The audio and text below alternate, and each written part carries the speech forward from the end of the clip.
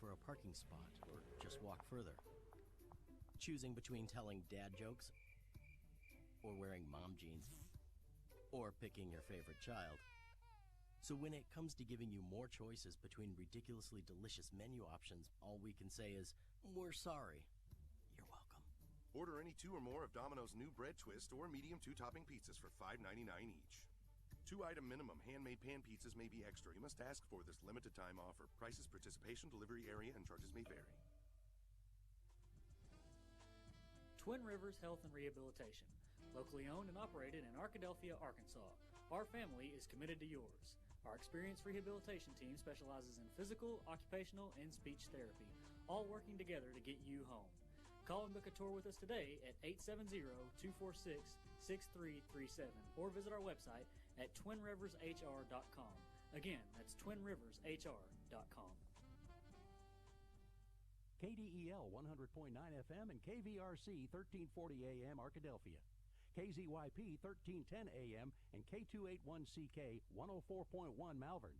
KYXK 106.9 FM Gurdon. Henderson State University Reddies football is on the air. Reddies football on the Henderson State Sports Network is brought to you by Pepsi, Southern Bancorp, Southwest Auto Collection, The Ready Bookstore, Brookshire's, Baptist Health, Holiday Inn Express of Caddo Valley, Domino's, SCM Architects, Southwest Sporting Goods, Print Mania. Reddies football is also brought to you by Sodexo, Java Primo, Jeremy Hughes, Shelter Insurance Agent, The Plaza at Twin Rivers, Twin Rivers Health and Rehabilitation, Slim and Shorties, Wendy's, Chicken Express, and Subway. The Henderson State Sports Network is live and on location across the Great American Conference. And now it's time for the Domino's pregame show. Let's head to the booth for today's broadcast with the voice of the Reddies, Blake Smith.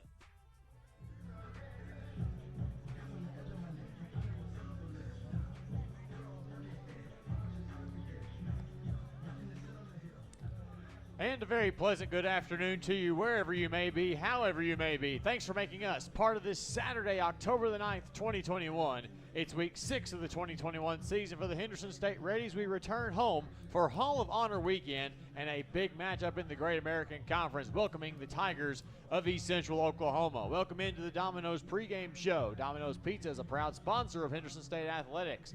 Pick up a pizza at 1412 Pine Street, Arkadelphia, or for delivery, call 870-246-3131. Welcome in once again, ladies and gentlemen. Blake Smith here with you, along with Spencer Bohm, welcoming you into the press box here at Carpenter Haygood Stadium at Ruggles Field. Spencer, last week the Reddies survived a tough game against a good Southeastern Oklahoma team. There's no rest for the weary. The Reddies right in the middle of a really tough 3-game stretch. Yeah, you said it right there. Tough 3-game stretch. They played against a team, Southeastern Oklahoma State, that was undefeated last week. Came out with a 27-24 win. Coach Maxfield said it would be the most aggressive defense that he had faced up to that point, and he was right about that. But 21 points in the second quarter, a big game from Timo Martinez in the second half. The Reddies won 27-24. They play an East Central team that's 4-1. But we've talked about this before. East Central's competition has been suspect. They've played teams like Arkansas Tech and Southern Nazarene and Northwestern Oklahoma State, who are kind of at the bottom of the conference. They lost to Harding 28-0 to start the season, but they had a big win against Southern Arkansas 38-17. In my mind, this is the game that could define East Central season, where we could really see what they're made out of. And they're going to have a tough stretch of games coming up over the next few weeks as well. Of course, last week the Reddies, with the win over Southeastern, play East Central today. Next week, welcome Harding to town in what is a big match. So the Reddies have to be careful not to overlook this game as a, hey, we've got Harding coming to town next week. Let's look ahead to them. Don't want to get caught in that trap game. Yeah, absolutely. They had a trap game recently, too, against Southern Arkansas. Fell down 28-0 after the first quarter. Ended up storming back in the most improbable fashion with 35 second-quarter points and won that game 56-49. I would assume and hope that this team is not underestimating their opponent today. East Central has one of the best defenses in the GAC as far as yards per game goes, but they only possess the ball for 26 minutes per game. It'll be interesting to see. An interesting matchup on deck. We've got a lot more coming up as we continue the Domino's pregame show. Coming up next, we've got our AD Corner with Director of Athletics Sean Jones. That and much more coming up as the pregame show rolls on. You're listening to Ready Football on the Henderson State Sports Network. Hi, Reddies This is Athletic Director Sean Jones, inviting you to please consider supporting Henderson State's 430 student athletes by joining the Ready Club.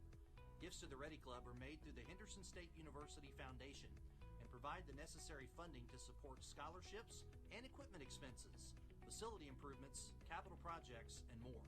For more information on the benefits afforded to Ready Club members, click on the support link at hsusports.com.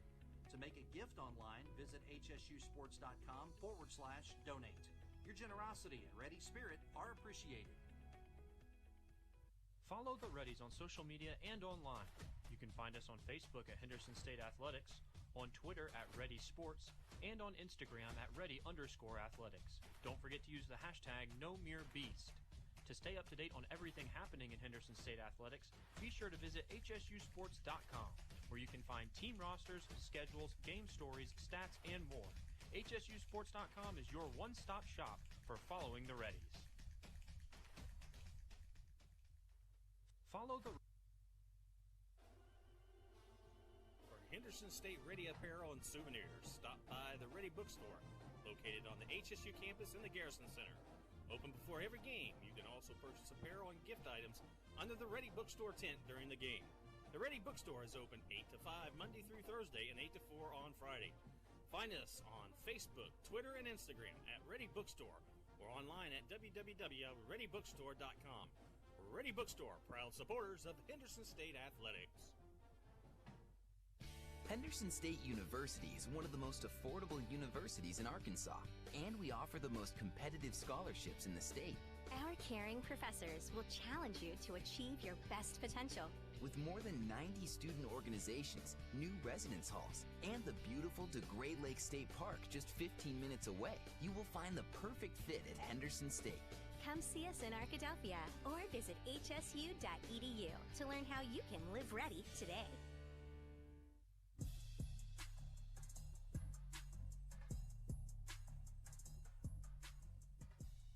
Welcome back to the Domino's pregame show. Don't forget, kickoff is at 2 p.m. Central here in Arkadelphia against East Central. Again, 2 p.m. Central. The Reddies looking to go to 6-0 on the season. But in the meantime, it's time for our AD Corner with Henderson State Athletics Director Sean Jones. Sean, how are you doing today?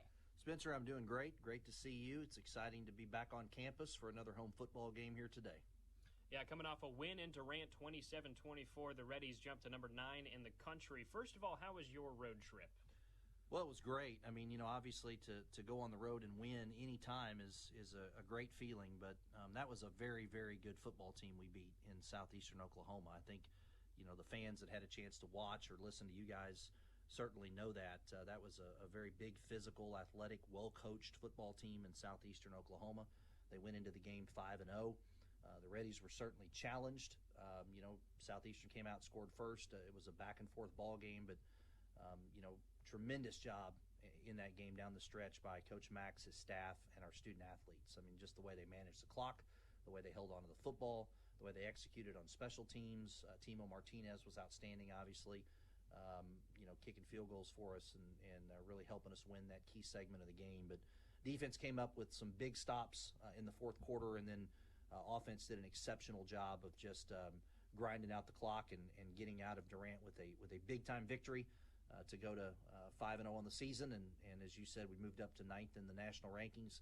Great recognition, but it's all week to week, and now it's on to week 6, and an East Central team that's 4-1 and also playing some very good football.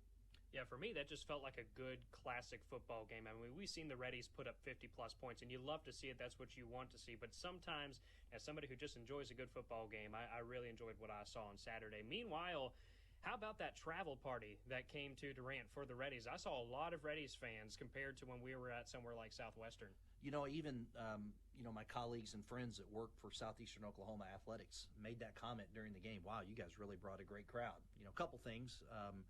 Obviously winning does that, and being, now 5-0, 4-0 when we went out there, that helps. But, we've got a great group of fans, a great group of parents and family members.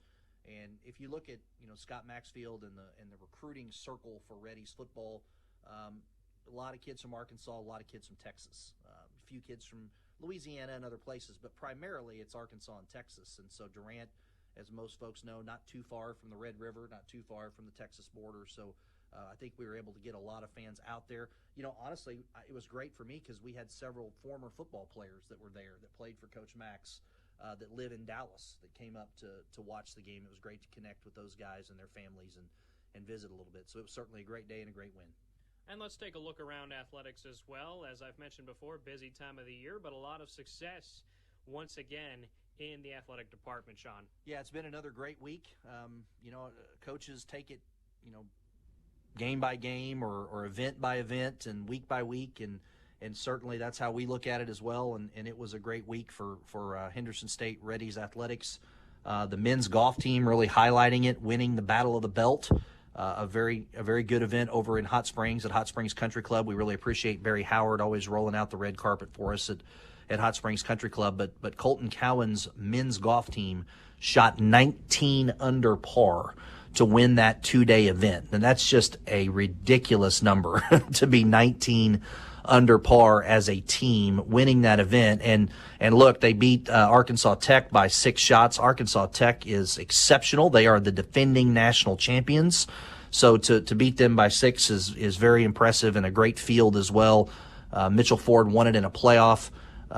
So congratulations to him, and a great event for Colton Cowan's men's team. On the women's side, we finished in the top 5 at a stacked event at UCO, over 20 teams in that event. I imagine if you asked our women's team, they probably weren't very satisfied with their performance, but to finish in the top 5 consistently when you've got over 20 teams competing in an event is a very, very good sign. And so a solid performance for that women's team that we've bragged about a lot that's going to have a special season, the defending conference champions. And volleyball continues to roll, 2 matches this week, and Phil McDaniel's group is doing an outstanding job. So, really a lot of teams in action. We even had tennis in action last weekend at the ITA Regionals, had some great performances there. Same thing in cross country over at Ouachita last week, had some exceptional performances there. Also, great to get the swimming and diving season underway. We did that a couple weeks ago at Little Rock, but had the chance to host Oklahoma Christian, performed very well last night. Scotty Serio, our new head coach, Guy Bulls, his assistant, those guys are doing an exceptional job of leading that program that, of course, was led at such a high level for so many years by the legend, the late, great Coke Matthews. So they have certainly continued that tradition. Scotty swam for Coke and has continued that great tradition and expectations of the Red Wave swimming program. So all that coupled with the fact that, basketball's right around the corner. We'll talk about that, I know, in a minute with turn up for tip-off coming up Monday night to really get the basketball season started as well.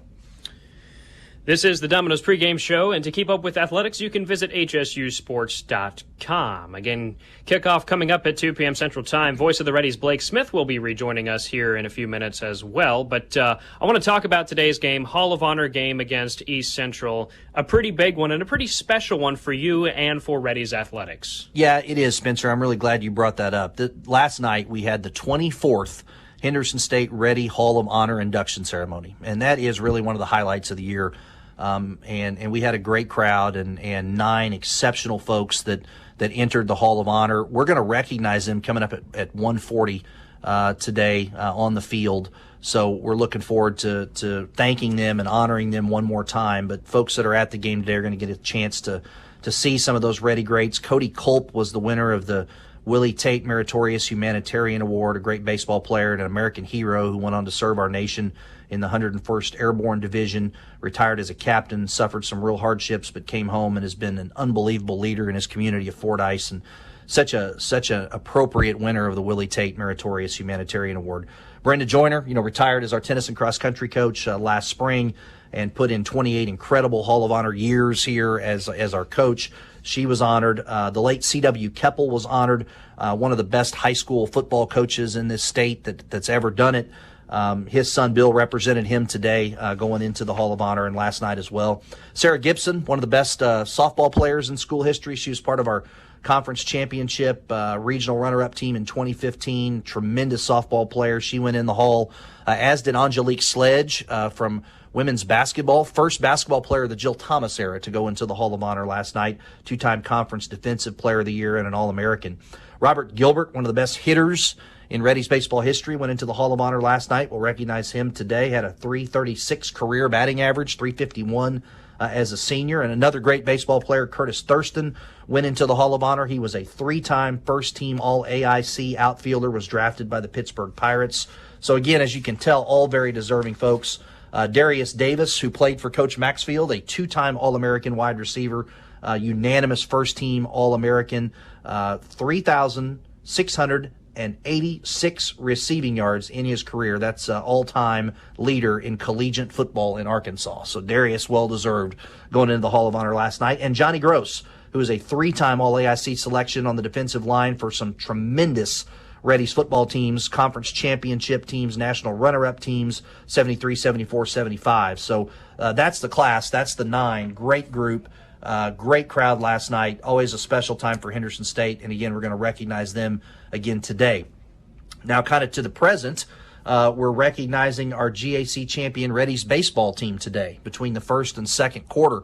What a run for Cody Hooten's squad last year, winning the conference tournament, going to the regional, the NCAA tournament in Warrensburg, and playing the team that their pitcher was 23-0 in his career, the Mules. And we lost 2-1 in that first game. That team ended up being the national runner-up and gave them everything they wanted. Came back and won in that regional and gave ourselves a tremendous showing. They're going to get their conference championship rings today, be recognized on the field as well. So, and then, of course, the game, as we've talked about. East Central's coming in here 4-1. Let's not forget that. Very, very good team under Al Johnson, the head coach there. He played for the Dallas Cowboys a few years back. Was an offensive lineman for Wisconsin. He's really turned around East Central's program. They can really run the football, play good defense. It'll be a challenging game, but it's great to be home and excited for the opportunity today to play in front of our fans. Yeah, big 2-game stretch coming up for Henderson State, of course, today against East Central, and then next week homecoming at home against Harding, one of the toughest teams, if not the toughest team to play in this conference with that triple option offense. Now, you hinted at this a moment ago. This will be my last question, but Turn Up for Tip-Off is coming up on Monday night. Big night for Ready Athletics and big night for basketball. It gets me excited because I'll be the play-by-play voice for men's and women's basketball, so I'm looking forward to that kind of starting up in November as well. But we've got a big preview coming up this upcoming Monday night. It's a lot of fun. Fans are invited. It's Monday night. It's 9 o'clock. In Wells Gym. We know it's late, but it's really for the students. It's our version of Midnight Madness, which is what, of course, a lot of schools do. And we'll have pizza and we'll have games and prizes for the kids. We'll have a big student crowd that'll come out. The teams will play. They'll have some 3-point contests, some dunking. It's just a lot of fun. And the public is invited. So it's a 9 o'clock event on Monday night in Wells Gym. Turn Up for Tip-Off in a great way, as you said, Spencer, to get us kind of officially underway with basketball season. Well, that's all I've got for today. Sean, thank you for the time, as always. Thanks a lot, Spencer. Go Reddies. Go Reddies. That was our AD Corner with Athletics Director Sean Jones. You're listening to the Domino's pregame show here on the Henderson State Sports Network. I'm Spencer Bohm, and we've got a lot more content coming up for you in anticipation of kickoff here in Arkadelphia. Be right back with you. At Southern Bancorp, we are wealth builders for everyone. We see building wealth as helping people succeed in creating strong financial futures. For some, it's having tools to build credit and buy a first home. For others, working with our award-winning SBA team to launch or grow a small business. And still others might use our unique savings plan today to save for tomorrow's dreams. Wherever you are in your wealth building journey, Southern Bancorp can help. Stop by or visit banksouthern.com to get started. Proud supporter of the Henderson Reddies. Southern Bancorp, member FDIC, equal housing lender. Java Primo, where amazing coffee is just the beginning. Visit Java Primo Coffee House, Cafe, and more on Main Street in downtown Arkadelphia, on Central Avenue in Hot Springs, and on the Square in Magnolia. Whether it's breakfast, lunch, dinner, gifts, or desserts, Java Primo has something amazing for everyone. Shop for gifts and gift cards for your favorite Reddy online 24/7 at javaprimo.com.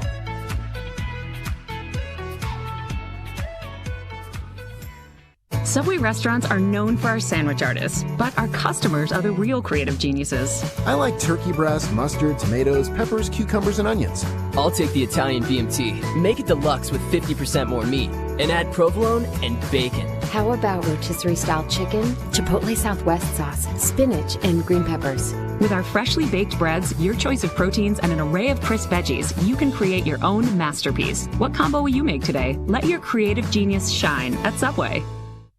Do you have an idea that you'd like to see on a t-shirt? Print Mania can help you turn your idea into a reality. Print Mania offers a variety of t-shirts for you to choose from. We also have personalized service, which will allow you to work with an artist who will help you create your t-shirt. Print Mania also does embroidery and engraving. Come visit us at 624 Main Street in Arkadelphia or call 870-246-3803. Print Mania, proud supporters of Henderson State University.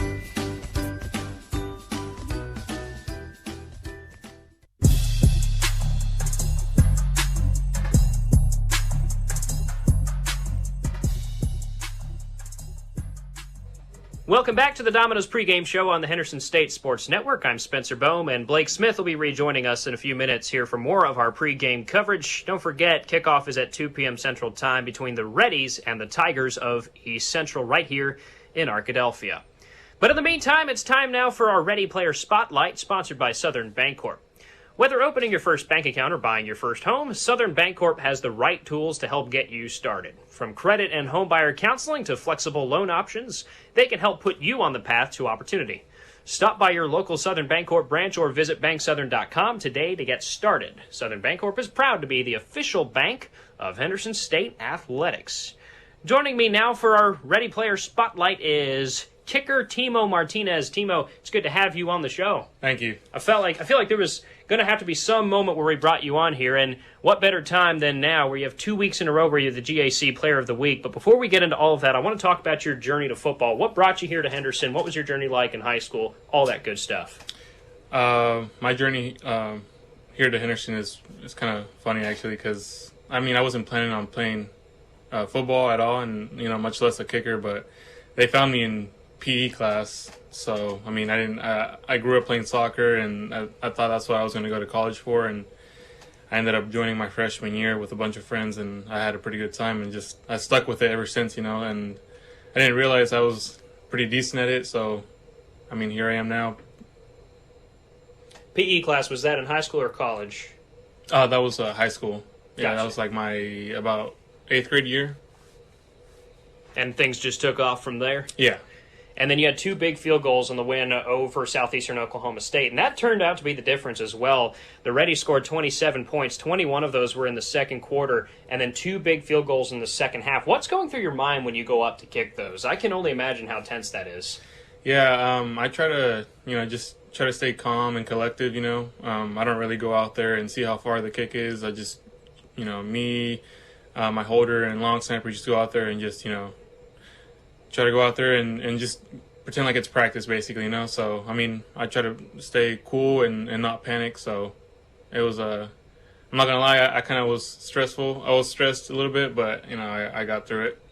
That totally makes sense. I don't think I could make half those kicks, or honestly, even 1% of those kicks, to be honest. So 2 weeks in a row, GAC Player of the Week. Talk about that. You went 8 for 8 on extra points and had a short kick that was recovered in the win over Southern Arkansas. An absolutely crazy game. And then you play a more normal, competitive game where it's 27-24. You beat Southeastern, and your 2 field goals make the difference. How does it feel having 2 GAC Player of the Week honors in a row?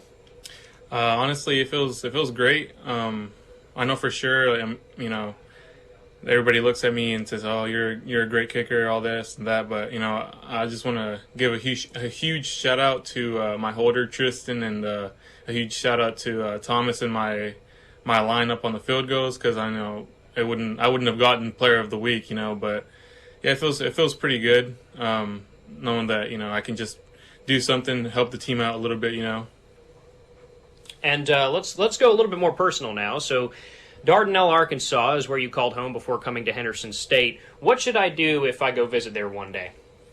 I would say probably either go to Mount Nebo. It's pretty good view of, I guess the mountains, the trees. It's pretty cool. Or Pregame is pretty cool as well. It's like a big old mountain. So you got 2 of the more important mountains out there then. Yeah.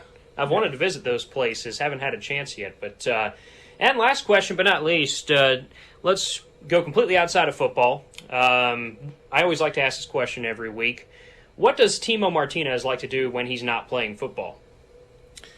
That's a good question. I like to hang out with friends. I like to fish, and if not, then I like to just hang out with family and just enjoy, being with my family, because I don't really get to see them a lot anymore. Well, I appreciate you joining us today here, Timo, and good luck against East Central. Thank you. This has been the Southern Bancorp Ready Player Spotlight. We'll be right back with much more pregame coverage here on the Domino's Pregame Show right here on the Henderson State Sports Network. What does amazing sound like? At Baptist Health, we hear it every day. It sounds like a new life, a strong heartbeat, faith in action, and 100 years of all our best. Thank you for allowing Baptist Health to provide you with compassionate care for the past 100 years. We look forward to serving you for many to come. Visit Baptist-Health.com to learn more. Dear past, present, and future football watchers. We know, we've heard the news. Football is back, just how you remembered it. Tailgates with an ice-cold Pepsi in hand? Totally back. That between-play sprint to the fridge for more Pepsi is back, baby. I've really missed this. Anyways, you're probably wondering why we're writing you. Well, football isn't the only thing that's back. Date nights, family reunions, all those appointments you've been putting off. They're starting to clog up the calendar and getting in the way of what should be a whole lot of football watching. So consider this your official excuse for always putting football watching first, courtesy of Pepsi. That haircut appointment? Your mom told us you look great, so you should probably reschedule. Seeing the in-laws for the first time in ages. It's been so long. Nope, sorry, Susan, not if it's on Sunday. Long story short, after the year we've all had, we think you could use a little football watching. So crack open a Pepsi and cheer your football watching face off. With love, Pepsi. Made for football watching. That's what I like. SCM Architects have been serving Henderson State University for over 20 years. You'll recognize the firm's work on campus in the design of the dining hall, the Charles Dunn Student Recreation Center, Sturgis Honors Hall, and East and West Residence Hall. This year, SCM Architects have been privileged to work on the new Charles and Anita Cabe Student Athlete Success Center and the restoration of the historic Captain Henderson House. Learn more about the firm's higher education, commercial interior design, historic preservation, and master planning projects at scmarchitects.com.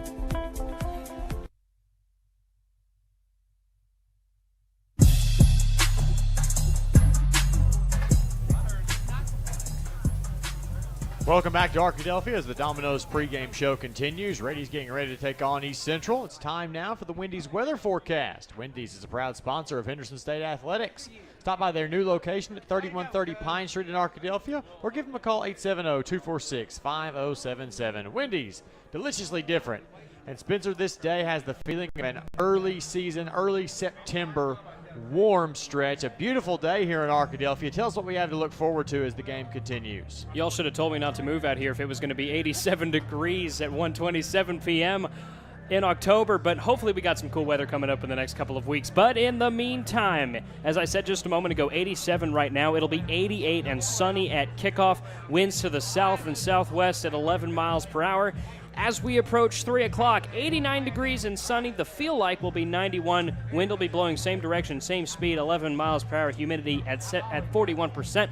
As our game progresses throughout the second half, we reach our high of 90 at 4 p.m., mostly sunny. Clouds may start to move in as the game unwinds. 89 degrees at 5 p.m., wind slowing down to 9 miles per hour. As everybody goes home, partly cloudy, sun getting ready to set sometime between 6 and 7 p.m. Temperature will drop from 86 to 80 degrees during that time. The wind will slow down as well. Blake!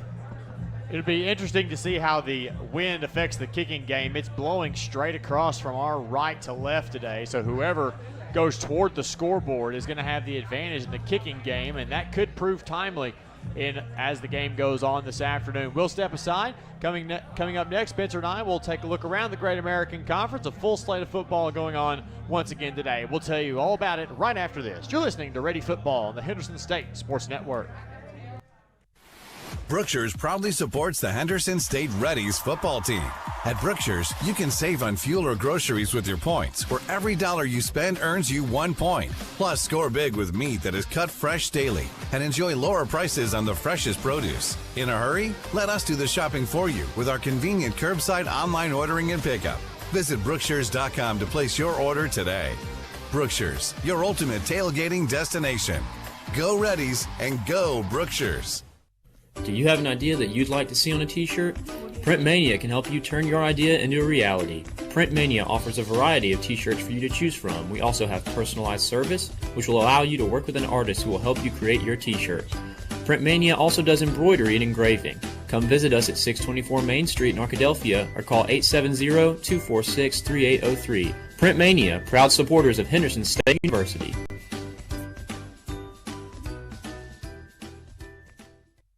Close your eyes. Unless you're driving, then that's dangerous. But everyone else, close your eyes. Picture this. It's a Monday afternoon. You're standing at the counter at Domino's as they hand over a delicious, cheesy, melty, hot, large, 3-topping pizza. You hand the smiling Domino's employee $7.99, plus tax of course, of your hard-earned cheddar. You feel invigorated and alive. Now, picture this. It's a Friday. You're standing at the counter at Domino's as they hand over a delicious, cheesy, melty, hot, large, 3-topping pizza. You hand the same Domino's employee more cash than you did on Monday? But that doesn't make any sense. But then, a radio commercial comes from on high and says, Domino's is now extending its $7.99 large 3-topping carryout deal to all day, every day. You fist pump into the air, punching the roof of your car. You are alive again, but your fist hurts. But you're still thinking about Domino's. Carryout only. You must ask for this limited time offer. Prices, participation, and charges may vary.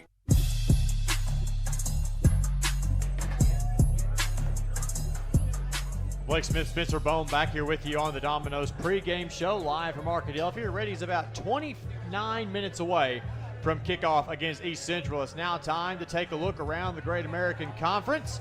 Multiple matchups today, some interesting. It's going to be all Arkansas schools versus Oklahoma schools this week. In terms of our prediction game, Spencer leads 6-4, a very narrow margin. It may be 1 or 2 games different today. We will see. We'll start with Oklahoma Baptist at Arkansas Tech. Arkansas Tech finally got a win last week, but their reward is an Oklahoma Baptist team looking to rebound off their second loss of the season. And all I can say, Spencer, that Arkansas Tech defense better be ready today. Yeah, you have to feel bad for Oklahoma Baptist. 2 losses to 2 of the best teams in the conference. Arkansas Tech, on the other hand, finally got that first win, but they're not going to be any match for Preston Hare, one of the best quarterbacks, if not the best quarterback in the GAC. I'm giving Oklahoma Baptist this win on the road, 31-10 over Arkansas Tech. 31-10. I've got it a little bit more. I've got Oklahoma Baptist as well, but I've got it 42-17. I think the Bison are going to really look to rebound today and take it out on Arkansas Tech, a team that has struggled in the early going. So I'm going 42-17 in favor of Oklahoma Baptist. Southern Nazarene is at Harding this afternoon. Winless Southern Naz comes to Searcy. And the Bison's probably looking ahead to next week's matchup here in Arkadelphia against the Reddies. In my mind, Spencer, there's not a lot of news that's going to be coming out of this one. No, and I won't go into it too much, but we know Harding, triple option. They run the ball well. They hold the ball well. They're winning this one at home 41-3 against Southern Nazarene. Well, we're getting closer. I've got it 35-3 Harding. Harding will more than likely not allow Southern Nazarene to score the first 3 quarters of the game. I think their defense is just so stout, and Southern Nazarene still has a lot of questions that they've got to solve, especially before they come to Arkadelphia here in just a few weeks. So I'm going with the Bisons 35-3. Southeastern Oklahoma is at Southern Arkansas. This is the game of the week not played in Arkadelphia. Both these teams coming off tough, close losses to the Reddies. And this one could be a battle of rebounders, and it could be a fun-winning Magnolia this afternoon. I'll tell you what, I really liked what I saw from Southeastern Oklahoma State. They've got a good program over there in Durant. That's the best team that the Reddies have faced up to this point. They played with us step for step throughout the entire game, except for maybe in the second quarter. And I think Southern Arkansas, they seem like they're dealing with a little bit of heartbreak. They absolutely collapsed last week. I thought they should have won that game against East Central, but East Central dominated against them. I think Southeastern Oklahoma State, they're going to Monticello today, Magnolia, and they're winning that game 38-21. 38-21. I also go with the Savage Storm. Southern Arkansas may be a little bit underachieving at the moment, but I still think there's a good football team in there, and I think they'll find a way to rebound this week. I take Southeastern, though, by a final score of 28-24.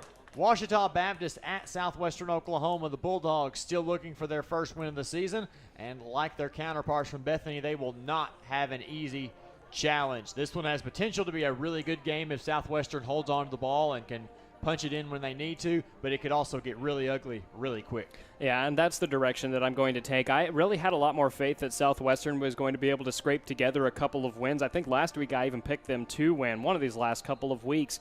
But they just, outside of Tanner Griffin, they just haven't been able to produce much. It's been a tough year for them, and we know that Ouachita Baptist, they do have that loss against Harding, but otherwise they're still a good football team, and they absolutely dominated at home last week against Northwest Oklahoma State. I'm giving Ouachita Baptist this game on the road in Weatherford 41-14.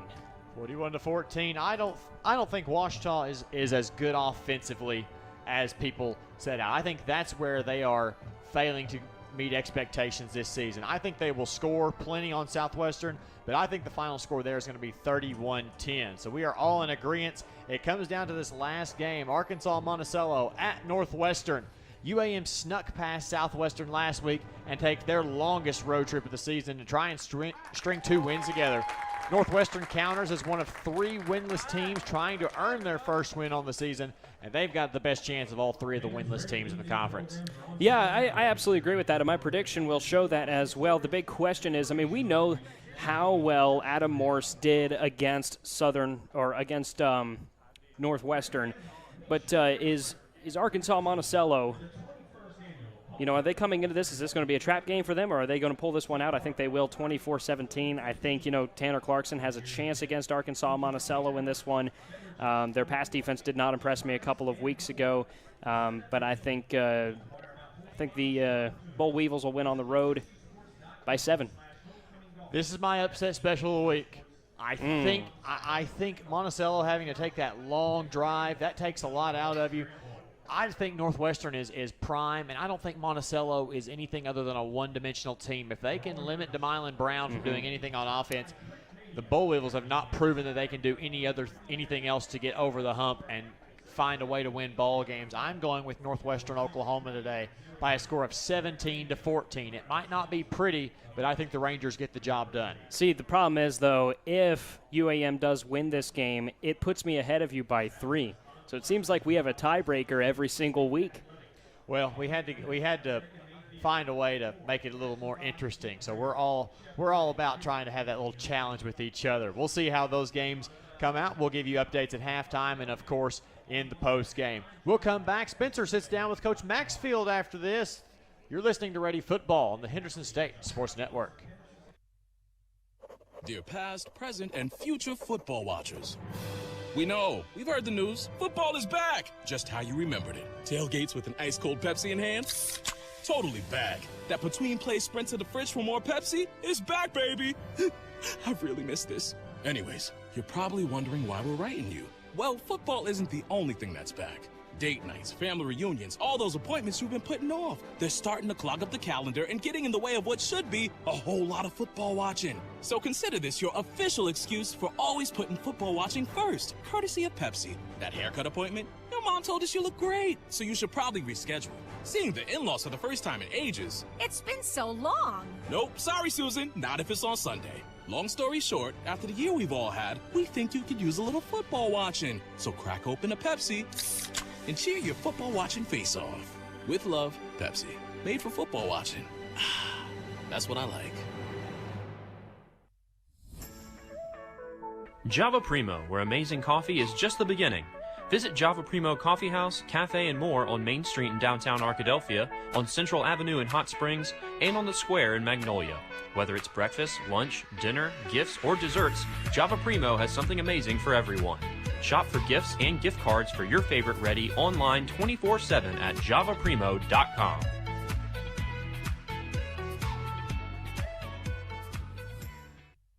Henderson State University is one of the most affordable universities in Arkansas, and we offer the most competitive scholarships in the state. Our caring professors will challenge you to achieve your best potential. With more than 90 student organizations, new residence halls, and the beautiful DeGray Lake State Park just 15 minutes away, you will find the perfect fit at Henderson State. Come see us in Arkadelphia or visit hsu.edu to learn how you can live ready today.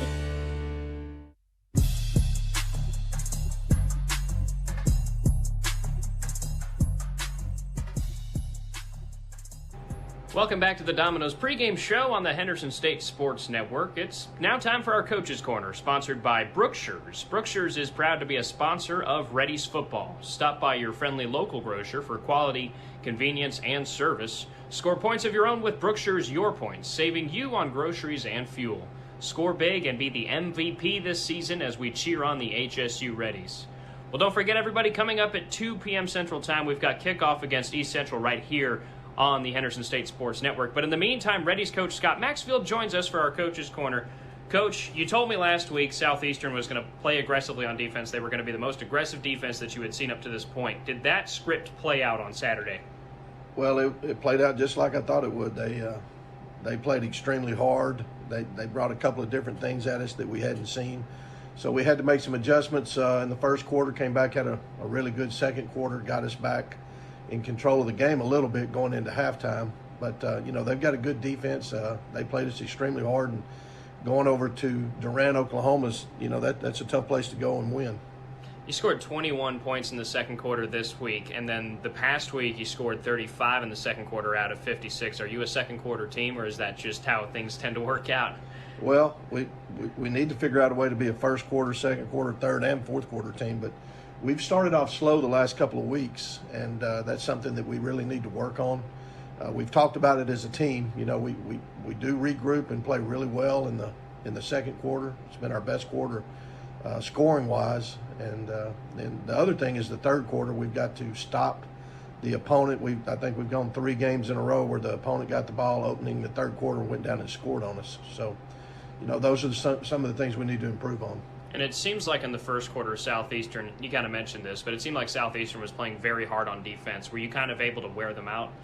Well, I think as the game went on, our offense got in a rhythm. We started doing some things that they didn't adjust well to. And our offensive staff did a great job of, countering what they were giving us. And then we got our running game going a little bit. They were really aggressive on our receivers. That I thought that we probably got held some that they didn't call, but, that's part of football. But, we made the plays when we needed to, and we got out there with the win. And end of the day, that's what's the most important. Yeah, it seems like everyone on offense was used as well. You had Aiden Shirley going out, catching a couple of passes. This wasn't your typical game where Elliott Curry runs deep for 200 yards. Well, they were doing a good job on Elliott. They put a guy right on top of him. So they were pretty much bracketing him, devoting 2 guys to him, which opened up some other things from some other receivers. So, if they take him away with 2 guys, then, we got to go to some of our other guys, and those guys responded and had some good catches for us. Huge game for kicker Timo Martinez. You had told me he has one of the strongest legs in the GAC, and you got to put that to use on Saturday. Well, Timo's very talented. He came through really big in the fourth quarter when we needed him. He made those 2 field goals, and he's got a lot of ability, and he's got a lot of talent, and it showed Saturday. Talk about the defense. Seems like coming into that game, one of my biggest concerns was the run defense. Seems like they did a good job bottling up the run, but I'd like to hear your thoughts on the defense overall. Well, they came out and made a couple of runs early, but we made some adjustments, and our D-line especially really, really played well for 3 quarters. We got some pressure on the quarterback, got some sacks, but we pretty much shut their run game down after the first quarter, and I think that was a big factor in the game is we pretty much made them one-dimensional. And last question, of course, we've got East Central coming into town for the first of 2 consecutive home games. What are you expecting from East Central? They're also 4-1 on the season. They've been a surprisingly solid team so far. Well, East Central is going to be a very confident team. They're a very talented team. They've got one of the top defenses in the Great American Conference if you look at the statistics. And offensively, their quarterback's very athletic, good scrambler. They're going to throw some deep shots too. That's really their deal. They like to take deep shots. They're going to throw the ball at us, and we've got to defend well, but we've got to contain that quarterback, and we've just got to keep doing what we do on offense. If we do that, we'll have a chance, but we're going to have to play really well, and it's going to be a really, really exciting game. Well, Coach, I appreciate you taking the time. As always, good luck against East Central. All right, thank you. Go Reddies. Go Reddies. This has been our Coach's Corner, sponsored by Brookshire's. We'll be right back with much more on the Domino's pregame show here on the Henderson State Sports Network. Ready fans, be sure to register to play in the 21st Annual Henderson State Homecoming Golf Tournament on Friday, October 15th at DeGray Lake State Park. The four-man scramble features a catered lunch, beverages on the course, door prizes, raffle items, and more. Hole sponsorships are also available for purchase. For more information on the event and how to register your team, visit hsusports.com/homecominggolf. That's hsusports.com/homecominggolf. Brookshire's proudly supports the Henderson State Reddies football team. At Brookshire's, you can save on fuel or groceries with your points, where every dollar you spend earns you 1 point. Plus, score big with meat that is cut fresh daily and enjoy lower prices on the freshest produce. In a hurry? Let us do the shopping for you with our convenient curbside online ordering and pickup. Visit brookshires.com to place your order today. Brookshire's, your ultimate tailgating destination. Go Reddies and go Brookshires. Sodexo would like to invite you to a new dining experience on the beautiful campus of Henderson State University. Come dine with us in our new dining hall or retail locations, including Starbucks, perfect for your break times. Grab a quick lunch at Chick-fil-A, where it's always a pleasure to serve you, and check out the all-new Reddy Grill. Fresh ingredients made to order and certain to put you in that ready spirit. Sodexo, encouraging you to eat well, live ready.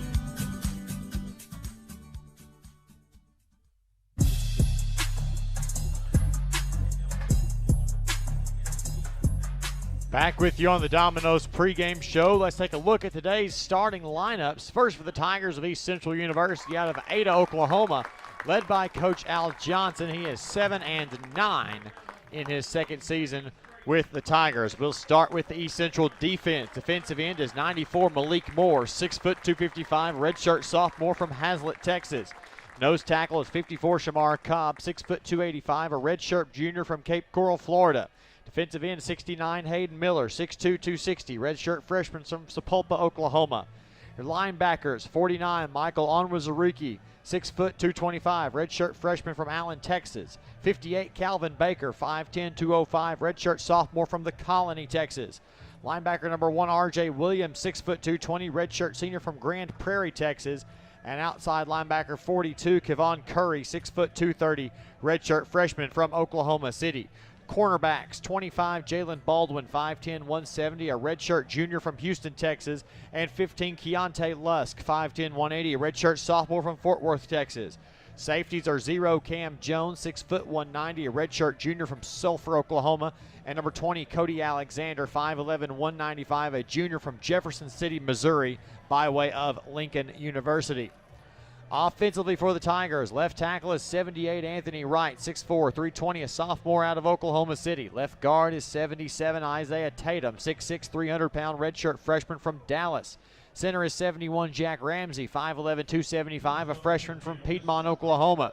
Right guard is 75 Lamarcier Campbell, 6'3", 275, a redshirt freshman from Dallas. And the right tackle is 79 Colby Thomas, 6'3", 260, redshirt freshman from Fort Worth, Texas. 3 receivers for the Tigers. Number 9, Jaquan Lincoln, 6 foot 190, a redshirt junior from Lawton, Oklahoma. Number 10, Laquan Wells, 5'9", 175, redshirt freshman from Idabel, Oklahoma. And number 80, Jackson McFarland, 5'10", 155, redshirt junior, hometown boy out of Ada, Oklahoma. The tight end is 87, Rayvonte Embry, 6'3", 240, redshirt junior from Norman, Oklahoma, by way of Northeastern Oklahoma A&M. The starting running back is number 3, Miles Davis, 5'9", 170, a redshirt sophomore from Lawton, Oklahoma. And Spencer, that's really important to notice because East Central starting running back, usually Ontario Douglas, for the second straight week is inactive for today's game.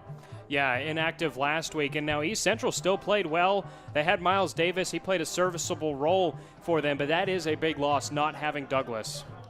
Indeed it is, and leading all the way for the Reddies is quarterback number 8, Kenny Hernser, 6 foot 195, redshirt sophomore from Needville, Texas, and he's a pretty good hand, one of several underrated quarterbacks, I think, in this league. Yeah, he has thrown 8 picks this season, but he, 8 touchdowns as well, 900 yards, and Coach Maxfield said he's mobile as well and to watch out for the deep shot. It seems like he's been there forever. He's like the Perry Ellis of Division II college football, but we digress. We'll go on to the Reddies starting First on defense, defensive end, 55, Antoine Rochelle, 6'1", 287, redshirt senior from Arlington, Texas, by way of Bowie High School.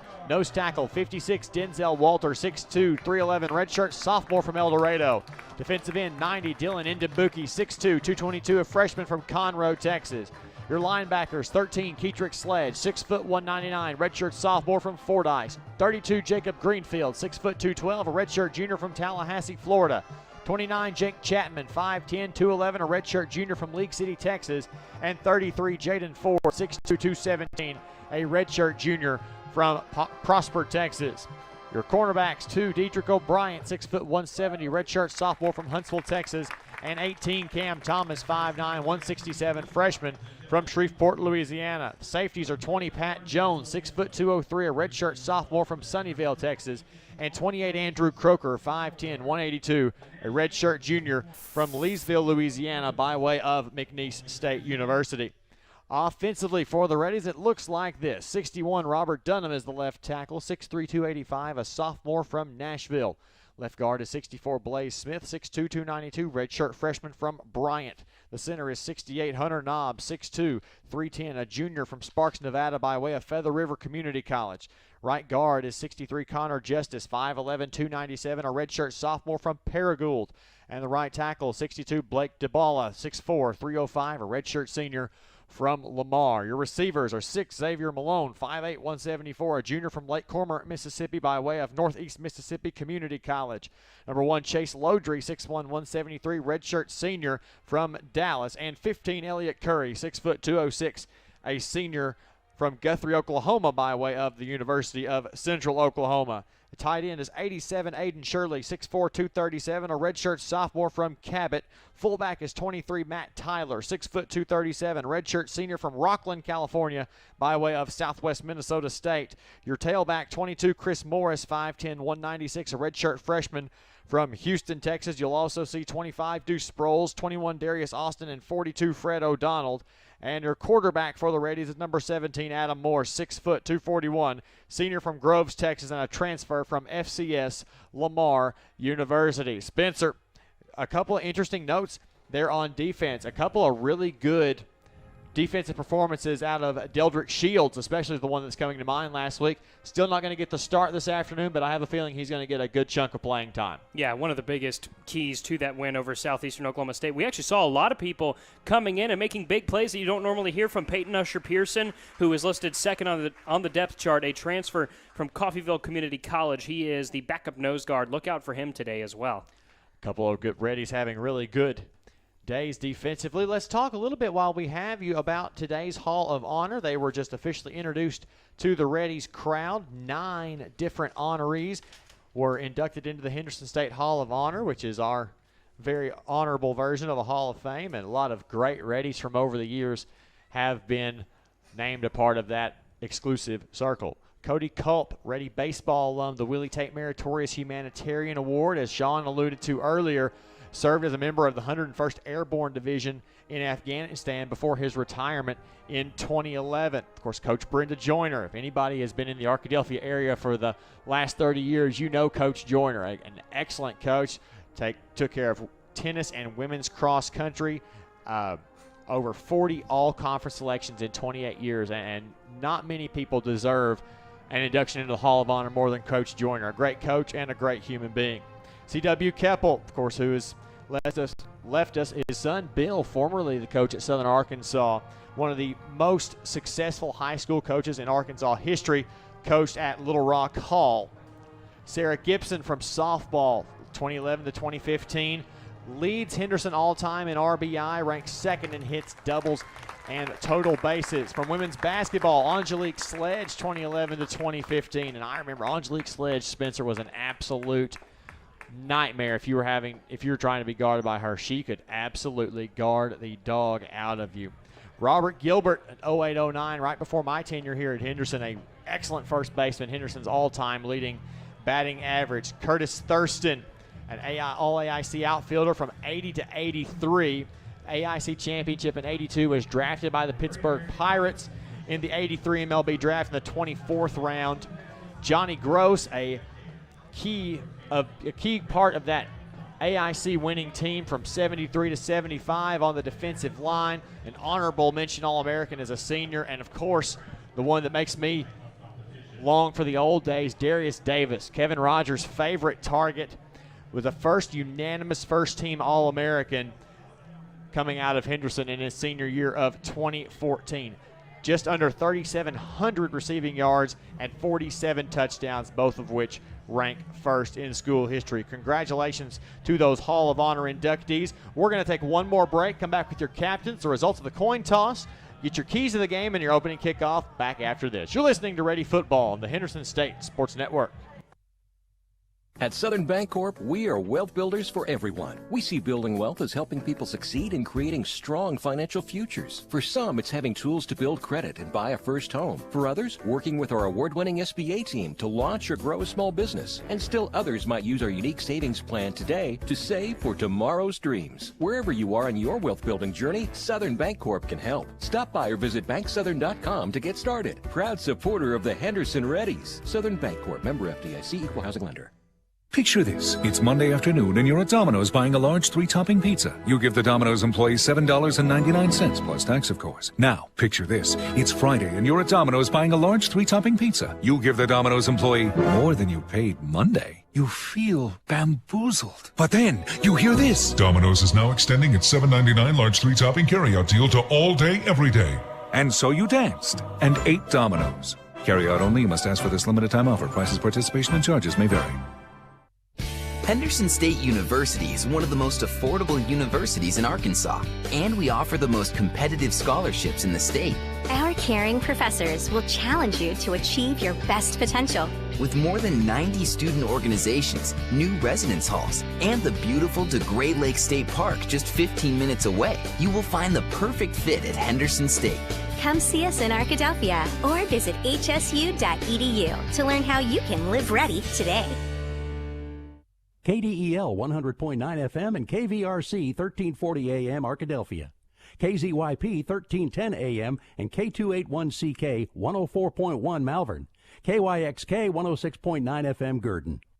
The Southwest Auto Collection in Arkadelphia is a proud sponsor of Henderson State Athletics. We offer the best American-made vehicles: Ford, Chrysler, Dodge, Jeep, Ram, Chevrolet, Buick, and GMC. We have the largest selection and lowest prices, and we're the only dealer who give you tires for life with every new car you purchase. Come see the Southwest Auto Collection at 10th Street in Arkadelphia or go online at idriveswa.com. The Southwest Auto Collection in Arkadelphia. Ready fans, be sure to register to play in the 21st Annual Henderson State Homecoming Golf Tournament on Friday, October 15th at DeGray Lake State Park. The 4-man scramble features a catered lunch, beverages on the course, door prizes, raffle items, and more. Hole sponsorships are also available for purchase. For more information on the event and how to register your team, visit hsusports.com/homecominggolf. That's hsusports.com/homecominggolf.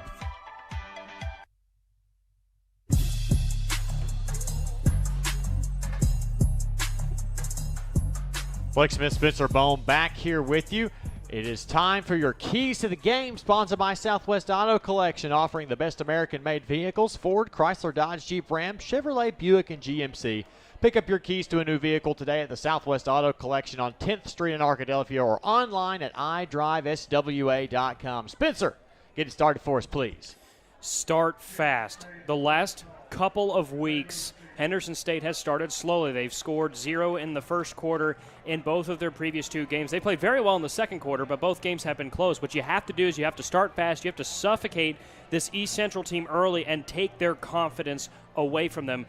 East Central will not stand a chance if Henderson's leading 21-0 after the first quarter.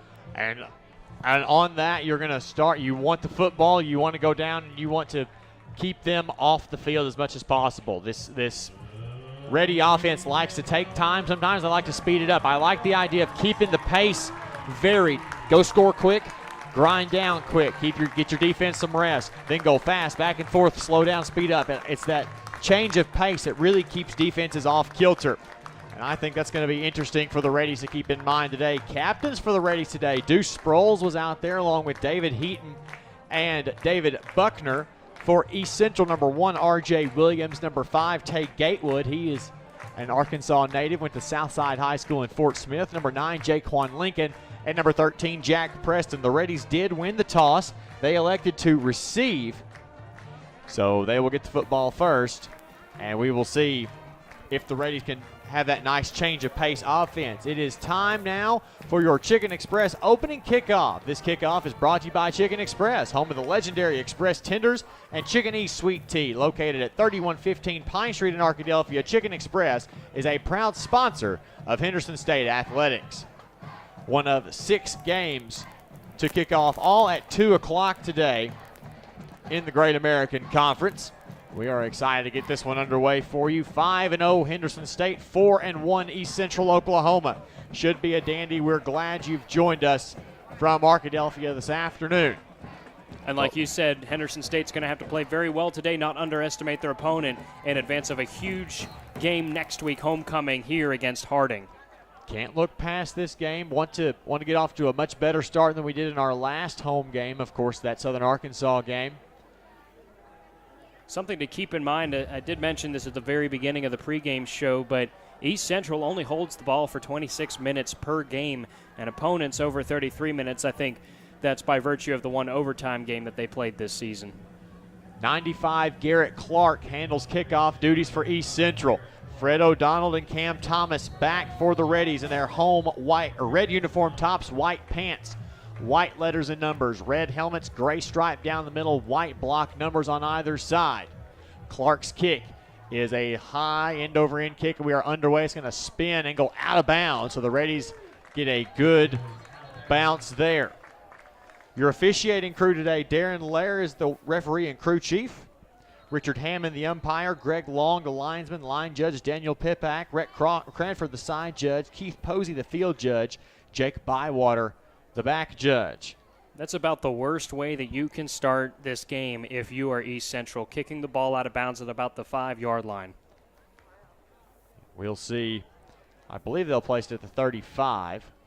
Seems to be the general area. We're going to find out momentarily. Free kick out of bounds on the kicking team. By rule, the ball will be placed 30 yards in advance of the kick. After the play, unsportsmanlike conduct, number 22 of the kicking team.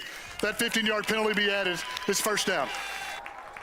So no time expires off the clock, and an East Central defender already one unsportsmanlike conduct play away from an ejection, and the Reddies start at the midfield stripe. And you wonder what Coach Maxfield's idea is here. And for the offensive coaching staff, are you going to take a deep shot downfield on the first play of the game? That resulted in an interception 2 weeks ago, or are you going to keep it more conservative? 2 tight ends set for the Reddies. Ball on the right hash, moving from our broadcast right to left here in the first quarter. The wind at their back. Handoff goes to Chris Morris on first down. He falls forward for 4 yards. No big shot there, but they may be lulling him to sleep before the big shot over the top. Lodry and Curry on the same side in that formation, Spencer. That's a tough defend. This is a very multi-dimensional offense. They've got a effective running back by committee approach, and they can throw the ball well too. Trips left. Now Tyler comes in motion to line up as a tight end on the left side. Morris stands to Adam Morse's left. Gets the handoff again. Bounces off one tackler, falls forward to the 43-yard line of the Tigers. 3rd down and 3. We're in that 3rd and manageable. And you can see the Reddies using Matt Tyler as a fullback, as you had said just before the snap. He was all GAC at fullback in 2019. Fullbacks, they don't always get the yards, but they are hugely important when it comes to paving the way for running backs. 3 receiver set for the Reddies on 3rd down. The Twins are stacked to the wide side of the field. That's the near side. Morse takes the handoff, 3-step drop. Out in the flat finds Aiden Shirley. We'll see where his progress got him. I think he's going to be a yard short, Blake. They're going to mark him a full yard short indeed at the 41-yard line. And Matt Tyler comes right back into the game. Yeah, Henderson State is 5 of 7 on 4th down, and this is 4th down and 1. They converted a couple of key 4th downs last week because their running backs were able to get at least 2 or 3 yards on a 4th and 1 carry. So obviously you want to go for it here from the 41. 4th down and 1 on the first possession of the game, just a minute and a half in. Morse in the shotgun. Hands the ball off. Right up the middle goes Chris Morris, and he's got the first down. 2-yard gain, and the Reddies have a new set of downs to work with. And you can see they're just using a slow, methodical approach right now. Nothing super fancy, just trying to take time off the clock with their first possession. Morris will split out wide to the near side of the field. There will be trips over there with him. Benning and Lodry. Curry, the lone man, to the short side of the field. Shirley comes in motion across the formation from right to left. Morse out of the empty backfield. Finds Curry on the slant route. Complete inside the 30. Still on his feet and falls forward. Drugged down by the ankles at the 28-yard line. And the Reddies, after struggling to get a first down, have no trouble finding Elliott Curry in one-on-one coverage. Yeah, East Central has the top-ranked pass defense in the GAC, 133 yards per game, but you have to think about whom they've played. Triple option Harding and a few other teams who are in the bottom of the GAC standings. So this will be an interesting test for this East Central defense. Pistol formation for the Reddies on first down. Handoff goes to Darius Austin off the right side. He bounces out, gets close to the line to gain. And we've seen, Spencer, more and more playing time for Darius Austin, who is listed third on the depth chart, but that running back room is absolutely loaded for the Reddies. Yeah, you have 4 running backs who can do anything at any point. I mean, Chris Morris, Deuce Sproles, Darius Austin, and Fred O'Donnell, they all bring different styles of play to the game, but they all have one thing in common. They can get you a few yards every time. 3 receiver set.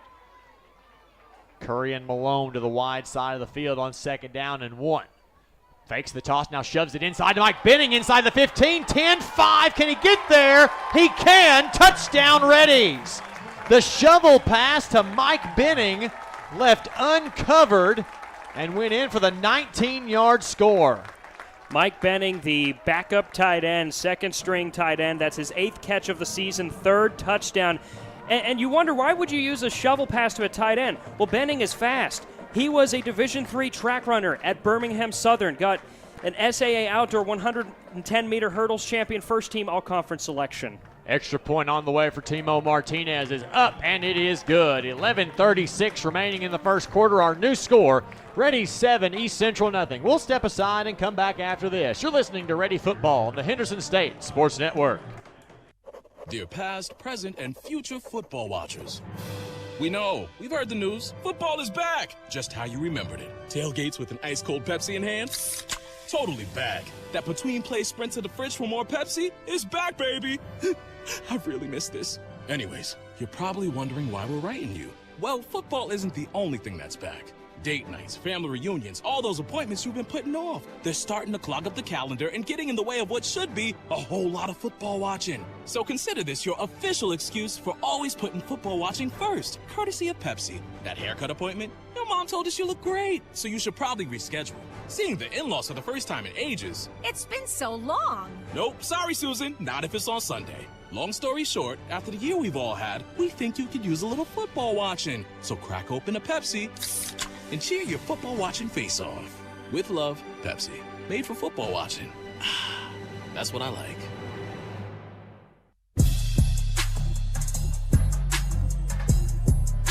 Reddies waste no time getting on the scoreboard, taking only 3.5 minutes off the clock. And drive summary looks a little bit like this. 3 minutes, 24 seconds for the Reddies. 7-play, 50-yard drive. You can't forget about the kick out of bounds, coupled with the unsportsmanlike penalty on East Central. So a short field for the Reddies, took less than 3.5 minutes and lead it 7-0 here. 11:36 to play in the first quarter. I was a huge fan of that drive. I asked the question before that drive started, are they going to go conservative or take a deep shot? They were methodical. They took their time. I love that drive. Martinez ready to kick it off, tees it up and kicks it away. High spiraling kick will bounce into the end zone for a touchback. East Central will start on their own 25-yard line, and the first chance we see Kenny Hernser tonight. Yeah, he completes 50% of his passes. He's thrown for 900 yards, 8 touchdowns, and 8 picks. But he's mobile, though. I'm going to be really interested to see how this Reddies front line is able to contain him if he tries to scramble and run. He can also rush as well. He averages just over 4 yards per carry and has a long of 20 on the season. He will be joined by Miles Davis in the backfield. 3 receiver set. 2 to the wide side of the field. Davis gets the handoff on first down. Nowhere to go. He falls forward for a couple of yards before being brought down by a couple of Reddies. Looked like Pat Jones was in leading the way on the tackle there. That's something to keep in mind. The run defense had struggled throughout the season for the Reddies. They finally were able to bottle it up, though, last week in Durant. We'll see how they perform again.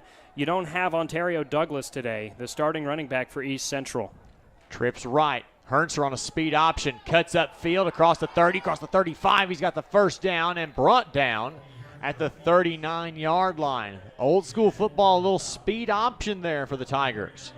Yeah, I mean, he started to run forward, and he made the decision pretty quickly. He was going to take off and run with it. That's something to keep in mind. Again, Coach Maxfield said during the pregame interview that we had with him, that's something to watch out for. We're going to have to bottle him up. He's mobile, and he can scramble. 3 receiver set. Man comes in motion. That's McFarland. Hernser drops back. He's looking for the deep ball. Got a man behind the defense. He couldn't bring it in. Jaquan Lincoln was behind 3 ready defenders. Hernser threw a beautiful ball just out of the reach of Lincoln. And that's the other thing you're going to have to watch out for. He will take deep shots. Coach Maxfield said that during the pregame interview. He's already taken one there early on. They're not going to be afraid to test this secondary that left a lot of open receivers last week at Southeastern. There were a lot of comeback routes that the Savage Storm were using against the Reddies. 3 receiver set with a tight end in the formation. Hernser, 3-step drop, pressured and brought down. Ball's on the ground, and the Reddies should have it.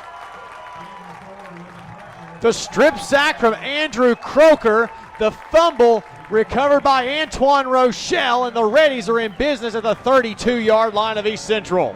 How about that? Andrew Croker, the transfer from Division I McNeese State, already has a pick this season and then making a huge difference in the backfield.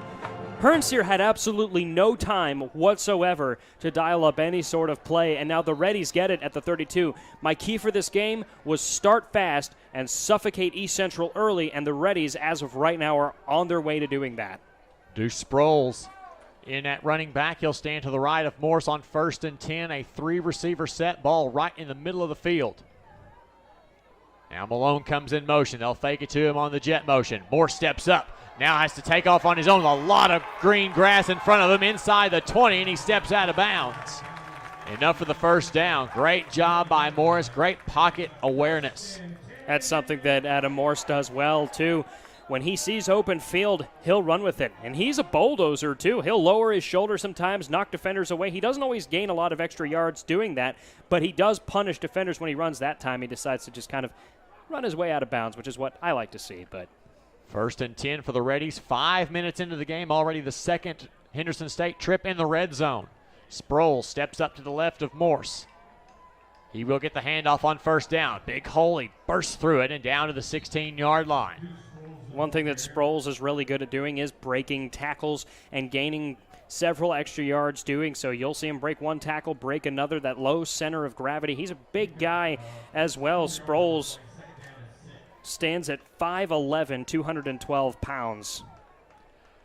Gain of 4 on the play. 2nd down and 6 from the East Central 16-yard line. Sproles leaves the backfield, trips right. Sproles and Lodry on the left-hand side. Morse with an empty backfield, calls for the snap. Looks left the whole time, now works across. Scrambles out to his right. Still on his feet, and he'll get back to the original line of scrimmage. Hit hard on his way out of bounds. Nothing doing there. It's not a penalty on Wuzariki with the tackle. He got absolutely trucked. And on Wuzariki is one defender I'm going to want to watch out for. Already 2.5 sacks coming into the day and 5 tackles for loss. And I think that may have been a loss of a yard right there as well, so that should be his 6th tackle for loss. He is dominant for that ECU defense. It looks like a loss of a yard based on the spot. 3rd down and 7. Twin receivers to the wide side of the field. Sproles to Morse's left. Ball on the right hash. Morse looks, now checks down, finds Curry on a drag route inside the 15-10, makes one man miss, makes another man miss, gets for the pylon, and he'll be touchdown Reddies. A delayed reaction, but Curry dives for the pylon, makes something out of nothing there in typical Elliott Curry fashion, and the 17-yard Reddy touchdown. Yeah, you said it. They double-teamed Elliott Curry last week, did Southeastern, but he still made a few really good catches in timely moments, didn't have a touchdown. He's big and he is physical. You could see him wave his defender off and take it to the house. That's what he's good for. Martinez for the extra point. Clean snap, clean hold. The kick is up, and it is good. 8:25 to play in our opening quarter. New score, Reddies 14, East Central nothing. We'll step aside and come back after this. You're listening to Ready Football on the Henderson State Sports Network. Twin Rivers Health and Rehabilitation, locally owned and operated in Arkadelphia, Arkansas. Our family is committed to yours. Our experienced rehabilitation team specializes in physical, occupational, and speech therapy, all working together to get you home. Call and book a tour with us today at 870-246-6337 or visit our website at twinrivershr.com. Again, that's twinrivershr.com.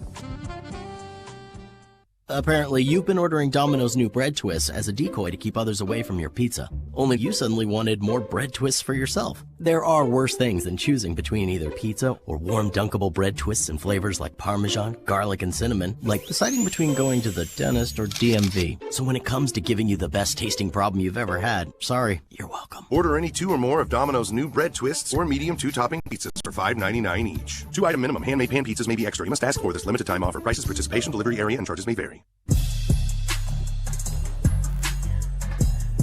Blake Smith, Spencer Bone back with you. 8:25 to play in the opening quarter. Reddies already lead it 14-0 the score. That Reddy drive didn't take much for the Reddies to get back in the end zone. 4 plays, 32 yards, 2 minutes and 2 seconds. The Elliott Curry touchdown reception, 17 yards to cap off the drive. And hats off to the defense for that huge strip sack that they had that started that drive well inside East Central territory. Martinez looks ready to kick it away. Couple games underway already here in the conference. Martinez approaches, kicks the ball high and right to left, and it's going to bounce in the end zone again for a touchback. Boy, Martinez is just at the top of his game right now, and that experience, him coming in, he started and kicked quite a bit as a true freshman, and coming in now as I believe he's a COVID junior. Yeah, they're calling him a COVID junior, so he's still got another year, and he could really, really help the Reddies down the road should that situation arise. Yeah, he's got a strong leg. His 2 kicks were ultimately the difference maker last week. Funny story, though, he wasn't planning on playing football in high school. He was found in PE class in 8th grade. Handoff to Davis on first down, and he's brought down in the backfield by who else than Peyton Usher Pearson. Yeah, the Coffeyville Community College transfer, native of Wichita, Kansas. He was a reserve defensive lineman in 2019 and made a huge difference last week at Southeastern, and right there, just absolutely nowhere for Miles Davis to go. Once again, the Reddies defense just swarming the backfield almost instantaneously. Loss of 4 on the play, 2nd down and 14. Herntzer fakes the handoff, throws over the middle, a lot of pressure, tipped, incomplete. Threw it behind Rayvonte Embry. Incomplete, and again, Spencer, so much pressure from the Reddies front 4. Yeah, that's a dangerous throw. I think it may have been Chapman who tipped it, but I'm not entirely sure. But that was one of those passes that could have been picked off. And now, if you're ECU, what do you do here? Do you take a deep shot? Do you try to find something midway between the sticks and hope for a catch and run? Miles Davis is good for a catch and run. He's got a few receiving yards on the season. It'll be interesting to see what the Tigers do here. I think they just want something positive in this situation. 3 receiver set. Herntzer drops back, pressure off the backside, throws over the middle is incomplete, and probably going to force a 3 and out. Looked like Greg Howell was the intended receiver, just slipped on the turf, was waiting for a flag to come in, nothing happened, and East Central sends out the punt team. Yeah, and I was looking at the quarterback during that play, so I'm not sure if there was any sort of interference, but Howell was on the ground when that ball was thrown. There was no chance for East Central to get anything going there. That's a huge stop there for the Reddies defense. Number 13, Jack Preston, handles the punt duties for East Central. Stands on his own 7-yard line. The kick high and end over end, but short. Bounce at the 45-yard line, and Cam Thomas will let it roll, and it takes an East Central bounce to the 28-yard line of the Reddies. Reddy offense will take over from there 1st and 10. Their worst field position of the day, but that's not saying a lot considering the other drives. No, absolutely not. They started the first drive on the 50 by way of a kick out of bounds and then an unsportsmanlike conduct penalty, both by East Central. Started their second drive deep inside East Central territory around the 30-some-odd yard line after the strip sack, which they're giving that to Jaden Ford, by the way, on the stats, the strip sack from earlier. No surprise there. He is known for getting to the quarterback. 1st and 10 ready, 7:31 left in the first quarter. A 14-0 Henderson lead. 3 receiver set for Adam Morse, who hands it off right up the middle to Fred O'Donnell. Across the 30, bounces off a man, falls forward, still on his feet, and gets close to the line to gain, and we think that's enough for another ready first down. Hard to tell from this vantage point, and they're going to give it to him, but that's one of those runs where you think, oh, he's going to be stopped about 4 yards ahead of the line of scrimmage, but his just sheer size makes him so difficult to stop. And he's a true freshman, too. He's seeing more and more playing time as the season goes on. He was on the Reddies' first drive last week. Another fresh set of downs for the Reddies. O'Donnell stays in the game. Had a 31-yard run last week as well. That was a huge, huge gain. 3 receiver set. Hand off O'Donnell again. Had a lane, but decided to cut back and try to go up the middle. He'll get nothing. And to bring up 2nd down and 10. Not sure what he saw in a cutback lane there, but he went off left guard and then decided at the last minute to try to turn it back the other direction. And perhaps that's to be expected when you're in your first year of college football and seeing significant playing time, but they're still keeping him in the game, so he could be good for a 5-yard gain. He could be good for a 20-yard gain. You never know. Pistol formation for the Reddies on 2nd and 10. Play action. Morse rolls out. Looking, checks down to Curry. He's complete, close to the line to gain. He should be about a yard short. Lodry was covered up as the deep man, but Curry in the middle of that little route tree found a way to make his second catch of the afternoon. The Reddies may be one of the only teams that I really enjoy watching them on 3rd down and 1, because once again they have a stable of 4 running backs, all whom you can hand the ball off to on 4th down and 1. That's the thing. It's not like they have a small 5'8" running back that you don't want to give the ball on 3rd down and 1. Anybody can gain a first down for them.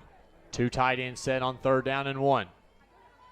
Handoff goes to O'Donnell. He plunges forward for a yard and then more. They'll stop him right at midfield, and that's enough for another ready first down. And the funny thing about that run, O'Donnell, he simply just ducked forward, tucked the ball, and ran straight. That's all he did, and that's all he had to do. That's the thing about those kinds of players. They can just use their physicality. It's not always about your cutting lanes. It's not always about your stiff arms. Those are huge facets of the game. Sometimes it's just about your size. Twin backs for the Reddies. Malone to Morse's right. Darius Austin checks into the game to Morse's left. 3 receivers set, including Aiden Shirley in the slot on the left side. Morse calls for the snap. Looks right now, checks across. Over the middle, got Shirley complete for the first down and a little bit more into East Central territory. They'll give him forward progress at the 38-yard line. Yeah, Shirley had a slow start to the season. He's listed as the starting tight end on the depth chart, but he's quickly made his way into a relevant piece on this offense. Had a couple of huge catches last week when Elliott Curry was getting double-teamed and the offense had a little bit more trouble gaining yards. Trips right for the Reddies on 1st and 10. Ball right in the middle of the field. Austin in at the running back. Lodry the lone man to the near side. Handoff goes to Darius Austin. Bounces out to the right-hand side and is tripped up just shy of the 45-yard line. Give him 3 on first down. Bring up 2nd and 7. Yeah, Devin Roush on the tackle. Good job wrapping him up around the legs. Austin was trying to find a cut to the right. Still a good gain of about 3 or 4 yards, but Roush is a good tackler. 22 combined tackles on the season coming into the afternoon. Inside of 4 minutes to play in the first, Reddies lead at 14-0. Driving in East Central territory for the 3rd consecutive drive. 3 receivers set. Austin to the right side. Play action. Morse looks over the middle. Wants Malone in and out of his hands. Incomplete. And that was good coverage, too, downfield. Cody Alexander, I think, ultimately should be responsible for the pass breakup. I think also Cameron Jones may have been in there as well. He was double covered. Still had a chance to come down with it, though. Wouldn't have been surprising if he had either, because Xavier Malone is a reliable target. Catch and run kind of guy. He can catch balls as well. he's been an important piece of this offense since week 1. 3rd down and 8 for the Reddies.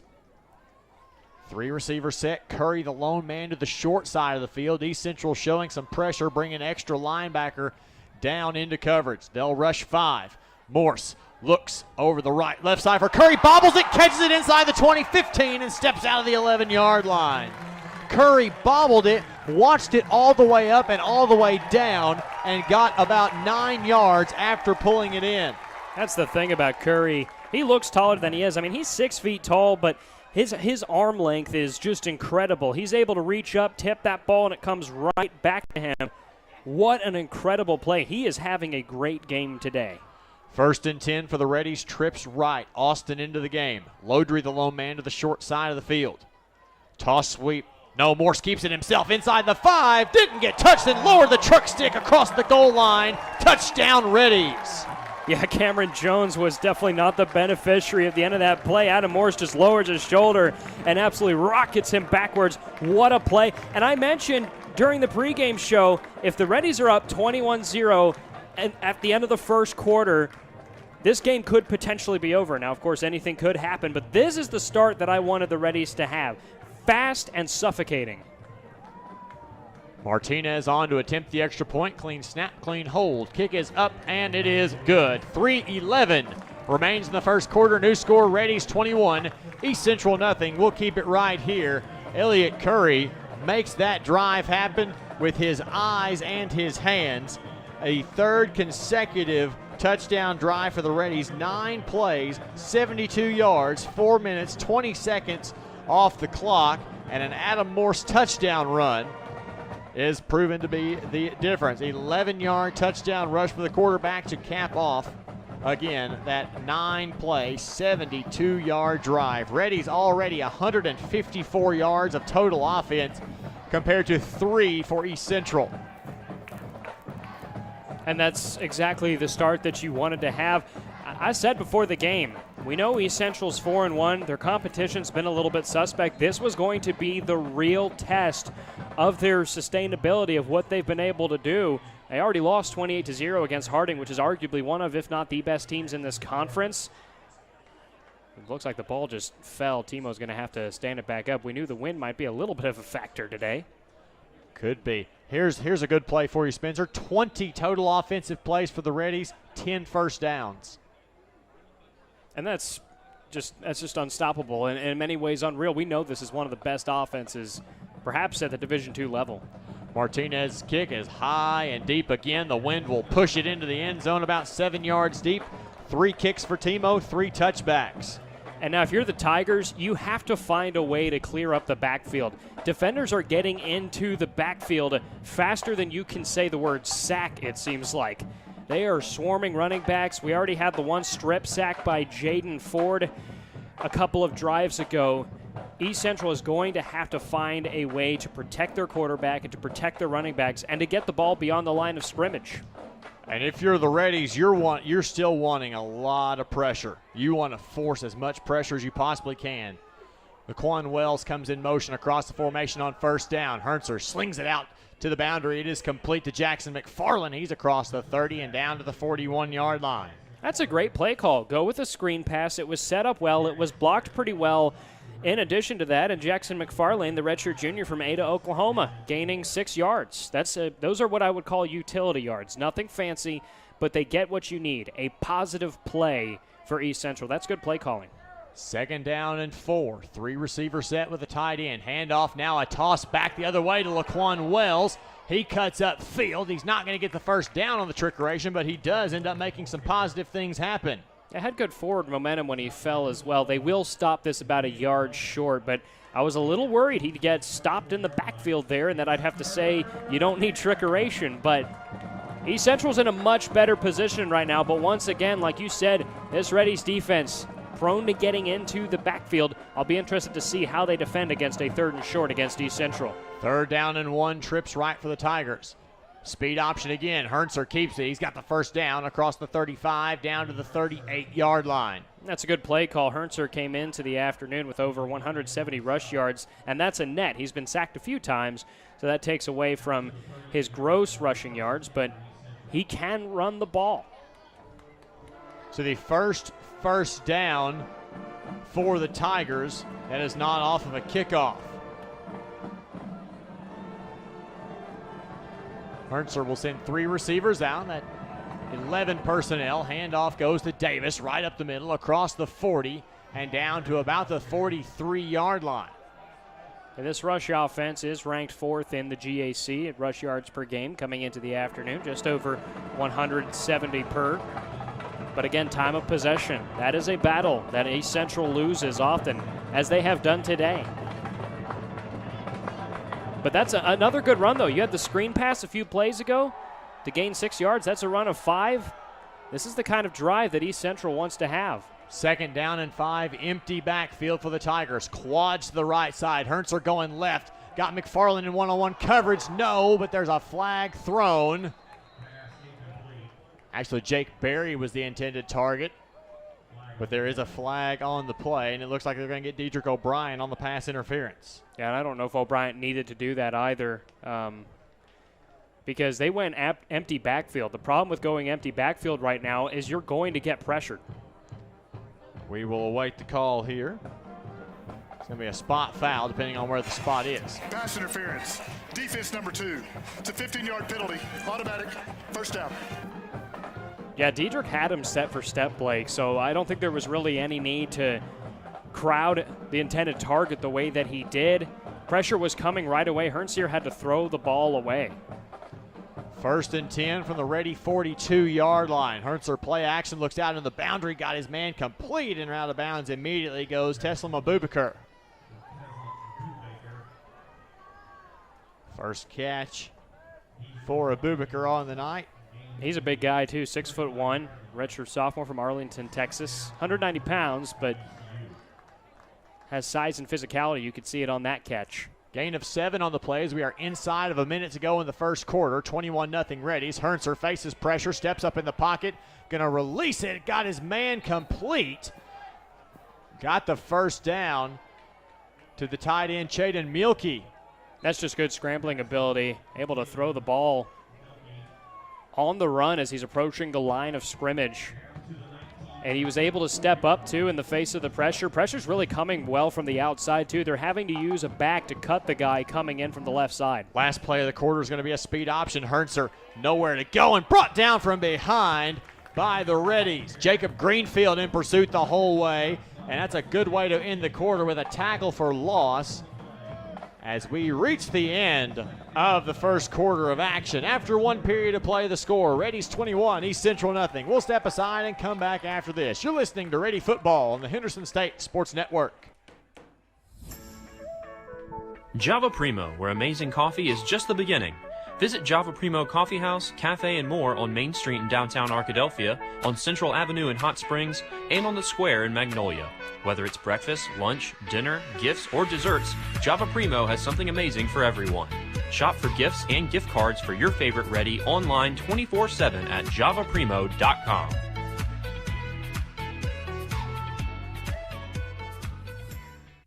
What does amazing sound like? At Baptist Health, we hear it every day. It sounds like countless miracles. Another finish line crossed. One faithful mission. Amen. And 100 years of all our best.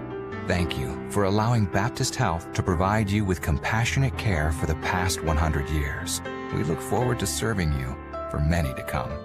Visit Baptist-Health.com to learn more. Blake Smith, Spencer Bone back with you. Carpenter Haygood Stadium at Ruggles Field in Arkadelphia. Reddies lead East Central 21-0 to start the second quarter of action. The conference champion Reddy baseball team was just honored between quarters. And what a run that they had, able to win a game in their appearance in the NCAA regional this past spring, playing during a season obviously with a lot of uncertainty around COVID. And what a great season for Coach Cody. I'm excited to call their games coming up in a few months. East Central has the ball 2nd and 12 at the Reddy 26. Herntzer looks over the middle, got a man wide open. Jaquan Lincoln into the back pedals into the end zone for an East Central touchdown. Just what the doctor ordered. perhaps the best receiver on the team, Jaquan Lincoln, who came in with a long of 50 yards. So you know that he's a deep threat. He's wide open for the catch, able to split the seam of defenders right up the middle on that toss. And right what East Central needed. The only issue is if you're ECU, you're about to kick off to a Reddies team that has scored on every possession. Garrett Clark to attempt the extra point. Clean snap, clean hold. Kick is on its way, and it is good. 14:54 remains in the second quarter. New score, Reddies 21, East Central 7. We'll step aside, back after this. You're listening to Ready Football on the Henderson State Sports Network. Henderson State University is one of the most affordable universities in Arkansas, and we offer the most competitive scholarships in the state. Our caring professors will challenge you to achieve your best potential. With more than 90 student organizations, new residence halls, and the beautiful DeGray Lake State Park just 15 minutes away, you will find the perfect fit at Henderson State. Come see us in Arkadelphia or visit hsu.edu to learn how you can live ready today. Do you have an idea that you'd like to see on a t-shirt? Print Mania can help you turn your idea into a reality. Print Mania offers a variety of t-shirts for you to choose from. We also have personalized service, which will allow you to work with an artist who will help you create your t-shirt. Print Mania also does embroidery and engraving. Come visit us at 624 Main Street in Arkadelphia or call 870-246-3803. Print Mania, proud supporters of Henderson State University.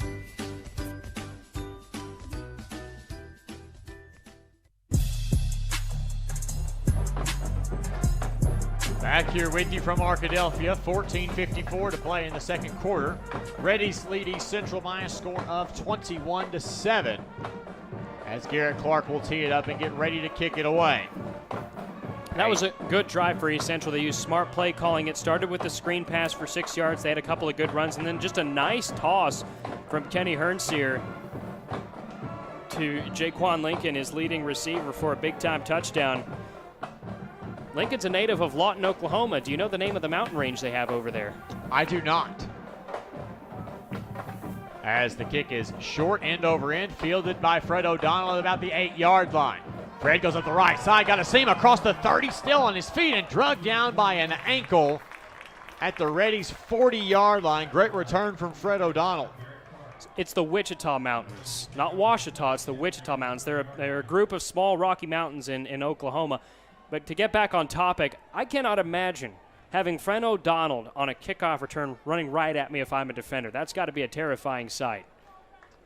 1st and 10, Reddies from their own 40-yard line. 3 receivers set. Aiden Shirley on the left side. Now he comes across the right as a tight end. Deuce Sproles, the running back. For the time being, Morse takes the snap. Looks one-on-one. Down the left side. Once Curry overthrew him.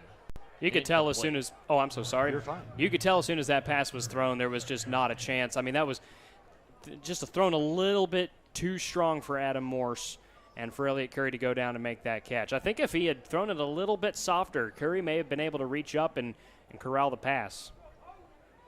Twin back set for the Reddies here on 2nd down. Sproles to Morse's left. 2 receivers set. Tied in the formation as well. Hatsis goes in motion to the left side. Now he'll get it on the screen pass. Tries it back across the 40. Does so across the 45. Loses the football. Goes backwards and is picked up by the Tigers at the Reddies' 36-yard line. And I don't know what happened there, Spencer, but the ball popped out of the hands of Chris Hatsis. Yeah, that's the problem with it happening so far away from our vantage point at the sidelines. Chris Hattis, who hasn't really been used much, he had those 2 touchdowns at week 1 at Southwestern Oklahoma State, but he is primarily a reserve. This is his first season with the Reddies, transferred in during the spring. That's a huge recovery for East Central because they've got the ball right now at the Reddies' 36-yard line, only down 21-7. And the course of this ball game could potentially be changed by that one play. Only 30 seconds into the second quarter. Hernser handoff to Davis. Toss back. It's a flea flicker. And now Hernser going to run himself and gets out of bounds at about the 30-yard line of the Reddies. Call him the 28, actually. Pretty generous spot. And when pressure is really taking advantage of your backfield, taking advantage of the quarterback, sometimes you do have to get creative. The flea flicker was executed pretty well, but unfortunately for Hernser, had nowhere to throw the ball, so he had to run, still able to gain 7 yards on the left side. 2nd down and 3, speed option again. Hernser cuts upfield. He's got a lot. There's a flag down. He slides down to the 15-yard line. We will await the flag. Have to imagine this one's coming back. Yeah, if I had to take an educated guess, I'll guess holding on the offense, but that is the initial signal. Yeah, he had a lane up the middle, but I wonder if that lane was gained a little bit. Holding. Number 71 of the offense. 10-yard penalty from the previous spot. Still 2nd down. It's Jack Ramsey, the center. Yeah, you have to wonder if that gap was gained a little bit too easily for Jack Ramsey, the redshirt freshman from Piedmont, Oklahoma. That is a bit of a momentum killer there if you're East Central, because now you've got 2nd down and 13 after gaining the drive on a fumble recovery. Trips right on 2nd down and 13. Hernser pass over the middle, complete right into the hands of Abubakar. He's inside the 10-yard line. And that penalty did not seem to hold the Tiger offense very much. Right at the 10-yard line, it'll be 1st and goal. Yeah, the thing about Hernser, he stood tall in the pocket. You could see maybe a little bit of pressure threatening to collapse around him, but he stood firm, didn't waver, and unloaded the ball as quickly as he could.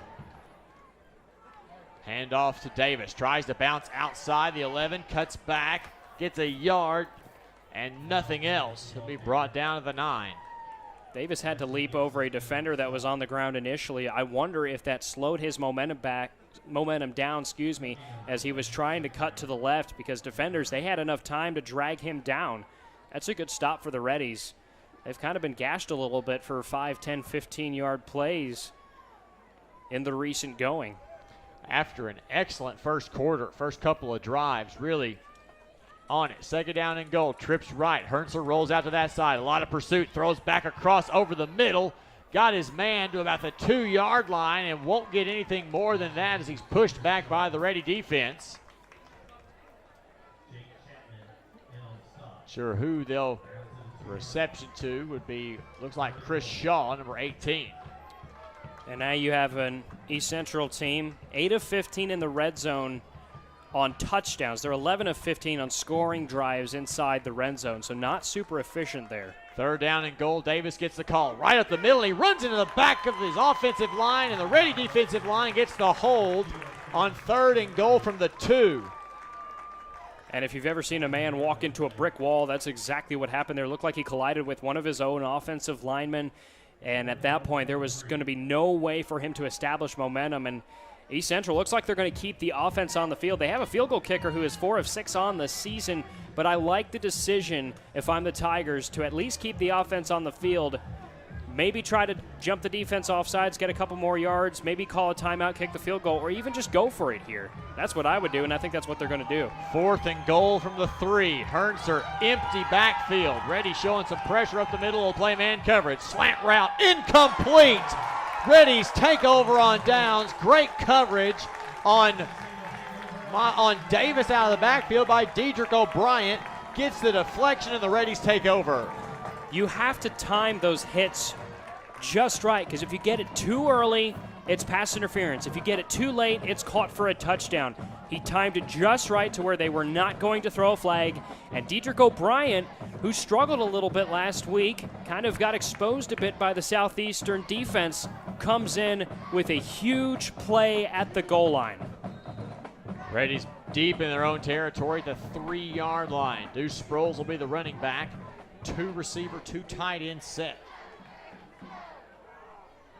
Morse takes the snap, will hand it off to Sproles. Deuce has a lane over the 5-yard line, still on his feet and brought down to the 10. And the reason Deuce Sproles gains about 7 instead of 5 is because he lowered his shoulder, and that bought him 2 more yards. Just his center of gravity, his physicality, the way that he's able to punish defenders, that helps him gain just those extra few yards. And that's just demoralizing if you're a defense, because you can't limit him to 1 or 2 yard runs a lot of the time. They'll flip the receivers, keep Sproles in the backfield with the tight ends as well. 2nd down and 4. Sproles the handoff again. Bounces off one man across the 10, falls forward. They'll give him the 12. Still a yard shy. It'll be 3rd down and 1.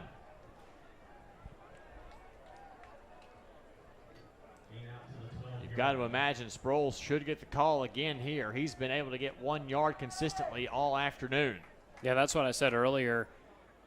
Last week when it was 1 yard to go, the Reddies were strong there. And this week they went for it on 3rd and 1 and gained an extra couple of yards. That's just the thing is, unless you're able to swarm him in the backfield and tackle him there with a couple of defenders, you're not going to stop him. As soon as he's able to get past the line of scrimmage, it's over. Sproles gets the handoff on 3rd and 1, bounces off one defender, and he'll get that yard. Enough for a Ready first down. And that was a hard-fought yard, too. There were enough defenders there to potentially stop him, but when you have the size that he does, it's so difficult to bring him down. It's so difficult to stop him for even a 2 or 3 yard gain for less than that. Injured Reddy on the play. It's Matt Tyler. Likely a cramp considering the heat today. And you don't think that cramps are that big of an issue in October football, but with the weather what it is today, it kind of is.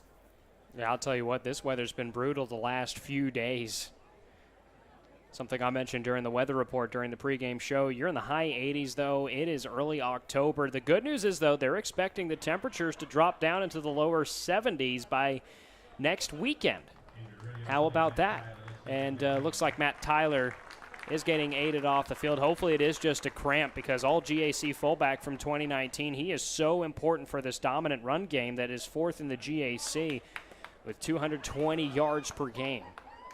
He will be helped off the field, favoring that left side. Looked like a cramp. We will have to keep an eye on it. We'll see if he comes back into the game at any time in the near future.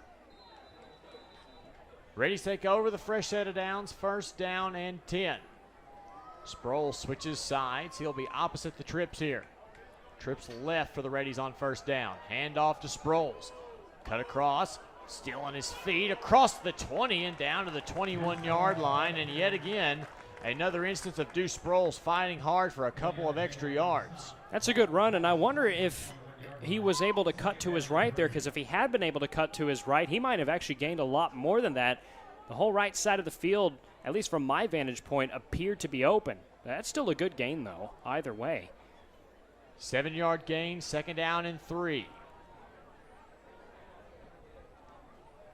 Twin receivers to the wide side of the field. Morse looks that way, now in one-on-one coverage, throws it up for Lodry. There's a flag down. Absolutely.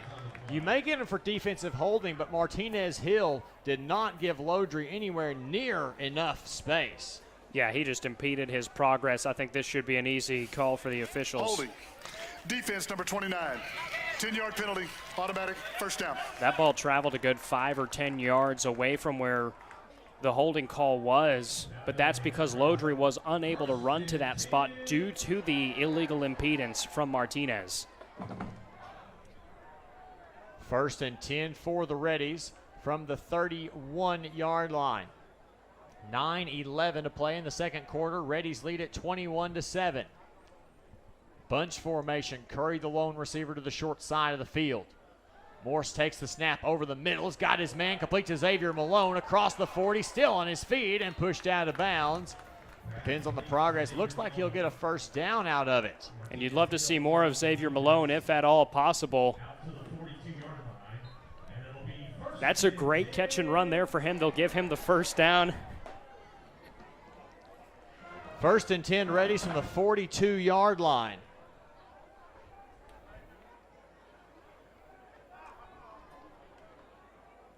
Morse in the shotgun. Brings Malone across the formation, fakes the handoff there. Looking. Now he's going to just throw it away. Good decision. All his receivers were covered up. Yeah, wise decision to throw it away. For those of you who may not know as much about Adam Morse, he's a 6th-year college veteran. He actually played Division I at Lamar. That's an FCS team. 5 games, over 650 yards, 4 touchdowns, 4 picks, and he won the starting job this year, taking over for Richard Stametti, who graduated after the 2019 season. Of course, we didn't play GAC football in 2020. 2nd down and 10 for the Reddies. Trips to the left. Sproles in the backfield. along with Morse. 3-step drop out in the flat, complete to Malone. Tries to make a man miss, does. Crosses midfield and is on his left sideline. Makes another man miss, still on his feet inside the 25-yard line.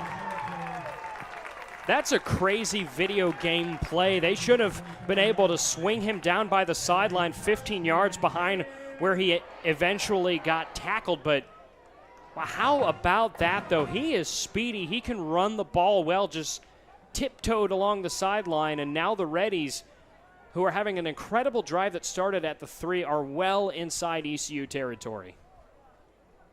Curry comes in motion across the formation. Morse looks that way. Now steps up in the pocket. Takes it, now tucks and runs. Slides down about the 15-yard line. I like how Adam Morse is really handling running this week.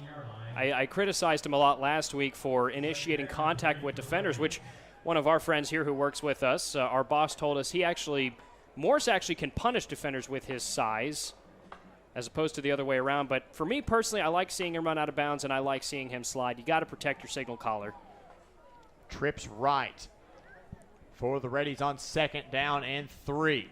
Pass out in the flat to Malone, complete and tripped up. Shirley, not a great job getting his block. Pushed his block down into the legs of Malone. Yeah, Jalen Baldwin was there. Already 1.5 tackles for loss coming into the afternoon. Baldwin in a good position ahead of Aiden Shirley, making a big stop there. Because now you have 3rd down, and the Reddies do convert over 50% of their 3rd downs this season. They've done a good job of converting today, obviously. 3rd down and 4 as the Reddies lost a yard on that play. Trips left. Sproles to Morse's left in the backfield as well. Morse looks left, now looks in the flat for Austin. No, excuse me, for Sproles. Inside the 10, makes another man miss, and he's in. Touchdown, Reddies. Sproles made 3 miss, and how many broken tackles are Reddy offensive players going to make this afternoon? I think that'll just be a story that'll continue throughout the afternoon. But how about Sproles, though? We talk a lot about the broken tackles, but I want to go back to how that play started. He was not in a great position to make that catch. He spun his body around, reeled in the reception, and then just did the rest himself. Obviously had some good blocking as well, but clean snap, clean hold. The kick is up, and it is good. 6:32 left in our 2nd quarter of action. New score, Reddies 28, East Central 7. We'll step aside and come back after this. You're listening to Ready Football on the Henderson State Sports Network. Subway restaurants are known for our sandwich artists, but our customers are the real creative geniuses. I like turkey breast, mustard, tomatoes, peppers, cucumbers, and onions. I'll take the Italian BMT. Make it deluxe with 50% more meat. And add provolone and bacon. How about rotisserie-style chicken, Chipotle Southwest sauce, spinach, and green peppers? With our freshly baked breads, your choice of proteins, and an array of crisp veggies, you can create your own masterpiece. What combo will you make today? Let your creative genius shine at Subway. Henderson State Ready Apparel and Souvenirs. Stop by the Ready Bookstore, located on the HSU campus in the Garrison Center. Open before every game. You can also purchase apparel and gift items under the Ready Bookstore tent during the game. The Ready Bookstore is open 8 to 5 Monday through Thursday and 8 to 4 on Friday. Find us on Facebook, Twitter, and Instagram at Ready Bookstore or online at www.readybookstore.com. Ready Bookstore, proud supporters of Henderson State Athletics. Ready fans, be sure to register to play in the 21st Annual Henderson State Homecoming Golf Tournament on Friday, October 15th at DeGray Lake State Park.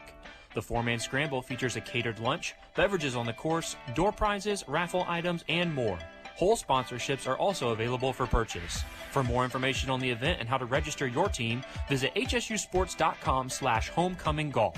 That's hsusports.com/homecominggolf.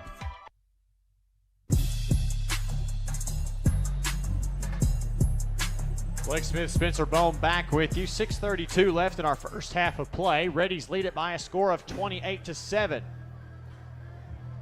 Martinez ready to kick it away. It's a high right to left kick. Will it stay in bounds? It will be, and it'll be fielded about the 6-yard line. Up the right side goes Greg Howell, and he's tripped up over the 30. There is a flag that comes in. 2 flags, it looks like. They threw one, then threw another.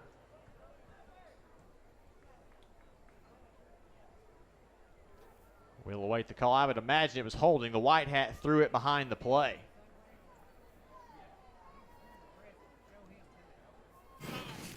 Holding. Number 41 of the return team. 10-yard penalty from the spot of the foul. It'll be first down. So the Reddies get another fortunate break, and now we'll see if the defense can go back to what they were in the first quarter before allowing that touchdown and what could have been a second before a stop on 4th and goal. Yeah, the last drive for East Central started on the fumble recovery. Chris Hatzis losing possession of the ball after getting hit. Herntzer hands off the right side. New running back in the game. Still forward down to about the 23-yard line. But yeah, that drive stalled on 4th and goal at the 3. Huge hit by Dedrick O'Brien to break up the pass at the goal line. Namir Harrod in the game for East Central, number 32. Yeah, he's listed as the second running back on the depth chart, already over 100 yards rushing. He's good for over 5 yards per carry, native of Teague, Texas, and he's a true freshman also. So good for him for getting opportunities in the absence of this team's star running back, Ontario Douglas. 6-yard gain for the Tigers on first down. Bring up 2nd and 4. 3 receivers set. Play action. Herntzer looks. Now flushed out to the left, in pursuit, throws toward the boundary, incomplete, out of the outstretched arms of Jaquan Lincoln. Great job by the Reddies. Peyton Usher-Pearson there again, pressure from the backside. And you wonder, too, how much are we going to see of Peyton Usher-Pearson throughout the season? Seems like we're calling his name more and more as the season goes by. He and Solarin and Luke Roca have got a lot more playing time in just the last couple of games, and it seems like they're almost rotating a full defensive line, which you have to like the Reddies' chances with that. Herntzer rolls out to the left on 3rd down. Throws off a back foot. It was tipped. Great coverage by Deldrick Shields. Who else sprinting upfield to bat that out of the hands of Laquan Wells?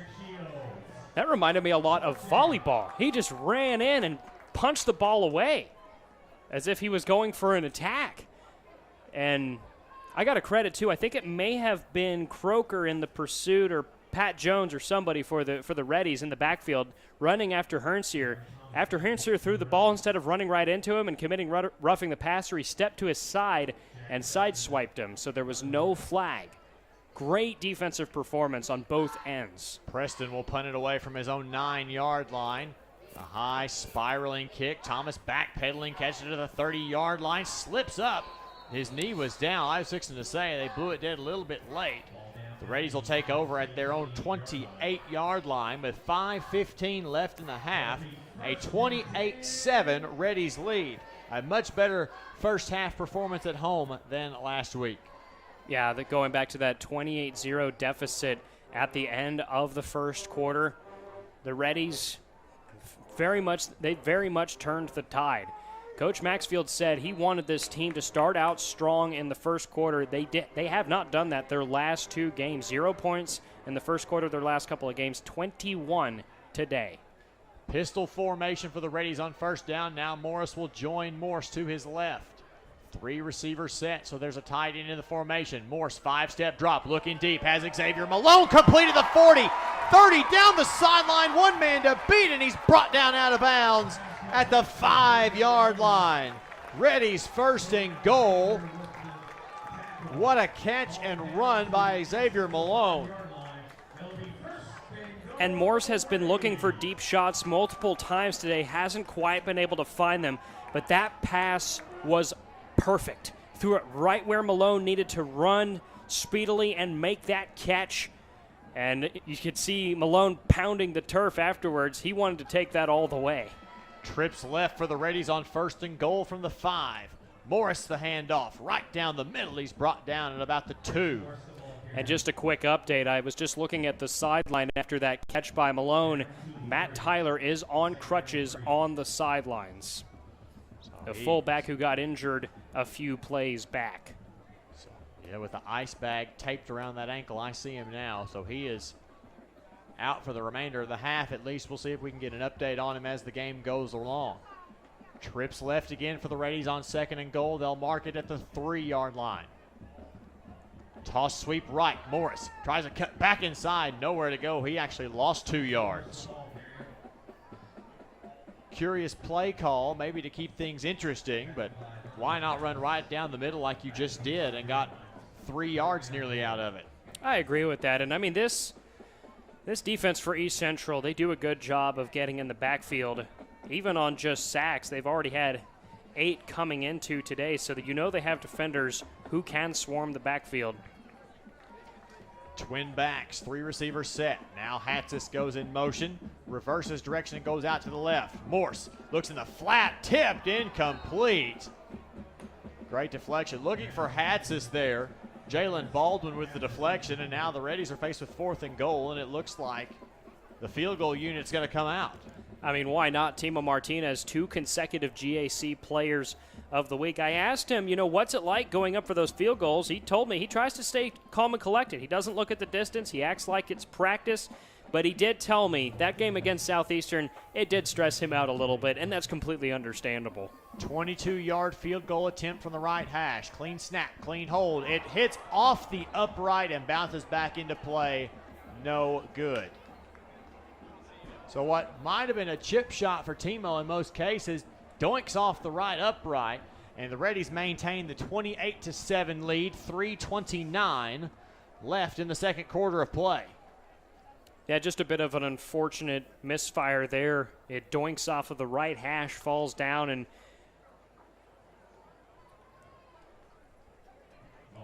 a bad bounce for the Reddies. The good news is they do have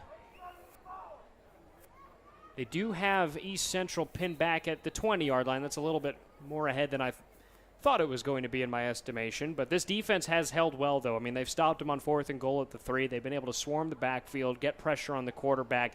You can't be too worried. 3:29 left to go in the half, up 28-7. You do have to make the stop, though, here. 3 receivers set. Hernser play action. Looking left the whole time. Now throws over the middle. Ball is tipped down, incomplete. Excellent job by Caleb Bowman, the redshirt freshman from Clinton, in coverage. Yeah, and you can see Hearns here. He had to get rid of that ball because Antoine Rochelle was able to escape the block around the right side and bring pressure. Looked like he had a man wide open, but a great, great deflection by Caleb Bowman. Played 2 ways in high school at Clinton. He was a fullback in a double wing offense and ran it down our throats every play. Hernser out of an empty backfield on 2nd down. Wants a chunk play, and he's brought down in the backfield. They're going to mark him down there. They did. Antoine Rochelle with a sack. And that's just a continuation of this defensive pressure in the backfield. Looked like East Central was able to get some type of momentum on their last couple of drives, but they have been slow right now. And this defense is causing all sorts of problems. You're seeing tipped balls, pass breakups, pressure in the backfield. The good news for the Tigers is they do get the ball to start the second half, but the bad news is they're down by 21. Trips right. 3rd down and 17. Hernser, 7-step drop, steps up in the pocket, throws over the middle, almost intercepted by Bowman. Kind of threw it into no man's land, thinking Abubakar would get there. And the Tigers go 3 and out with some lost yardage on the play. I feel like Caleb Bowman has been all over the field today. I mean, really, it's just been those last 2 plays that he's made good pass breakups. Nearly got what would have been a huge pick as well. The good news is, though, you still have 2.5 minutes left, all 3 timeouts if you're the Reddies. This is what the Tigers did not want to do. Give this red-hot offense a second chance after missing that field goal. Preston stands a yard deep in his own end zone. Cam Thomas just on the ready side of midfield. A wobbly kick. Thomas fields it at the 47. Goes at the left side. Going to be brought down at midfield. Tried to make one man miss. Could not do so. 2:24 remains in the half. Reddies lead at 28-7. With a short field, they'll mark it at the East Central 49-yard line. And something the Reddies have not struggled with today, Spencer, is field position. Absolutely not. I mean, it was the start of the game, right? They had the ball at the 50-yard line. Kick out of bounds, followed right away by a unsportsmanlike conduct penalty. No plays on offense. They started this game at the 50. That's just been the story. They've also had a drive that was started by a strip sack fumble recovery. 3 receiver set on first down. Play action. Morse looks, wants it all. Has Elliott Curry. Who else? Caught it in stride into the end zone. Touchdown, Reddies. There is, however, a flag.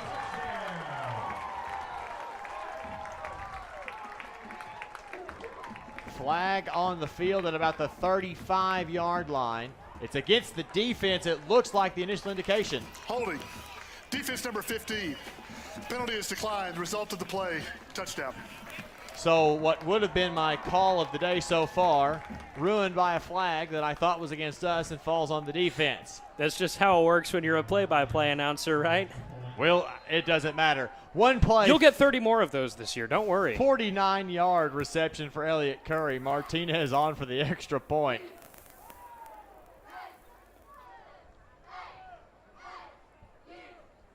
Clean snap. Kick is on its way. They killed it before the play. I think there was some movement up front. We'll see. It's going to be on the defense. Somebody jumped across up the middle too early. The problem is they killed the play beforehand. Yeah, there could have been a movement on the kicking team that spurred that. Nah, it's going to be offsides. Offside. Defense number 49. Half the distance to the goal. Replay the try. So you'll get about 3, maybe 4 feet out of that penalty, and Martinez will try the extra point yet again.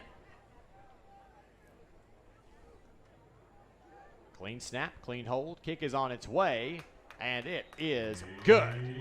2:17 to play in the half. New score, Reddies 35, East Central 7. A one-play, 49-yard touchdown drive. Took 7 seconds off the clock. And the Reddies now with a 4-touchdown lead. Lead at 35-7, still with 2:17 left in the half. And Morse does a good job on that play, too, because he had a defender coming from his left side. So Morse, from my viewpoint, saw that, unloaded deep, found Curry. He was ahead of the 2 men covering him, and Morse, who struggled a little bit on deep shots early on in this game, has now found his rhythm. You saw the deep shot to Xavier Malone on the previous drive that resulted in a huge catch and run down to within the 10-yard line, and then Elliott Curry there. This offense is a nightmare for anybody to play them, Blake. I mean, we saw them get stifled a little bit against Southeastern Oklahoma State, only 27 points scored, which, I mean, if that's a down game for your offense, 27 points is good. But Reddies already with 353 yards of total offense. 2 receivers have gone over 100 yards. Curry 5 catches, 111 yards, 2 scores. Xavier Malone 4 catches for 112 yards. Martinez's kick is away. It is high, end over end, to be fielded at about the 3-yard line by Greg Howell of the Tigers. Left side brought down by Fred O'Donnell inside the 10-yard line.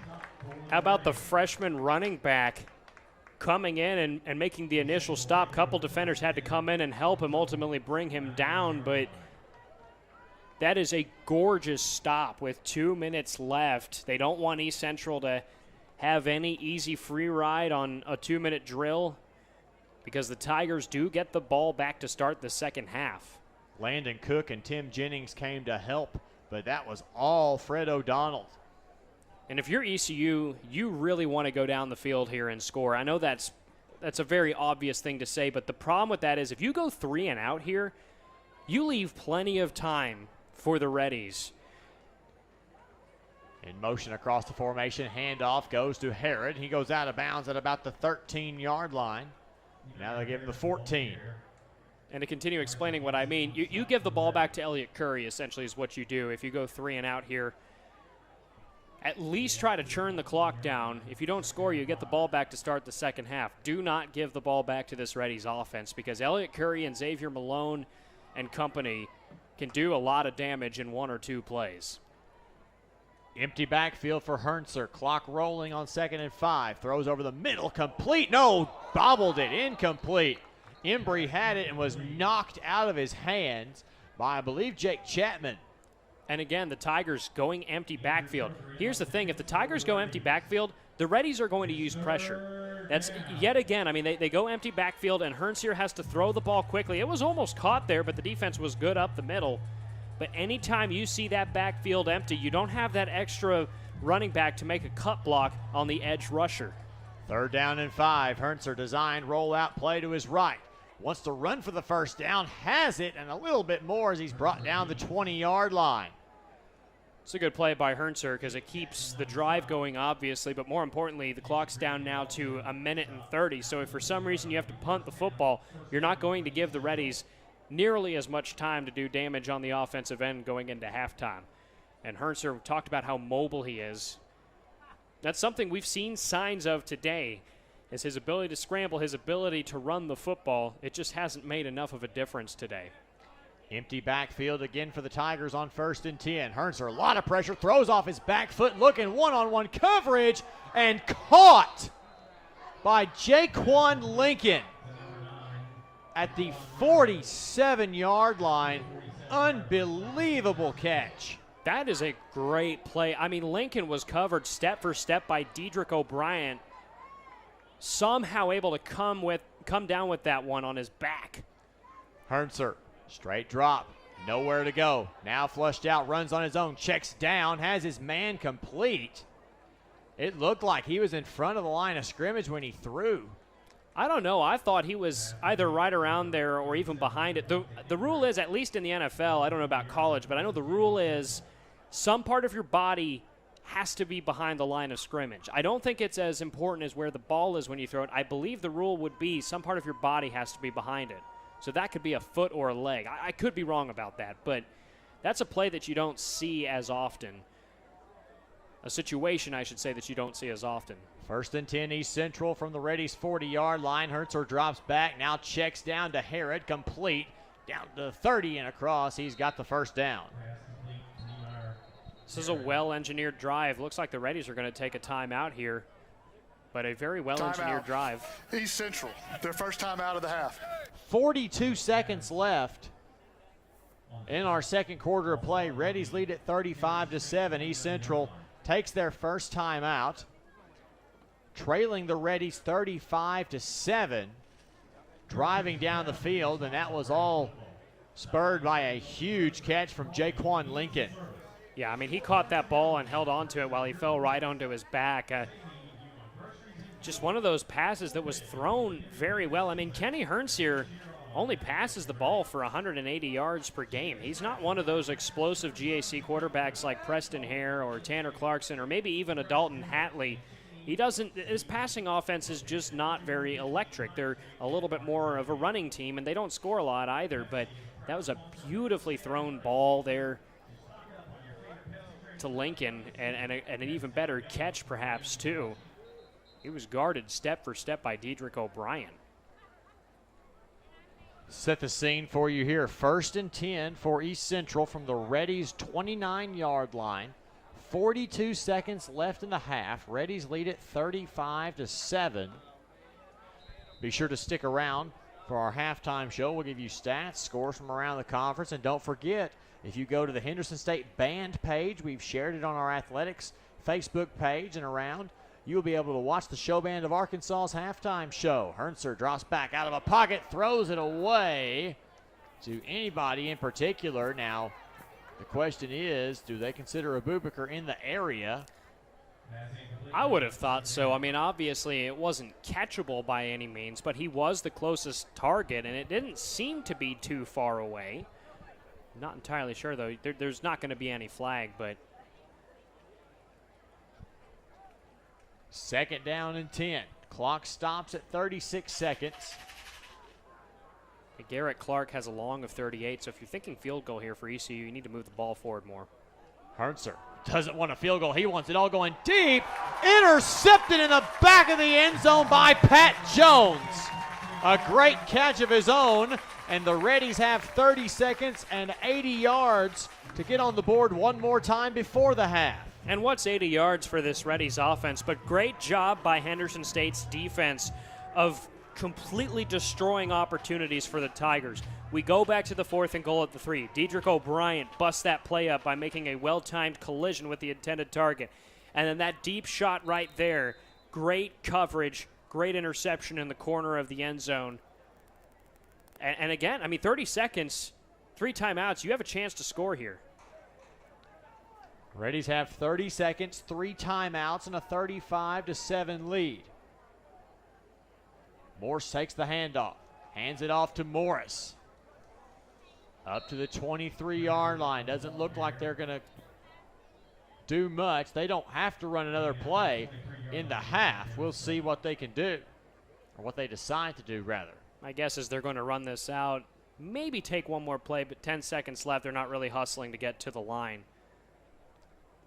6 seconds and now 5, and the Reddies look content to take it to the locker room, and they will. We've reached the end of the first half of play. Reddies 35, East Central 7. We'll come back after this and get started on your halftime show. You're listening to Ready Football on the Henderson State Sports Network.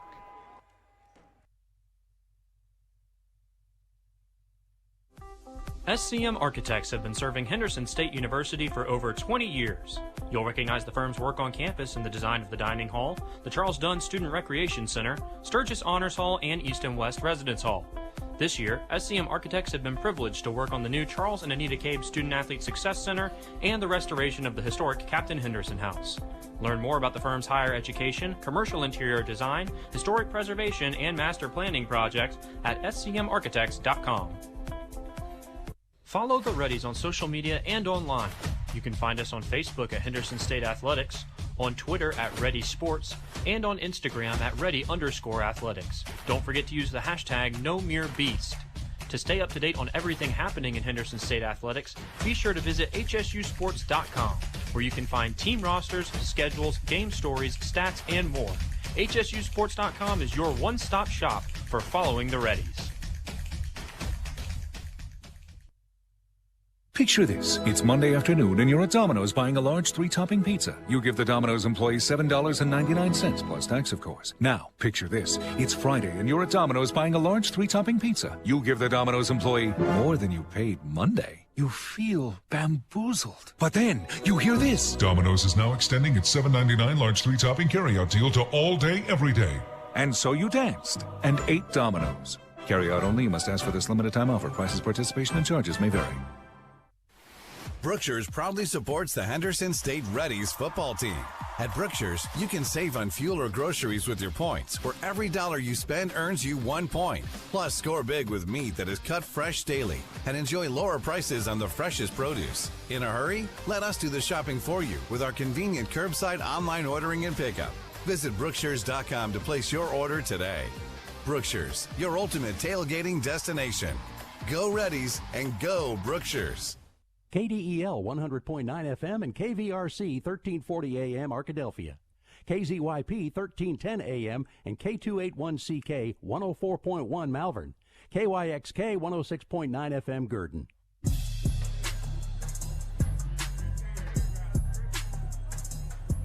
Welcome into the SCM Architects halftime show. Serving Henderson State University for over 20 years, SCM Architects is a proud sponsor of Ready Athletics. SCM has provided Henderson State with a new dining hall, recreation center, student athlete success center, and dormitories all within the last 5 years. SCM Architects, a proud supporter of Henderson State Athletics. Reddies lead East Central at the half by a score of 35-7, and Spencer Bohm, it has been all Reddies with the exception of about one drive all afternoon. Yeah, that one drive was that fumble where Chris Hatch just got hit hard and the ball was popped out. But what happened afterwards? The defense stopped the Tigers on 4th and goal at the 3. That's the thing. This defense has held their own well every time the Tigers have had opportunities except for one Tiger drive, and just credit all around to this team. You know, this had the opportunity to be a trap game, to be one of those games where you didn't play as well, coming off a big win at Southeastern Oklahoma State and in advance of a big game against Harding here at home next week. So I like what I see so far. We do have a whole second half left, but to be honest with you, it's all Henderson State. We've got a lot more to talk about as the SCM Architects halftime show continues. We'll come back and take a look at today's halftime stats. That and much more coming up after this. You're listening to Ready Football on the Henderson State Sports Network. Sodexo would like to invite you to a new dining experience on the beautiful campus of Henderson State University. Come dine with us in our new dining hall or retail locations, including Starbucks. Perfect for your break times. Grab a quick lunch at Chick-fil-A, where it's always a pleasure to serve you. And check out the all-new Reddy Grill. Fresh ingredients made to order and certain to put you in that ready spirit. Sodexo, encouraging you to eat well, live ready.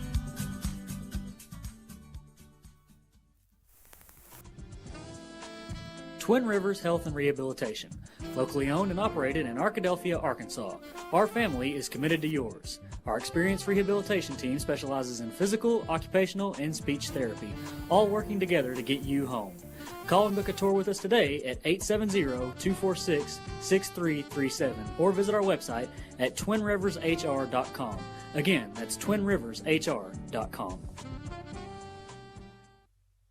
Dear past, present, and future football watchers. We know, we've heard the news. Football is back, just how you remembered it. Tailgates with an ice-cold Pepsi in hand? Totally back. That between-play sprint to the fridge for more Pepsi is back, baby. I've really missed this. Anyways, you're probably wondering why we're writing you. Well, football isn't the only thing that's back.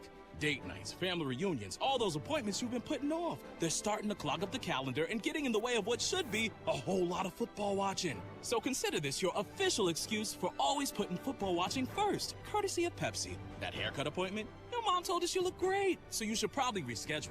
Seeing the in-laws for the first time in ages. It's been so long. Nope, sorry, Susan, not if it's on Sunday. Long story short, after the year we've all had, we think you could use a little football watching. So crack open a Pepsi and cheer your football watching face off. With love, Pepsi. Made for football watching. That's what I like. Ready fans, be sure to register to play in the 21st Annual Henderson State Homecoming Golf Tournament on Friday, October 15th at DeGray Lake State Park. The four-man scramble features a catered lunch, beverages on the course, door prizes, raffle items, and more. Hole sponsorships are also available for purchase. For more information on the event and how to register your team, visit hsusports.com/homecominggolf. That's hsusports.com/homecominggolf.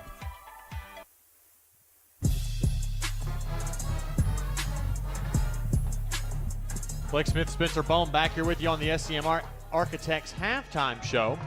It's now time to look at today's halftime stats, sponsored by Pepsi. Pepsi is made for football watching and is proud to be the official soft drink of Ready Athletic. Let's go first for the East Central Tigers. 36 offensive plays, a total of 167 yards, 137 through the air, 30 on the ground, and 15 carries. 3 punts averaging 47 yards, 1 lost fumble, and 1 interception thrown. 5 penalties for 47 yards and a 12-24 possession time. 2 of 6 on third down, 0 of 1 on fourth down, and 0 for 1 in the red zone. Kenny Herntzer, 9 of 21 passing, 137 yards, 1 touchdown, 1 interception. He has been sacked twice by the Reddy defense. Herntzer also the leading rusher, 7 carries for 13 yards.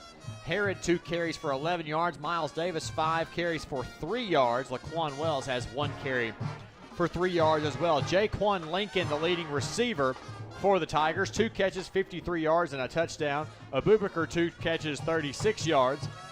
Revante Embry, 1 catch for 13 yards. Mielke, 1 catch for 11 yards. Jack Preston, 3 punts, totaling 141 yards, averaging 47 per kick.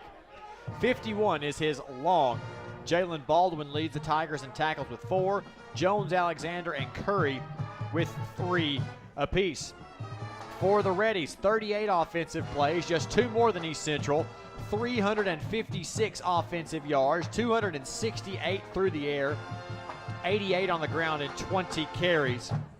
That's not on punts. They have 1 fumble. It was lost, that one by Hatsis. Only 1 Reddy penalty for 15 yards. 17:36 time of possession. 5 of 7 on third down. A perfect 1 of 1 on fourth down, and 4 of 5 in the red zone. The lone miss, of course, being the missed field goal. Adam Morse, 14 of 18 passing, 268 yards, and 4 touchdowns. He's also the leading rusher for the Reddies, 4 carries, 29 yards, and a touchdown. Deuce Sproles, 5 carries, 22 yards. Fred O'Donnell, 4 carries for 17 yards. Darius Austin, 2 carries 11 yards. Elliott Curry, the leading receiver for Henderson, 5 catches, 111 yards and 2 touchdowns. Xavier Malone, 4 catches, 112 yards. Shirley, 2 catches for 13 yards. Mike Benning, 1 catch, 19 yards, and the score. Leading tacklers for the Reddies, Bowman, Greenfield, Chapman, and Ford, all with 3. Greenfield and Ford each with a tackle for loss. Reddies scored the first 21 points of this game. A 19-yard Morse to Benning touchdown pass, followed by a 17-yard reception from Elliott Curry and an 11-yard Adam Morse touchdown run, all in the first quarter. Then 6 seconds into the second quarter, East Central got their lone score of the half. Hernser to Lincoln, 26 yards on the drive, and then the Reddies scored 8 minutes later, a 17-yard pass from Morse to Deuce Sproles. And then at the 2:17 mark, Elliott Curry capped off a one-play 49-yard drive with a 49-yard touchdown reception, his second of the game, to set our score at 35-7. Spencer Bohm, what of those stats stand out to you in this first half? Elliott Curry and Xavier Malone each have over 100 yards receiving, and that's the thing is, if both of them are playing like that, this offense is impossible to stop. Remember last week in Durant, the Reddies really had to experiment a lot, go with a lot of different guys, throw passes to Aiden Shirley, Mike Benning. They weren't able to rely as heavily on Elliott Curry, who still had a good ball game. He just didn't have the same kind of game that he's had today. If a defense is able to stop Elliott Curry and Xavier Malone, it's a lot harder for the Reddies to do what they want to do. That hasn't been the case today. Curry and Malone are having great games. That's been the thing that's stuck out to me the most. And Elliott Curry, just, after a couple of, for Elliott Curry, ho-hum games, he's really stepped up and showed out. And, of course, in that situation, you're going to feed the man the ball, even in double and even sometimes in triple coverage. And we're going to see how East Central kind of reacts to that as we go throughout the second half of play. Yeah, that deep touchdown pass to him, he was technically double covered. Granted, he was open against both of those defenders, and it was a great pass. But I don't think this ECU defense is going to have the same kind of success as Southeastern did. We talked about how ECU had the best pass defense coming into the day in the GAC, but stats lie sometimes. East Central's played Harding. They've played Southern Nazarene. They've played Arkansas Tech. They've played teams that just don't throw the ball as well. DeMille Brown is good for UAM. Oh, excuse me. No, never mind. They played Southern Arkansas. I take that back. But then a Southern Arkansas team that, maybe hasn't been as effective since a couple of heartbreaking losses for them this year. Indeed, and we're going to look at some other things going around the Great American Conference. We'll come back and take you around the conference with our scoreboard report back after this. You're listening to Ready Football on the Henderson State Sports Network. Do you have an idea that you'd like to see on a t-shirt? Print Mania can help you turn your idea into a reality. Print Mania offers a variety of t-shirts for you to choose from. We also have personalized service, which will allow you to work with an artist who will help you create your t-shirt. Print Mania also does embroidery and engraving. Come visit us at 624 Main Street in Arkadelphia or call 870-246-3803. Print Mania, proud supporters of Henderson State University.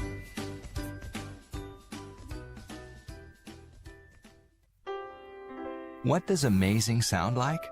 At Baptist Health, we hear it every day. It sounds like a new life, a strong heartbeat, faith in action, and 100 years of all our best. Thank you for allowing Baptist Health to provide you with compassionate care for the past 100 years. We look forward to serving you for many to come. Visit Baptist-Health.com to learn more. The Southwest Auto Collection in Arkadelphia is a proud sponsor of Henderson State Athletics. We offer the best American-made vehicles: Ford, Chrysler, Dodge, Jeep, Ram, Chevrolet, Buick, and GMC. We have the largest selection and lowest prices, and we're the only dealer who give you tires for life with every new car you purchase. Come see the Southwest Auto Collection at 10th Street in Arkadelphia or go online at idriveswa.com. The Southwest Auto Collection in Arkadelphia. For Henderson State Ready apparel and souvenirs, stop by the Ready Bookstore, located on the HSU campus in the Garrison Center. Open before every game, you can also purchase apparel and gift items under the Ready Bookstore tent during the game. The Ready Bookstore is open 8 to 5 Monday through Thursday and 8 to 4 on Friday. Find us on Facebook, Twitter, and Instagram at Ready Bookstore, or online at www.readybookstore.com. Ready Bookstore, proud supporters of Henderson State Athletics.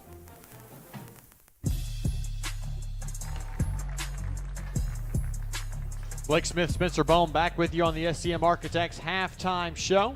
It's now time for a Southwest Sporting Goods scoreboard update. Southwest Sporting Goods is proud to offer a wide selection of sporting goods to fit your needs. Call them today at 888-246-2311 or give them a visit at 115 South 6th Street in Arkadelphia. Couple of games going on across the Great American Conference. We'll start you with the one that I'm sure we're all the most interested in. Halftime score, Ouachita Baptist 14, Southwestern Oklahoma 10. The Bulldogs, Spencer, making that one a game. Yeah, that's kind of a surprise. But, I mean, at the same time, I did say before the game I expected more out of this team this season based on how we saw them play against Henderson in the first week and kind of some of the results that they've had since then. But I've been kind of down on them this week. I've thought, you know what, they're not going to be able to do anything this season, but they've proven me wrong. They're down only by 4. Now, granted, Ouachita could potentially, break open in the second half. They got a good defense. Their offense is maybe not performing as well as you're normally used to, but we've got a game in Weatherford. How about that? Indeed. Tell you somewhere else we have a game is in Russellville. Halftime score, Oklahoma Baptist 21, Arkansas Tech 17. So after the most sluggish of starts, the Wonder Boys are starting to make a little bit of noise and giving Oklahoma Baptist fits in the first half. Yeah, how about these stats? Total yards, Oklahoma Baptist 190, Arkansas Tech 265. The Golden Boys only have 4 rush yards, but they are outperforming Oklahoma Baptist through the air, 261 to 153. Preston Hare is 13 of 21 for 2 touchdowns, completion percentage of 62. He's having a good day, but how about Arkansas Tech's passing game? 21 of 28 for Jack Lindsey for 261 yards, 75% completion rating. I think he might finally be starting to figure some things out, and we'll see how that reflects going on. Halftime score in Searcy, Harding 28, Southern Nazarene 3, and as can be expected, a big offensive output for Harding yet again, 210 first half rushing yards. Yeah, I mean, that's just a script that was so easy to write. You and I actually had very similar predictions today. We both expected Southern Nazarene to only score 3 points. That was something that when I first wrote down my prediction, I almost put a 0 for Southern Nazarene, but it looks like they're able to put up 3 so far. That might be all they can do. And how about this for Harding? 105 passing yards from Preston Payton. That's something you don't see all the time from the Bisons. They're known for their triple option offense. It'll be something to keep an eye on. And in Magnolia, this game started about an hour ago, so 7:18 left in the second quarter. Southeastern Oklahoma leads Southern Arkansas by a score of 17-6. Yeah, in the previous drive for Southeastern, Dalton Hatley passing left to Marquise Gray, 59 yards. He takes it the distance, and that puts Southeastern up by 11. Again, I just think Southern Arkansas is suffering from severe heartbreak. That's something we've talked about before. They came in here a couple weeks ago, took a 28-0 lead in the first quarter, and things just have not been the same for them since then. The best 2-3 team in the conference, well, they're the only 2-3 team. If things hold true, they could be the only 2-4 team, or Arkansas Tech might join them there. So Southern Arkansas in the bottom half of the conference is not something we expected, but at the same time, we did not expect East Central or Southeastern or Oklahoma Baptist to all 3 perform in the top half of the conference. Yeah, I mean, again, and if the Reddies hold on here too, you're 6-0, and Ouachita Baptist is in trouble. I think we'll should be able to hold on and win that game, but you never know what could happen. But if Ouachita Baptist were to drop to 4-2, the Reddies play Harding next week, and Harding looks like they're about to improve to 5-1. There's almost no question about that. This game here next week could potentially be the game of the season throughout the entire GAC. And it's a big one, and the Reddies still have some big ones to play, and they go to Arkansas Tech, and they're home for Southern Nazarene, and they go to Oklahoma Baptist before the Battle of the Ravine against Ouachita. It'll be an interesting development to see how those games between now and then end up. And you can't look ahead yet. Finish off East Central, celebrate for the night. You wake up in the morning, your sole focus is how to beat Harding. And the way the Ready offense is playing right now, that is a very achievable feat. This offense is seem to be going on all cylinders right now. Yeah, we were concerned about the run defense, but the run defense has shown up and played well the past couple of games. They've been doing all right today. Did great last week against against Southeastern Oklahoma after Southeastern's first drive of the game. And so that's going to be a big question, is can you stop a triple option offense? It's an offense unlike any other. Even really good teams struggle against triple option offenses when they're not used to playing against them. Granted, we do play Harding once a year, so that is something that we see. But it's going to be a fascinating game here for homecoming next weekend. And we look forward to it, but let's get this week out of the way first. We'll step aside one more time, come back, get you ready for the second half of action. You're listening to Ready Football on the Henderson State Sports Network.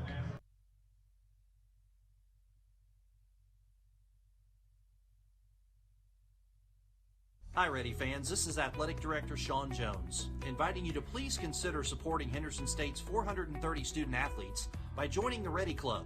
Gifts to the Ready Club are made through the Henderson State University Foundation and provide the necessary funding to support scholarships and equipment expenses, facility improvements, capital projects, and more. For more information on the benefits afforded to Ready Club members, click on the support link at hsusports.com. To make a gift online, visit hsusports.com/donate.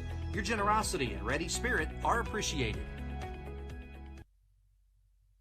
Henderson State University is one of the most affordable universities in Arkansas, and we offer the most competitive scholarships in the state. Our caring professors will challenge you to achieve your best potential. With more than 90 student organizations, new residence halls, and the beautiful DeGray Lake State Park just 15 minutes away, you will find the perfect fit at Henderson State. Come see us in Arkadelphia or visit hsu.edu to learn how you can live ready today. KDEL 100.9 FM and KVRC 1340 AM Arkadelphia.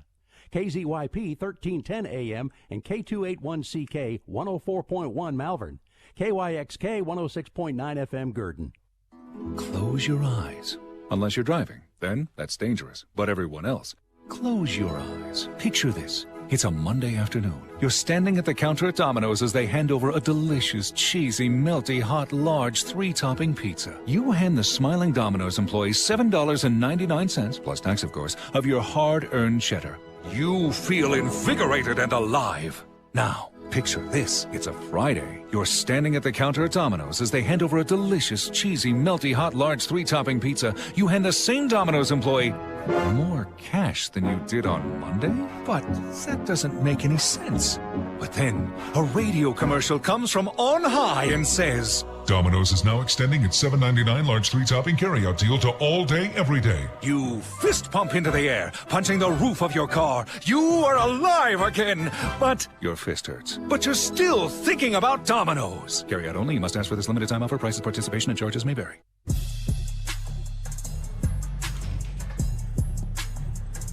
Blake Smith, Spencer Bone back with you, about ready to get the third quarter of action underway. Reddies lead East Central by a score of 35-7, and Spencer, the Reddies cannot get complacent here in the second half, but still need to be aggressive offensively.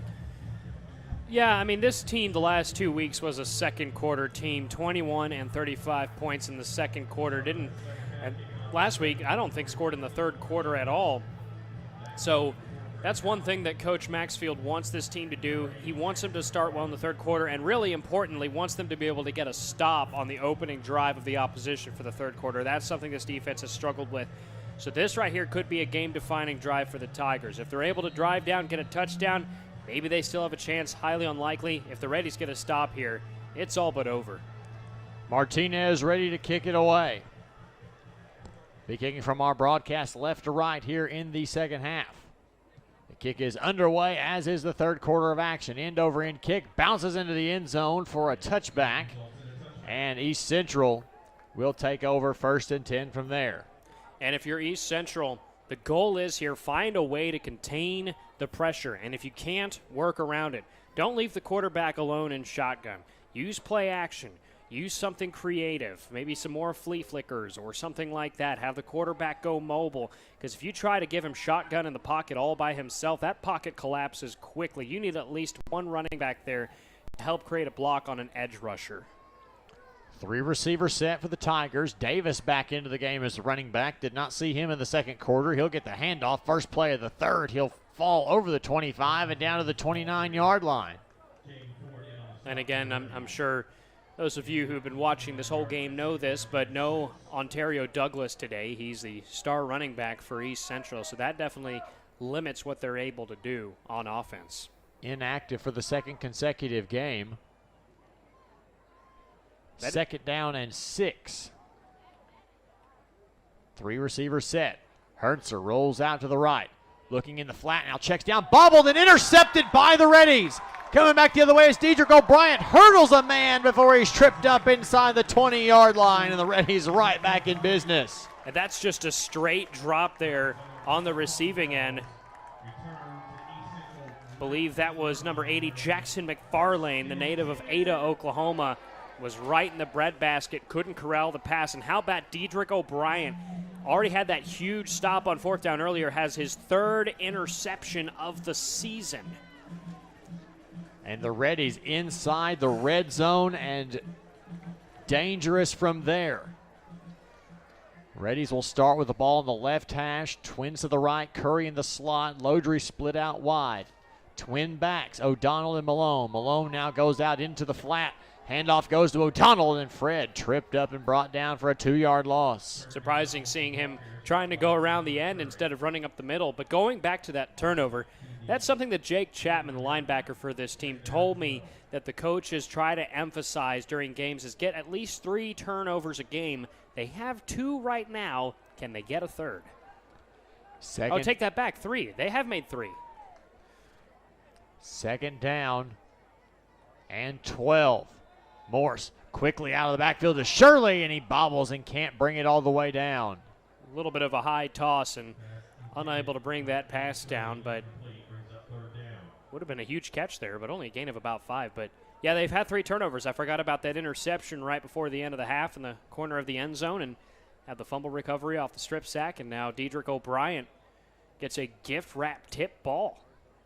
But now you have 3rd down and long for the Reddies. This is where you want to start using somebody like Elliott Curry, Chase Lodry, Xavier Malone. We know that Curry and Malone have both been very effective today. And they're all to the right-hand side of Adam Morse on 3rd down and 12 from the East Central 21. Morse flushed out of the pocket. Throws in the back corner of the end zone, out of the reach of any target. Malone was the closest man. And now the Reddies will send out the field goal unit. That was great pressure coming in and forcing him to roll out to his right. So now comes Martinez, attempting a 38-yard field goal from the left hash mark. This is the same side of the field. He missed the 22-yard attempt earlier today, but he'll be on a completely different side. Wind is helping him maybe just a little bit. Clean snap, clean hold. The kick is on his way. He's got plenty of leg. Looks to be good and is good.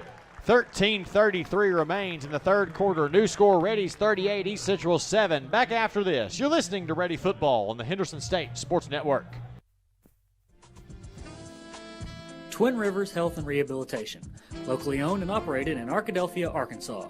Our family is committed to yours. Our experienced rehabilitation team specializes in physical, occupational, and speech therapy, all working together to get you home. Call and book a tour with us today at 870-246-6337 or visit our website at twinrivershr.com. Again, that's twinrivershr.com. At Southern Bancorp, we are wealth builders for everyone. We see building wealth as helping people succeed in creating strong financial futures. For some, it's having tools to build credit and buy a first home. For others, working with our award-winning SBA team to launch or grow a small business. And still others might use our unique savings plan today to save for tomorrow's dreams. Wherever you are in your wealth building journey, Southern Bancorp can help. Stop by or visit banksouthern.com to get started. Proud supporter of the Henderson Reddies. Southern Bancorp, member FDIC, equal housing lender. Blake Smith, Spencer Bone back with you. 13:33 left in the 3rd. Reddies, after an interception return, only settle for 3, but they lead 38-7 over East Central. Martinez will get ready to kick it off from the 35-yard line. That's exactly the start you needed for the Reddies. Stop the opposition on their opening drive. Granted, they got a gift wrap drop ball that Dedrick O'Brien was able to pick off. and you score 3 points. I mean, you don't need 7. Obviously, everybody wants a touchdown, but when you're ahead by 28, Timo Martinez's leg is enough, and he makes up for the missed chip shot field goal from earlier. Martinez will kick off from our left to right yet again for the second time in 90 seconds of gameplay. Kick is high, wobbling left to right, and it will bounce and go out of bounds. A rare miss for Timo there, trying to pin him down in the corner. That's twice now that a free kick out of bounds on the kicking team. Ball be placed at the 35-yard line. First down. That's twice now. I mean, East Central did the exact same thing on its opening kickoff to the Reddies, out of bounds. Wonder if the wind may have something to do with that, because both those kicks looked very similar. It's picked up, moving from right to left, possibly hurting Timo just a little bit on that. Regardless, East Central will take over. 1st and 10 from the 35-yard line on the right hash. 3 receivers set. Herod back in the game at running back. They're going to flip it back around the backside to Jaquan Lincoln, who's got the first down. Still on his feet across the 45 and down to the 48-yard line. It's a well-designed play. I mean, we know how crowded the backfield has been for this team as far as Reddies defenders go. So they use a couple of flips, some misdirection, and the speedster Lincoln able to gain a pleasant first down. Fresh set of downs for the Tigers. 1st and 10 from the 48. Bunch formation with the men on the near side. Now Herod goes out in motion in the flat. Hernser checks down, finds his man, complete to Mielke. He'll be brought down at about the Reddies' 44-yard line. About an 8-yard gain on first down. That's a redshirt sophomore from Choctaw, Oklahoma. He's 6'3", big guy, and he was open in the flat, able to bulldoze his way just a couple yards shy of that line to gain. 2nd down and 2. 3 receiver set. Twins to the wide side here. Herod the handoff. Cuts back upfield, has the first down across the Reddies' 40-yard line, across the 35, before being brought down from behind by Dylan Ndambuki. Fresh set of downs for East Central, driving in Reddies territory. Reddies with a 38-7 lead, 12-11 left in our 3rd quarter of action. And you've seen East Central use some creative play calling on these drives to try and exploit the Reddies defense. But look at this, though. They're going empty backfield again. This is what I don't like. Quads to the right. Hernser looks, flushed out of the pocket, stays on his feet. In pursuit, rolls out right, got an area, now he'll just throw it away. Yeah, he was about to get met up with on the defense.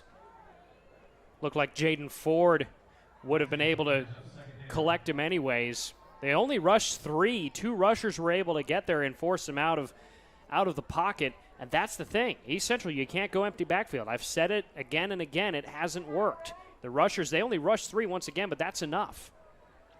You've got to have that extra level of protection in the running back. We can pick up a coverage or pick up a busted play. Exactly. The offensive line has really struggled this afternoon. 2nd down and 10 for the Tigers. In motion goes Davis. Hernser has to catch the bobbled snap, throws over the middle, finds his man complete. Hesitation step, moving in is Laquan Wells. He's inside the 10 and down to the 7-yard line. 1st and goal for East Central. Yeah, Wells just wide open up the middle. Nobody in the vicinity. Good job by Hernser. It looked almost to be a miscommunication between him and Miles Davis on the snap, but that got cleaned up quickly, and Hernser, great throw. 1st and goal. Handoff goes to Davis. Off left tackle. Cut back lane. Finds his way in. Touchdown East Central. Well, a bit of a delayed drive there for East Central. Coach Maxfield talking about how he wanted his defense to make the initial stop on the first 3rd quarter drive. They seemed to do so with the interception and the ensuing field goal. But now East Central finally gets that momentum. Well-executed drive that involved an extra flip play at one point, and it ends in the Miles Davis touchdown. Clark on to attempt the extra point. Clean snap, clean hold. It is up and good. 11:15 left in the 3rd quarter of play. New score, Reddies 38, East Central 14. We'll step aside and come back after this. You're listening to Ready Football on the Henderson State Sports Network. Subway restaurants are known for our sandwich artists, but our customers are the real creative geniuses. I like turkey breast, mustard, tomatoes, peppers, cucumbers, and onions.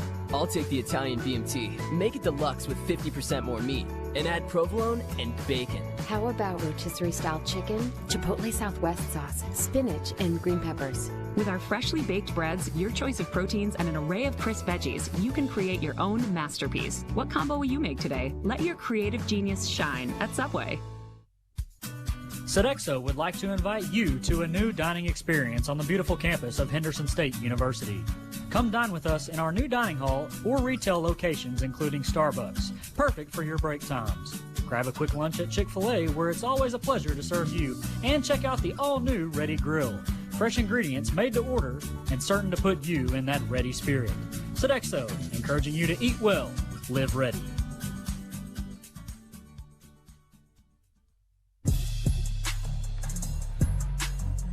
Blake Smith, Spencer Bone back with you from Arkadelphia. 11:15 remains in the third quarter. Reddies lead East Central 38-14. A pretty quick touchdown drive there for the Tigers, and the Reddies will hopefully get the ball back. They'll send Fred O'Donnell and Cam Thomas back around their own 5-yard line to receive the kick from East Central's Garrett Clark. They're both good returners, too. Cam Thomas has sure hands, and Fred O'Donnell runs like a freight train. Clark ready to kick it away. He'll approach the ball from the left and now kicks it high and very short. It'll be fielded by Thomas at about the 18-yard line. Cam across the 30 and now across the 35 and is tripped up at the 37-yard line. An interesting decision to kick it short there, and the Reddies still end up with pretty good field position. Yeah, you said what I was going to say. Interesting decision indeed, because it still went to one of the two return men. Thomas was able to race in and catch it, and the problem with that is when you're able to race in and catch the ball, you already have momentum on the return. You don't have to backpedal. You don't have to start running. You're already on the run when you make that catch. Ball's on the left hash for the Reddies, 1st and 10 from their own 37, moving from our broadcast left to right here in this third quarter of play. Now Morse sends Malone in motion into the slot. 5-step drop. Throws to Shirley, but overthrew him significantly. Look for Shirley on a little out route. You have to wonder maybe if the pressure was getting to him a little bit, but Shirley was open and could have gained at least a few yards if that pass had been thrown a little bit better. 2nd down and 10 for the Reddies. Can't get complacent. That's the only issue. No, and I think if anything, just maybe even go to the run game. Turn the clock down. ECU struggles with time of possession. And he'll go there on the toss. That's a pass technically to Malone, who's brought down in the backfield. Yeah, I got to give credit there. Cody Alexander was able to come in from the safety position. There was an opening with no blockers there, and Alexander, who came into the afternoon with 2.5 tackles for loss, able to register one there. There was one defender at the line of scrimmage near where Malone was who was covered, and so Cody Alexander found that opening and grabbed Malone by the legs. 3rd down and 12 for the Reddies, and not a lot of time has gone off the clock either. Sproles in the game, twins to either side. Morse throws across the middle. It was tipped and deflected away. Devin Roush with the tip, and the Reddies go 3 and out. Yeah, Roush just in a good position there to make the tip. That's a huge stop for East Central now because 10:20 left. Still down by 24. That's a big deficit, but we saw them play efficiently on their second offensive possession of this half just a moment ago. That drive only went for 6 plays, 68 yards, and the Miles Davis touchdown. So we'll keep an eye and see how their offensive performs after this punt. Tristan Heaton stands on his own 21-yard line. Receives the snap. A medium height wobbly kick, bounces and takes a ready bounce out of bounds. And Laquan Wells did nothing with it. It goes out of bounds at the 25-yard line. East Central will take over from there. That was a pleasant punt. Not very high, but the way it just bounced and rolled, that's what you love to see as a punter when your punt doesn't go as far. Because for one thing, it doesn't give the return man a chance to run the ball forward or advance or whatnot. it kind of bounced and rolled away from him, and he wisely let it roll out of bounds instead of trying to make a play with it, potentially forcing the turnover.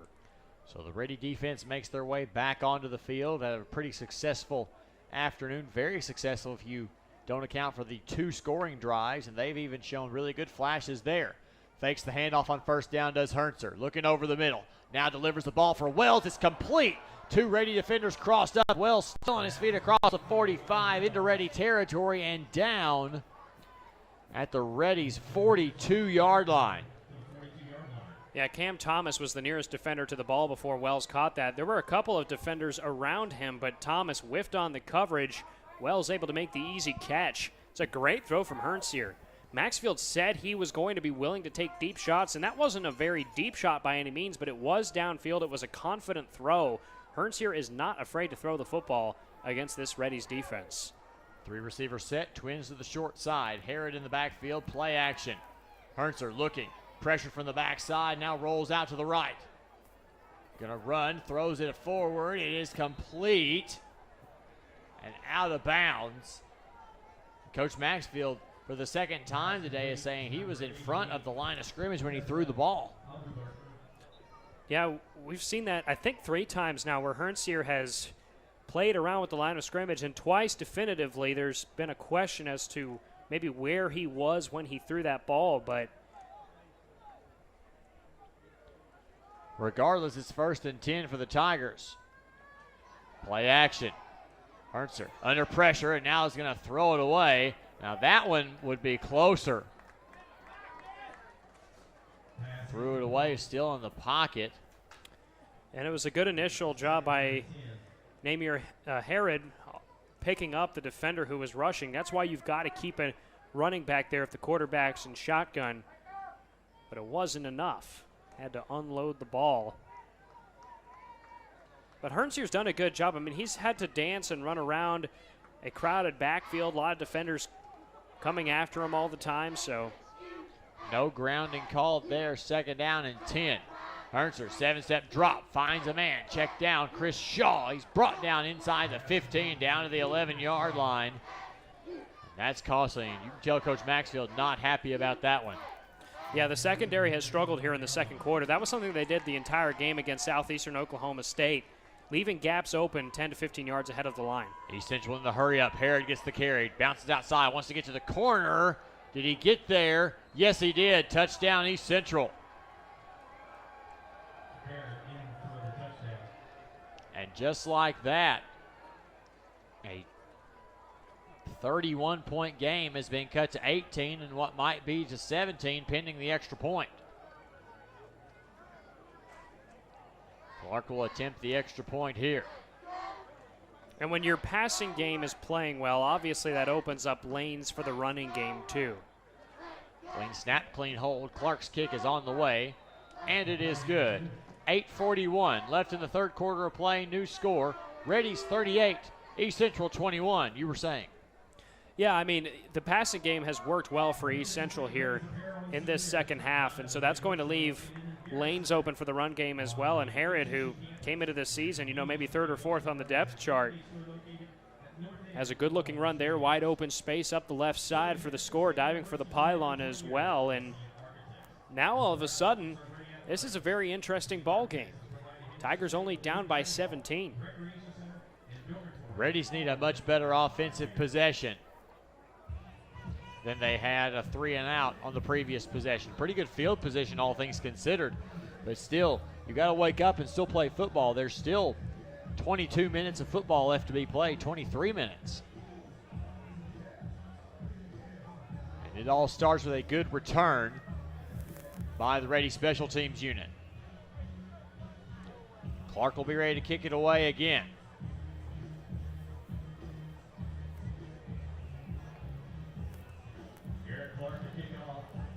See if he goes with a high short kick or if he goes ahead and throws it deep. Thomas and O'Donnell. It's another high short kick. Fair catch called for and made by the Reddy. That was Randarius Terry. Yeah, good decision by Terry. I mean, he caught that ball at the 32. There was no reason for him to make a risky return. And now for the Reddies, I'd say try the run game here maybe.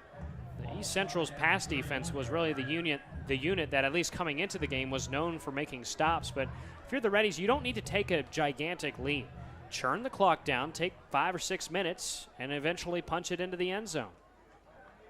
Morse in the shotgun. He's got 2 tight ends, 2 receivers in the set. Deuce Sproles in the backfield with him here. Sproles will get the handoff, shuffles his feet, now finds a lane to plug forward, gets 3 yards. Into the 34-yard line, 2nd down and 7.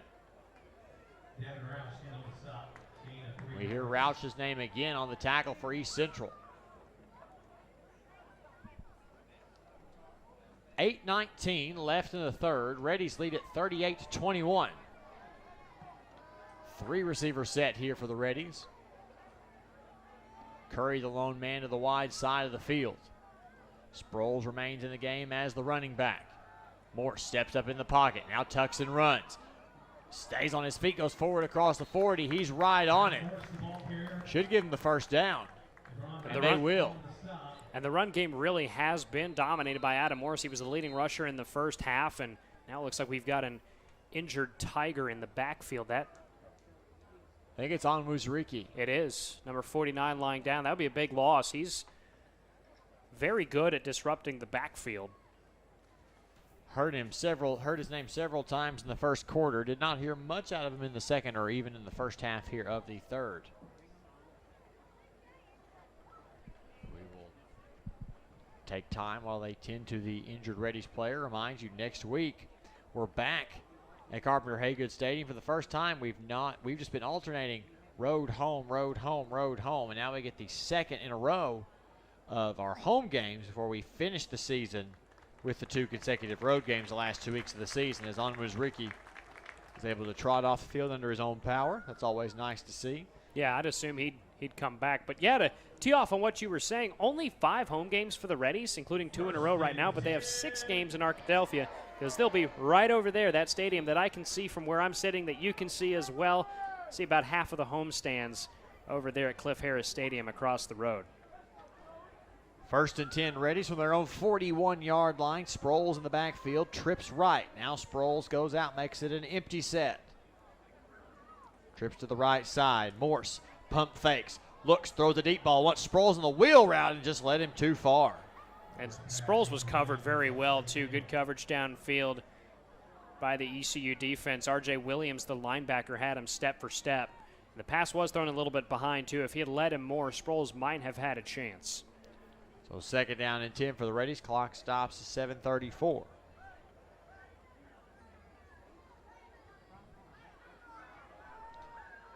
Trips right again for the Reddies. Sproles will switch sides. He'll go on the right side along with the trips.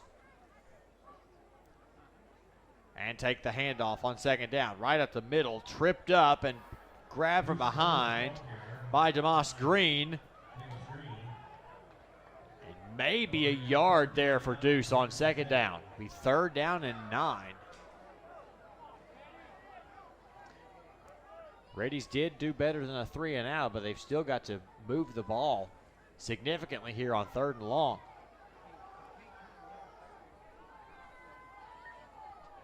Twin receivers to either side for the Reddies on 3rd down. They'll look to the sideline and get a new play call. 7 seconds on the play clock, plenty of time. Morse calls for the snap. 5 steps, steps up in the pocket, looks for Curry, who goes up and gets it at the 36-yard line in East Central territory. 1st down Reddies, and when you need a play, go to your playmaker, and Elliott Curry steps up. You said it right there, and Keontae Lusk was in coverage. So what does Curry do? He buys an opening. Lusk falls forward. Curry is there. Couple yards behind the play, makes the catch, and he just makes it look easy. 1st and 10 Reddies from the East Central 34-yard line.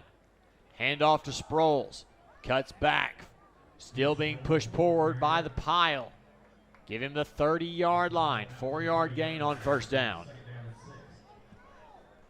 2nd and 6 upcoming.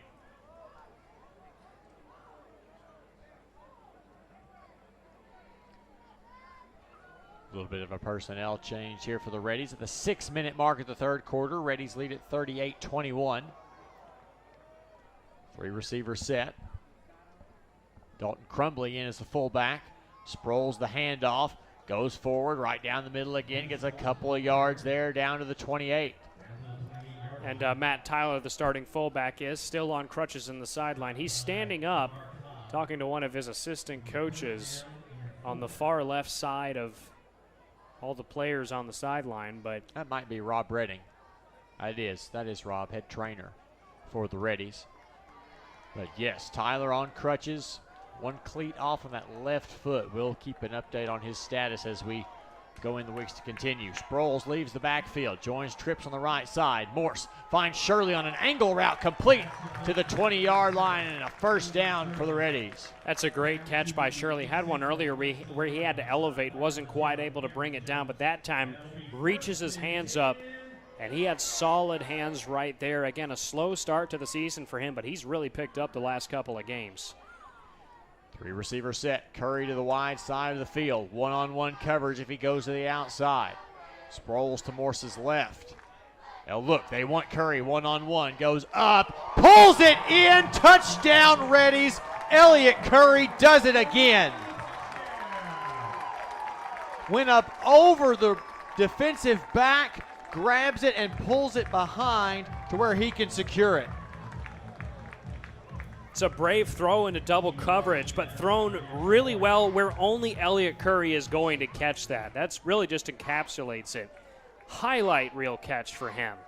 Martinez on to attempt the extra point. Clean snap, clean hold. Kick is on its way. And good. 4:43 left in the third. New score, Reddies 45. East Central 21. Technically a 3-score game, but you might as well call it 4-score. I don't think East Central will go for all three touchdown should they get to that point. I agree, but again, going back to that catch though, I mean, that's just one of those where an average wide receiver will never come down with that. But sometimes it seems like Elliott Curry just has tape for hands. He goes up between two defenders. They should have had him covered.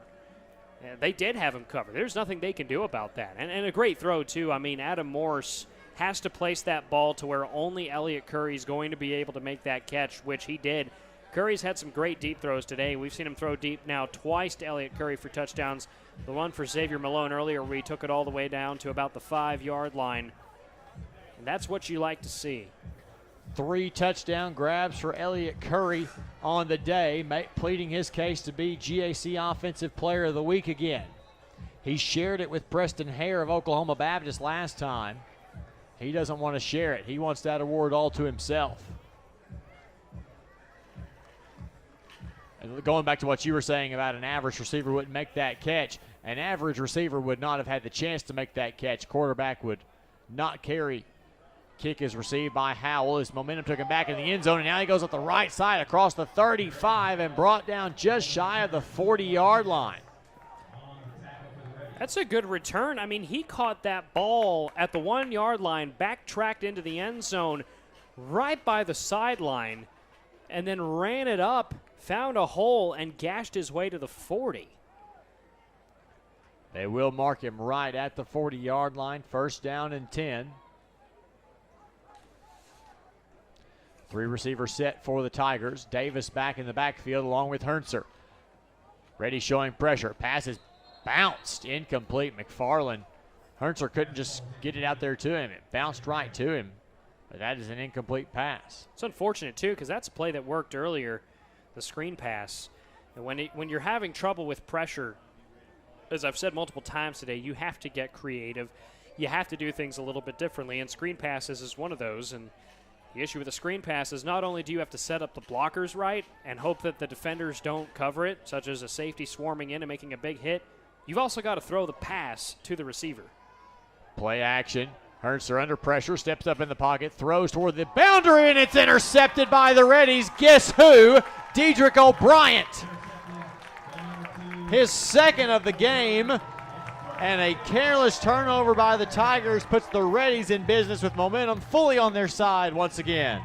Well, maybe if we're lucky, we'll get 2 GAC players of the week for the Reddies, both offensive and defense. Dedrick O'Brien now, that's his 4th pick of the season. He has been absolutely electric. And they used play action. The Tigers drew that play up well. They used play action to confuse the defenders.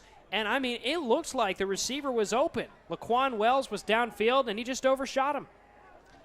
1st and 10, Reddies from their own 38-yard line, pistol formation. Fred O'Donnell in the game. He'll get the handoff on 1st down across the 40. Still on his feet to the 45 and forward to the 47. 9 yards on the carry. That was good blocking, too. They decide once again to take O'Donnell slightly left, and he tracks his way between the hash and the sideline. Blockers were in front of him. It was a slow play. He did a good job, put his hand on his blocker's back at one point to help keep his balance, and now you've got 2nd and 1 with the same guy in the backfield. Trips right on 2nd down and 1. O'Donnell, no, ball's on the ground. Morse has to go back and dive on it and does. Lost 3 yards there, and Fred O'Donnell lost his helmet and has to come off the field. And he'll be replaced by Deuce Sproles, which isn't a problem. Maybe for Fred O'Donnell it is, because that might mean if Deuce Sproles plays well, O'Donnell might not see the field again for a few minutes, but that's just the nature of the game. But, yeah, bad exchange there. Hard to tell from my vantage point who you really fault that for, but that'll happen sometimes. The good news is it's only 3rd and 4. 3rd down and 4 for the Reddies. 3 receivers set. Sproles in the backfield. Malone comes across the formation. They fake it to him on the jet. Morse throws over the middle. There's Elliott Curry. Drags it in. Complete again. And there's a flag. Comes in late. The ball will be at the East Central 40-yard line. We will await the call. This is coming back. I don't know what the call is, but it's definitely coming back. They're moving the chains.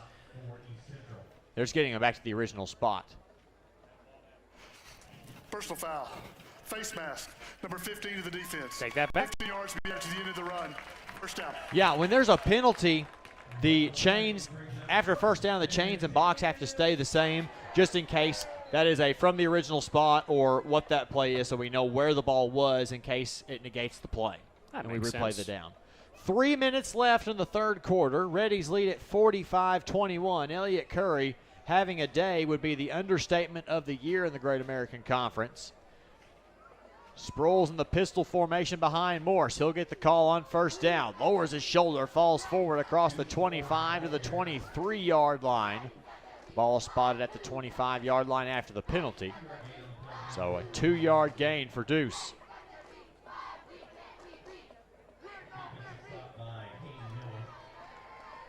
And now the Reddies, after a bit of a scare, allowing East Central to score twice in the period, seem to have the momentum back.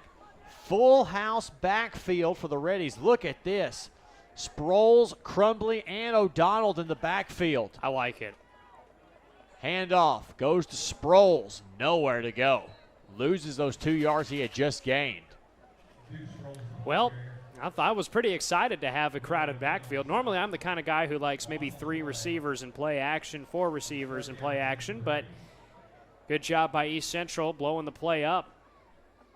They decided to put one lead back. That was the backup fullback Crumbly. They gave it to Sproles, and O'Donnell ultimately stayed back behind the line of scrimmage. O'Donnell, the lone running back in the formation here. Now the Reddies look to the sideline to change up the play. 8 seconds on the play clock. Morse will have to hurry. Clock down to 2 seconds and 1. He'll get the snap at the 1 second mark. Looks for Malone on a wheel route to the back corner. He caught it in stride. Tiptoes into the corner of the end zone. Touchdown, Reddies. And there's just something about, that pass, it took forever to develop because it had to. It's so hard to throw the ball diagonally. And Morse just places it perfectly. Malone beats his man out, makes the catch, but Adam Morse has been on point. Clean snap, hold, and kick. It is up and good. 1:22 left in the 3rd, and the Reddies have a 31-point lead now, 52-21. And a quick score update, too, as we await the kickoff.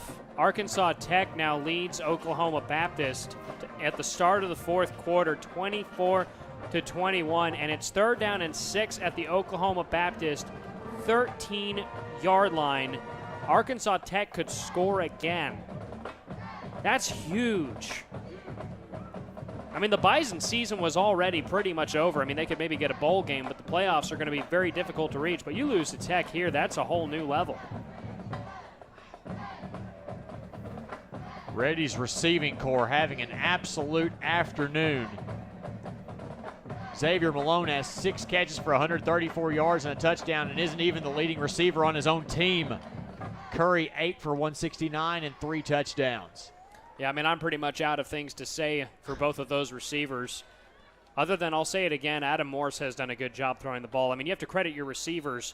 They're the kinds of guys who will make those kinds of catches, but you also have to be the kind of quarterback who places the ball in a rare spot. And that is what Adam Morse is doing. He's finding that small window. Martinez, a high and very short kick, fielded and stepping out of bounds is Jaquan Lincoln at about the 29-yard line. East Central will take over from there, 1st and 10 with 1:19 left in the third quarter. Reddies with a 52-21 lead. Another score update too. Ouachita is ahead of SWOSU 30-10. Looks like the Bulldogs' bid for their first win of the season is coming up short with 13 minutes left to go in the fourth. Of course, we'll get you all these updates as the game continues and concludes later this afternoon. Handoff to Herod, gone first down, bounces to the outside. Great move by Herod across the 40-45 and now out of bounds at the 47-yard line. Yeah, Herod makes a good cut against Pat Jones in the open field, and that cut right there bought him the space to gain several extra yards for a big first down. As we roll inside of a minute left in the half. Ready offense, 468 total yards through 3 quarters. Trips left. Herntzer looking, now steps up in the pocket. Flushed out to his right, takes off on foot across midfield and pushed out of bounds at the 45-yard line by Caleb Bowman. It's good balance by Herntzer. Could have easily gained only 4 yards, but able to stay on his feet while tripping up. But for East Central, you're down by 31, very difficult to come back. Their next game will be home against Oklahoma Baptist, and that could potentially be a win for the Tigers based on the way the Bison are playing today. That'll be a really good game, regardless of the outcome of the other ones. Handoff to Herod on 2nd down and 1. He's got the first down and more across the 35 and down to the 33-yard line.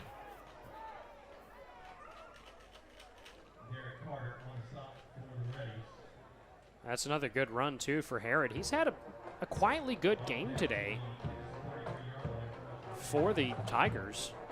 Had that touchdown earlier when it looked like East Central might be gaining some momentum, but he's the team's leading rusher today. And that's going to bring us to the end of the third quarter of action. After 3 quarters of play, the score, Reddies 52, East Central 21. We'll step aside and come back after this. You're listening to Ready Football on the Henderson State Sports Network.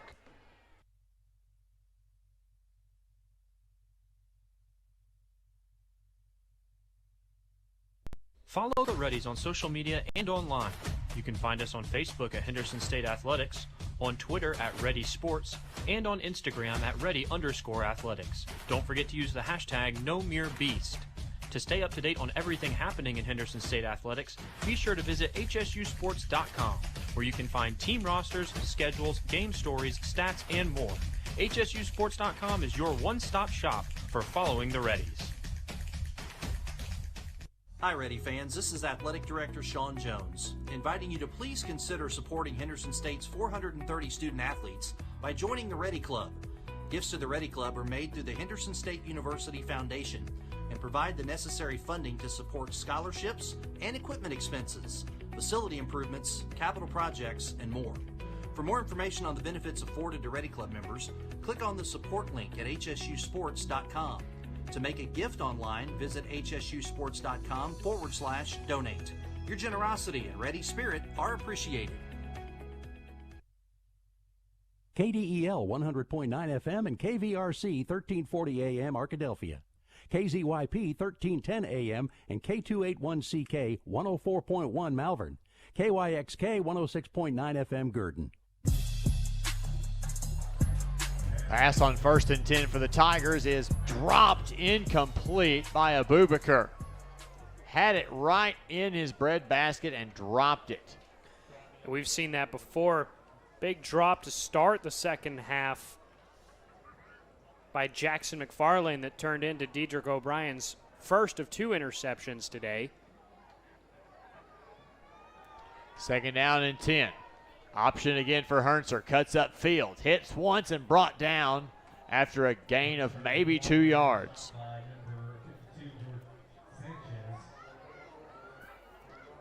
Ball spotted at the 31-yard line. 3rd down and 8. Just underway here in the 4th quarter. Reddies lead at 52-21. Outgaining East Central 468 to 350.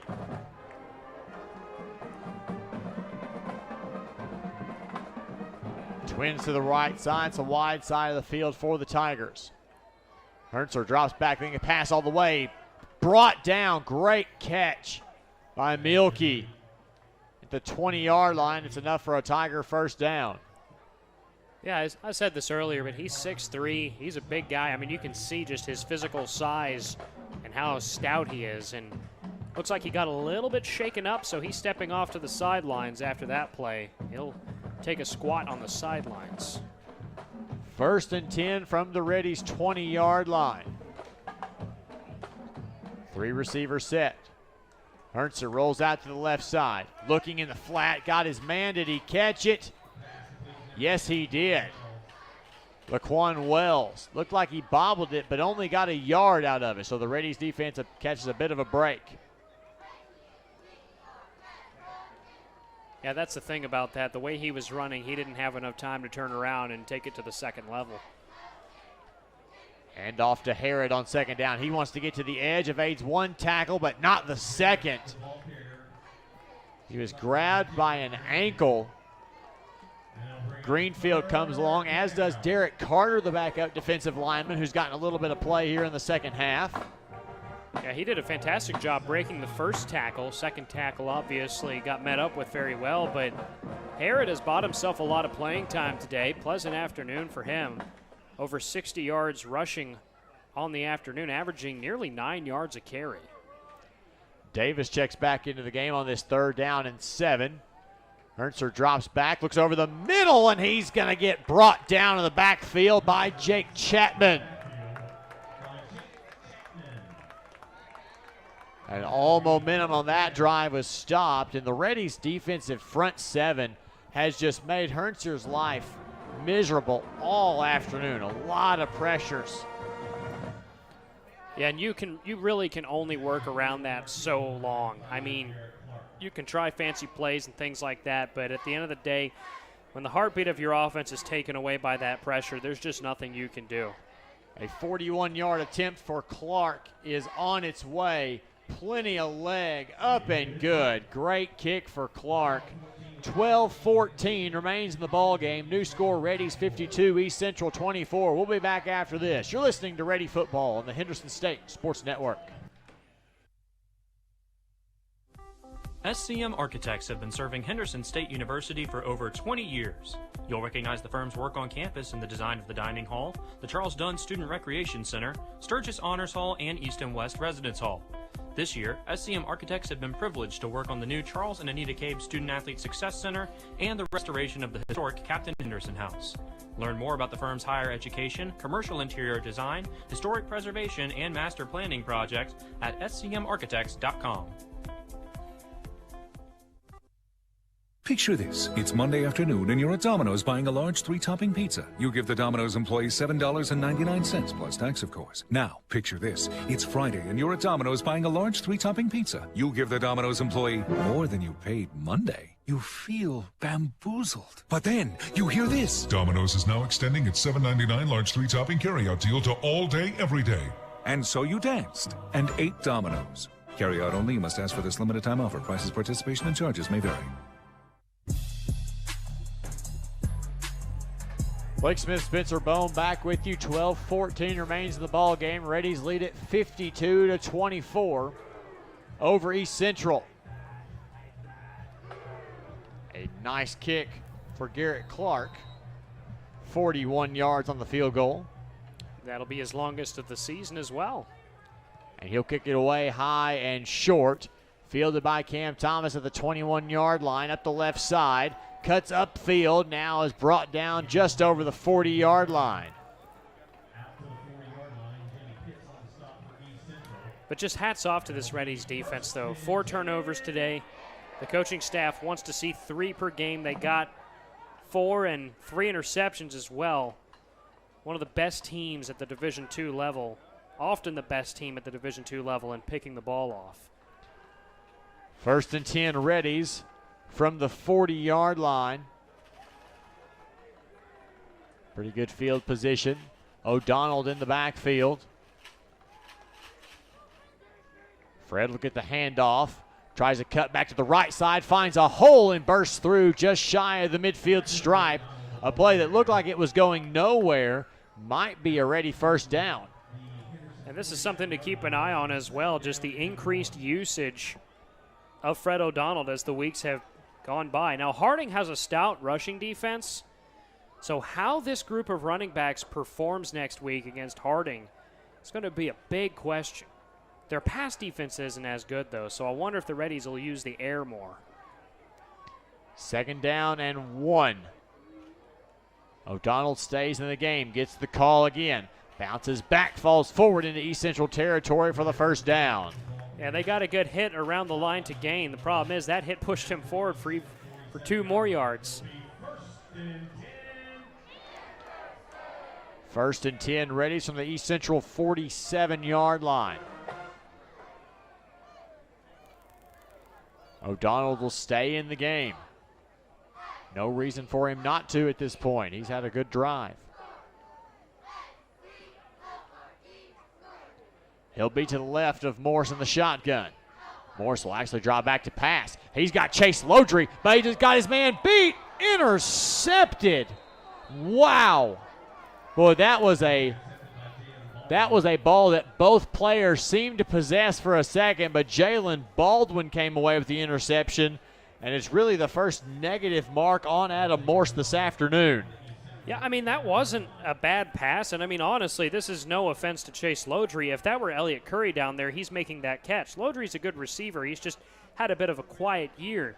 But hats off, though, to Jalen Baldwin fighting for that. That's his 2nd interception this season. Redshirt junior from Lawton, Oklahoma.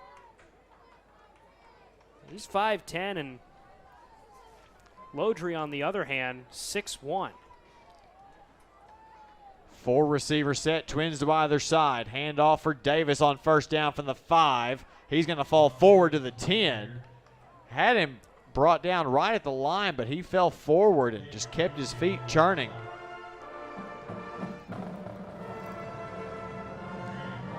Second down and 5 for the Tigers. 10.5 to play. Reddies lead at 52-24.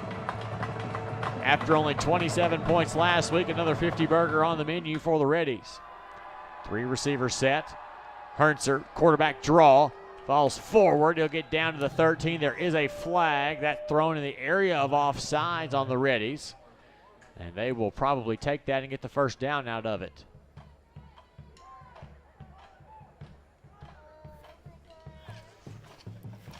Offside. Number 94 of the defense lined up in the neutral zone. The 5-yard penalty results in a first down.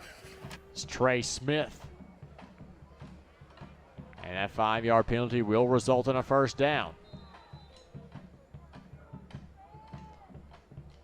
So East Central slightly out of the shadow of their own goal post. 1st and 10 from the 15-yard line. 3 receiver set, tied in the formation. McFarland goes in motion. Herntzer looks, has plenty of time, now checks down, has a man wide open. It's Embry, the tight end, and he'll fall forward for about 8 yards. We'll get him down to the 23-yard line.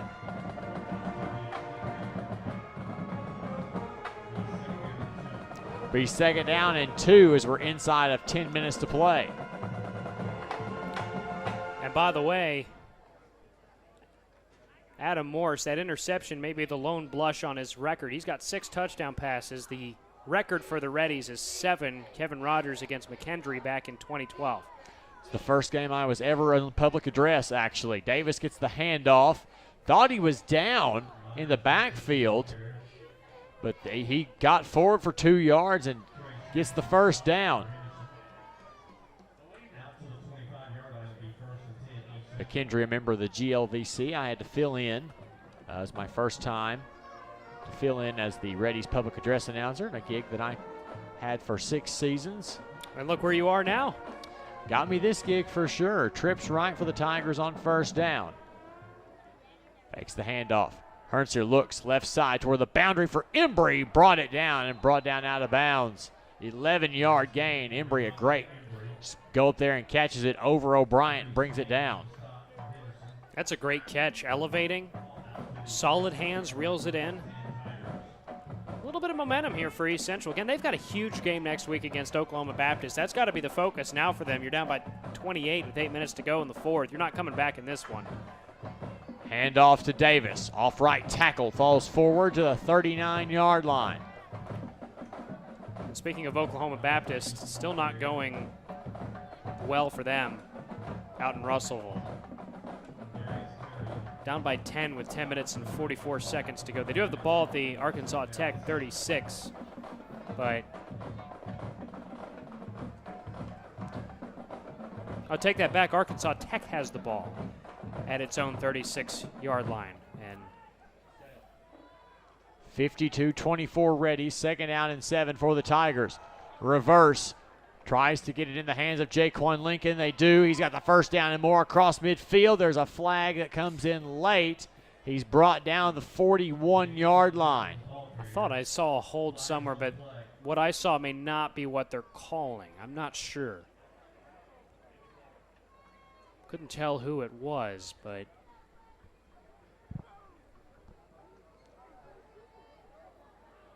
it'd be nice, be beneficial to the Reddies. This one comes back. Illegal block in the back. Number 78 of the offense. 10-yard penalty from the spot of the foul. Still 2nd down. So they lose 2 yards and get to replay the down. We'll take that instead of being 9 yards into Reddies territory.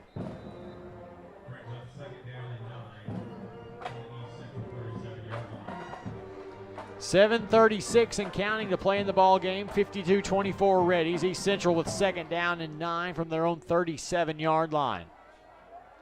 3 receivers set. Fakes the handoff. Hernser pressured in the backfield. Throws toward the boundaries. Got his man complete.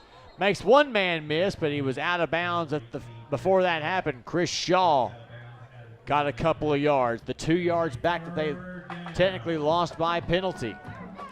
Yeah, pressure was coming there in the backfield. He was able to backpedal, and I thought that was a throwaway at first, and then was coming in and making the catch. It was Shaw, but again, not enough there, just a couple of yards, and he got 3rd down. This is really practice now. 3rd down and 7. Fakes the handoff, looking for Abubakar, 1-on-1 coverage. He does not get it. Batted out of his hands by Cam Thomas. A nice job by Thomas. Pat Jones was in the area as well, but Thomas really responsible for the breakup. And whereas Elliott Curry for the Reddies might be making that catch, it's a lot harder for the average receiver to come down with that. And a good throw, good use of play action. I mean, play action is really important when the pressure is being brought on. Just didn't amount to anything. Preston will stand on his own 25-yard line to punt. Thomas on his own 21.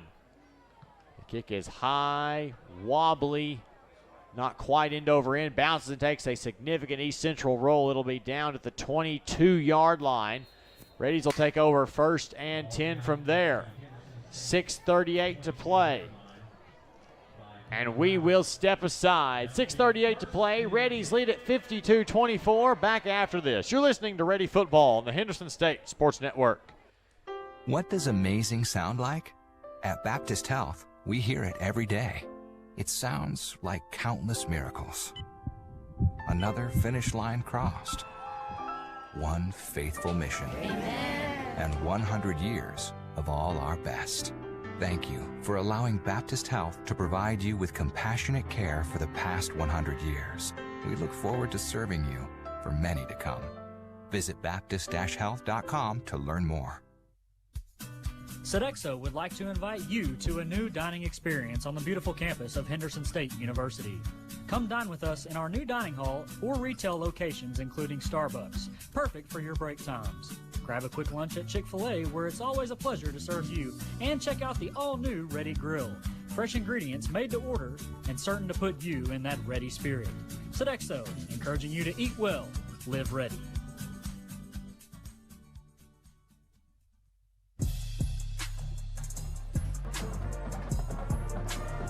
6:38 to play. Reddies lead East Central by a score of 52-24 with possession of the football at their own 22-yard line, 1st and 10.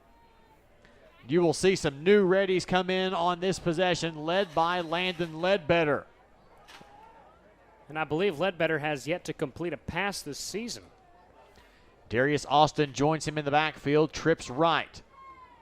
Darius gets the handoff on the read option. It's a couple of yards forward down to the 24-yard line. The good thing about having Darius Austin in this set, Spencer, is he has plenty of experience with the first group of Reddies as an injured Tiger player is down on the field. He's got his helmet off as well. I can't see the number from here, but it's also good news to see Landon Ledbetter on the field because it's been a couple of weeks, a few weeks really, since we've seen that. That's always your sign that you're winning a blowout. And I do have a number for this. Hayden Miller, number 69, the defensive end. And it looks to be a little bad, too, because his teammates are all kneeling around him. He's moving his head and his arms and his legs, so it's not the most serious injury we've seen. Right. And, of course, we are hoping that it's nothing more than a little cramp. And he'll be helped up, and that looks like to be a cramp in his right leg. He'll be helped off the field slightly. Bet all these players cannot wait for the temperatures to finally drop. I know I can. I'm tired of running the air conditioning all the time. Entergy charges me for that. Trips left for the Reddies. Henley Bland, Chris Hatsis to the near side.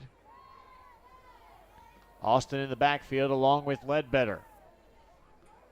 Handoff goes to Austin. He wants to get to the outside. Crosses the 25. Still on his feet. Gets to the 30 before Progress gets him. There, so it'll be 3rd down and 2 for the Reddies. And you have to imagine they're going to keep the ball on the ground as long as they can. Yeah, and I mean, what's 2 yards for this running game? You know, I mean, granted, maybe with some more reserves in the game, 2 yards is less of a guarantee, but they will keep it on the ground. There's no question. I mean, they might have Landon Ledbetter run because he's a mobile quarterback. He ran well against Northwestern Oklahoma for the limited amount of time we got to see him. 3rd down and 2. Handoff to Austin again. He's got the first down across the 35 and down to the 38-yard line. I'll go back to what I said a moment ago. What's 2 yards for this offense? I mean, the nice thing is, too, on a drive like that, you really just want to run the clock out. If you score, great. That's awesome. It would be the most points that the Reddies have scored in a game if they're able to get a touchdown here, plus an extra point because they'd have to beat that 58 they had against UAM. Trips right. Jacob Gray in the game as a tight end. Fakes the toss sweep, Ledbetter right up the middle, across the 40 and down to the 44-yard line. But yeah, you just want a slow, methodical drive. Let the clock run out. Don't get anybody hurt. And get ready for the biggest game of the season up to this point next week. You're going to play a formidable Harding team that's beating Southern Nazarene 49-10. Not a surprise. Southern Nazarene is winless on the year, but that is a huge, huge game. Ledbetter and Austin in the backfield. Toss sweep goes out to Darius this time across the 45. Stiff arms a man and loses the ball out of bounds, but it'll be at the 49-yard line. More than enough for a Reddy first down. But yeah, if you're watching this game today and you hear us talking, I'm telling you right now, watch again next week on YouTube. And if you can't catch us, we'll be on the radio as well. Arkansas rocks. Huge game against Harding. By record, among the second best in the conference. 3 receiver set for the Reddies on first down. Handoff again. That goes this time to Corian Burrell. We saw him against Northwestern. He falls forward for 4 yards. That's one of the great things about having just a large group of running backs who can all run the ball well. Coach Maxfield loves the ability to be able to rest one body and use another for the exact same thing. Running back by committee doesn't always work. And when I came in here, I wasn't a huge fan when I heard the term running back by committee, and then I saw how everybody played, and that changed my mind almost instantly.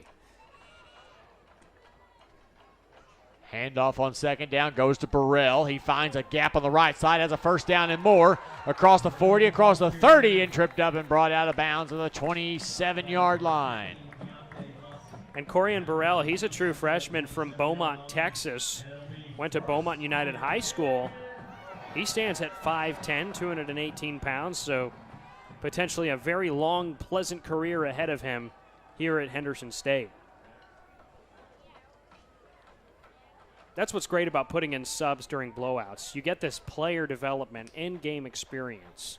And that you can practice a lot, but until you get the situation in-game against another team, you really know better. Burrell falls forward for a yard on first down. And that's the thing, too. A lot of these guys, I mean, perhaps not somebody like Burrell, who's a true freshman, but a lot of these guys practiced against each other for hundreds of days. No football played in 2020 for the Reddies. Actually, for East Central. East Central played 2 spring games, won both of them against Southern Nazarene and against Division I Tarleton State, a recent D1 convert. But for the most part, people just practicing against each other. Toss sweep to the right. Burrell gets it across the 25, falls forward to the 21. They might give him the 20-yard line. Looks like they will. It'll be third down and 3. They probably won't do this, but I'd love to see Ledbetter throw the ball, because that's another player whom you want to give some experience, because come next year, when Adam Morse graduates, he's one of your options at quarterback. So give him a chance to throw the ball. They're going to hand the ball off, but third down and 3, 1:35 to play. Reddies lead at 52-24. Ledbetter is going to pass. Steps up. Throws toward the end zone. Once Hatsis couldn't quite get it all the way to him. I take that back. They decided to go shotgun. And Hatsis very well covered. Hatsis obviously was blown up earlier for the fumble that was recovered by ECU. They didn't get a touchdown out of that, though, but he had 2 touchdown catches in the season opener. He's roommates with starting quarterback Adam Morse, too. He transferred to LSU after his season at Mississippi College. Didn't play football at LSU, just a normal student. Missed the game, though, came back here this spring. Fourth down and 3, Reddies go for it. Ledbetter steps up in the pocket. He's got the first down, falls forward across the 15 down to the 14-yard line. And that's the thing that Ledbetter brings to the table. Obviously, Adam Morse, he can run, he can scramble. Ledbetter's a little bit more of a mobile quarterback, though, than Adam Morse is. So you're going to see a lot of that when he's on the field. First and 10, Reddies on the 14-yard line, 1:19. We'll see if they just take it. Looks like they're going to go ahead and run plays. Trips left. Burrell stands to Ledbetter's right. Corian gets the handoff. Forward down to the 10-yard line. And I guess the idea of running plays instead of kneeling is perhaps just to keep getting that practice for some of these guys who, again, in the future seasons when the more experienced players are off and at their jobs or potentially the next level if they make it that far, these guys have to come in and do the same thing. So give them some in-game practice. Trips left on second down and 6, 34 seconds. Ledbetter keeps it himself on the option inside the 5. He's going to get in. Touchdown, Reddies. And I mean, why not? The Reddies are an extra point away from scoring the most points that they have all season. They beat UAM 58-18 3 weeks ago down in Monticello. So Timo Martinez is one extra point away from not only once again going 8 for 8 on extra points and 1 for 2 on field goals, but also giving the Reddies their most points of the season. Clean snap, clean hold, kick, deflected. That went through. It's still good. 29 seconds to play. Reddies 59, East Central 24. Reddies will kick off, and I would imagine East Central will run a play or two before we end this one officially, but looks like the Reddies are going to come away with the win. Yeah, 6-0, and they're ranked 9th in the country. Be interesting to see what happens to their ranking after this week. Now, Blake, obviously you know more about the Division II landscape than I do, so I'd be interested to hear your input on what rankings might look like after this game. You've got 2 Gulf South teams, a Peach Belt team, 1 out of the MIAA, 1 out of the Northern Sun. I'm guessing those Gulf South teams are West Florida and Valdosta State. Yes, and they're going to play each other at some point. I'm not sure exactly when. That's going to be a good game. And we'll see who those 2 teams are playing today. A lot of talent in the Gulf South. I mean, obviously Henderson used to be in the GSC. All 6 Arkansas schools that were in the Gulf South Conference actually broke off in 2011 and formed the GAC. So some familiarity there, but still a lot of talented teams there. West Florida is at North Greenville tonight. Low bouncing kick for Timo. Bobbled and fielded by one of the upbacks. That's Devin Roush, number 17 for the Tigers. Gets it down to about the 37-yard line. Valdosta plays Delta State, who was ranked in the preseason top 25, has lost 3 in a row to move to 2-3 overall.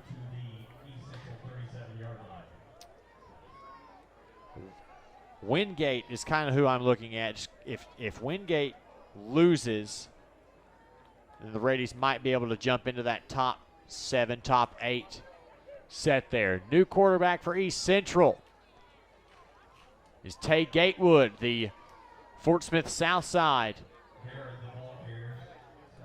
graduate. He hands off to Herod on first down for a yard. 10 seconds and now 9. That will probably be the last play of the game.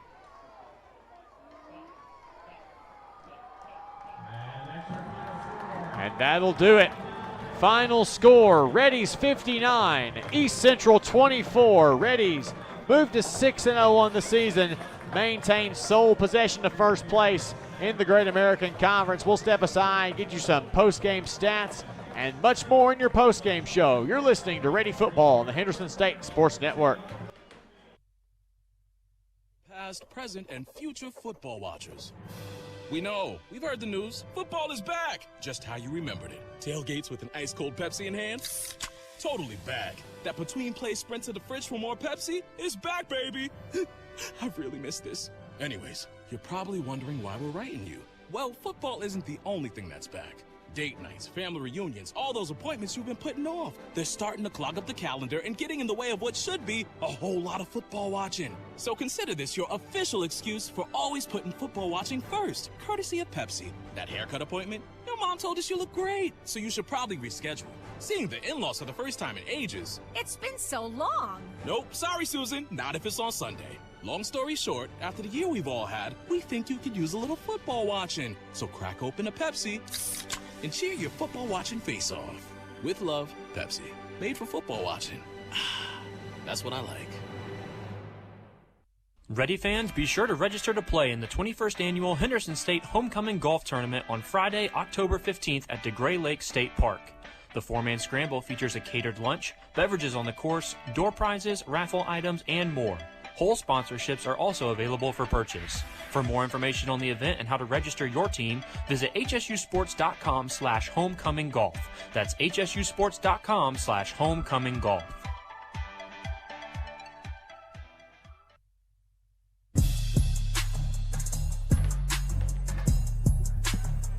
Blake Smith, Spencer Bone back with you. Welcome into the Wendy's post-game show. Wendy's is a proud sponsor of Henderson State Athletics. Stop by their new location at 3130 Pine Street in Arkadelphia or give them a call 870-246-5077. Wendy's, deliciously different. Reddies with a big win this afternoon over East Central. Final score 59-24.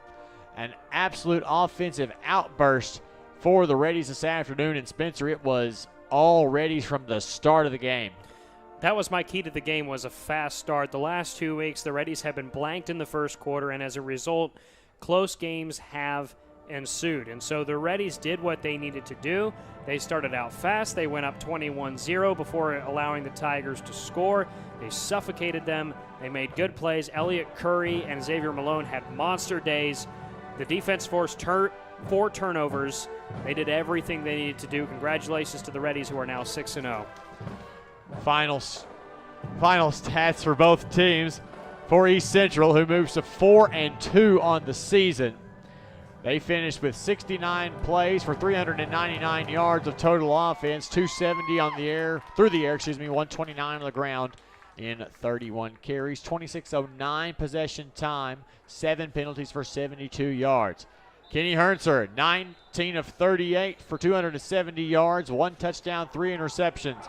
Namir Herod, the leading rusher, 8 rushes, 64 yards. Davis, 10 for 24. Lincoln, 2 for 21. Hernser, 10 for 17. Wells, the leading receiver, 6 for 62 yards. Abubakar, 7 for 50 yards. Embry, 5 for 32. And Mielke, 3 for 30. Baker, the leading tackler, along with Roush and Williams.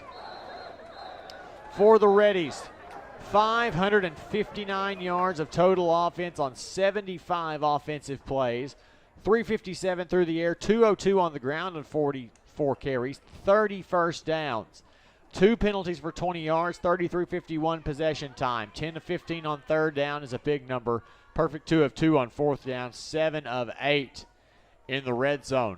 Adam Morse, 20 of 30 passing, 6 touchdowns, 357 yards, 1 interception.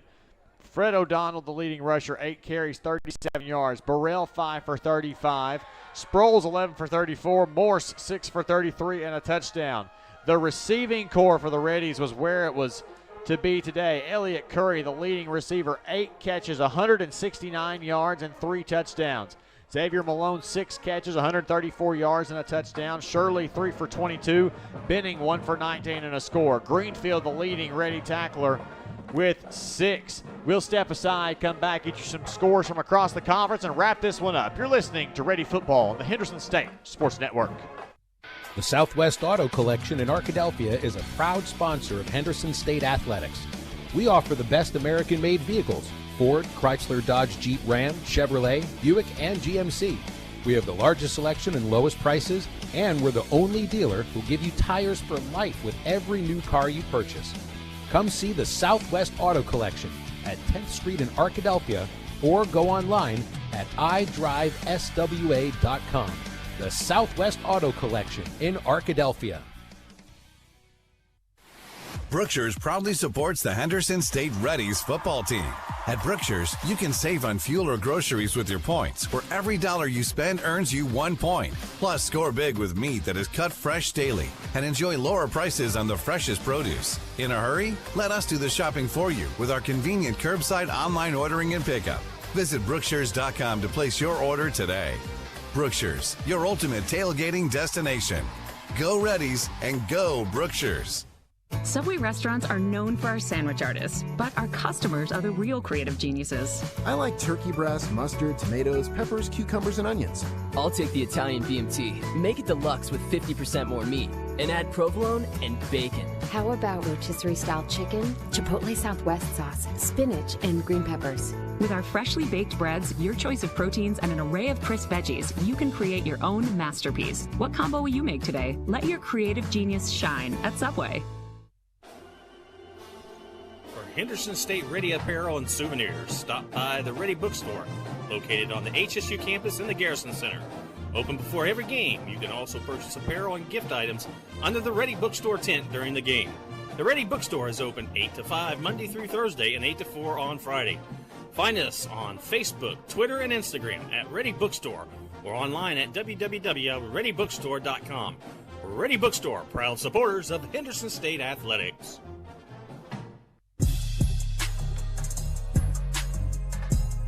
Blake Smith, Spencer Bone back here with you on the Wendy's post-game show. We'll give you some scores from around the conference as we are going around and making sure everything's going on. Of course, the Reddies with a 59-24 win over East Central. A final score in Magnolia, Southeastern Oklahoma 24, Southern Arkansas 16. So Southeastern improves to 5-1, bounces back after the loss to the Reddies. Southern Arkansas drops to 2-4. I don't think many people expected that out of our rivals from Magnolia. Final score, Harding 49, Southern Nazarene 10. Harding improves to 5-1. Southern Naz drops to 0-6, and that sets up the matchup for next week. 42 seconds to play. Arkansas Tech 38, Oklahoma Baptist 35. And Oklahoma Baptist just had a big completion, too. They're moving forward. Second quarter score. This game only started about an hour ago. Northwestern Oklahoma 17, UAM 14. And we know that Ouachita won. I don't remember the final score. See if I can get it pulled up for you. 30-10. It was 30-10, the final score. Ouachita improves to 5-1. Southwestern Oklahoma remains winless at 0-6. We'll see how long that Arkansas Tech Oklahoma Baptist game hangs on. We may sit here and take you through the tail end of it. But Spencer, while we're doing that, we still want to talk about the Reddies' dominant offensive performance today. And really, it came down to big play receivers making big plays. Exactly. I mean, Xavier Malone and Elliott Curry having absolutely dominant performances. That right there is just a recipe for success. You didn't see it last week when the Reddies went to Southeastern. I mean, credit to the Savage Storm's defense for that. But East Central was just no match for the level of talent that the Reddies had in their top two in their receiving core. It was really fun to watch, and you've got to give some credit to the Reddies' defense. They showed excellent spurts defensively, and it looked a lot better than we've seen from the Reddy defense several times this year. Yeah, I mean, after giving up, 49 points at home, and then only 24 on the road in Durant, and then 24 today, the 4 turnovers were huge. I mean, just the 1 interception in the corner of the end zone, and then Dedrick O'Brien's 2 picks, and the forced fumble. And I think another big play, too, it doesn't go in the stat sheet as a turnover, but it's a turnover on downs. 4th and goal from the 3. Dedrick O'Brien making a big hit on the intended target at the goal line. Just things like that. You definitely want the Reddies to put on a kind of more dominant performance on defense as far as not allowing some of those bigger plays to happen. There were some concerns in the secondary again where guys were just able to make catches for 15, 20 yards for East Central. But ultimately, when you have the depth and the talent that Henderson State does, it's difficult for any team to really compete well with them. Southeastern competed very well with them. But moving forward, we have Harding next week, and that's just going to be a crazy game. It's going to be an exciting game for sure. We want everyone to come out for homecoming festivities, of course, and to support the Reddies. At 2 o'clock kickoff, we, of course, will be on air here on the Henderson State Sports Network at around 1 o'clock. And we'll be streaming live on YouTube if you can't join us here at Carpenter-Haygood Stadium or at home on your radio dial. We appreciate you joining us today, and I think that's going to do it for this afternoon's broadcast. So for Spencer Bohm and for Lance Larkin back in the studio, for all of us at Henderson State University, this is Blake Smith signing off saying good night, go Reddies, and thanks for listening to Ready Football on the Henderson State Sports Network. Close your eyes.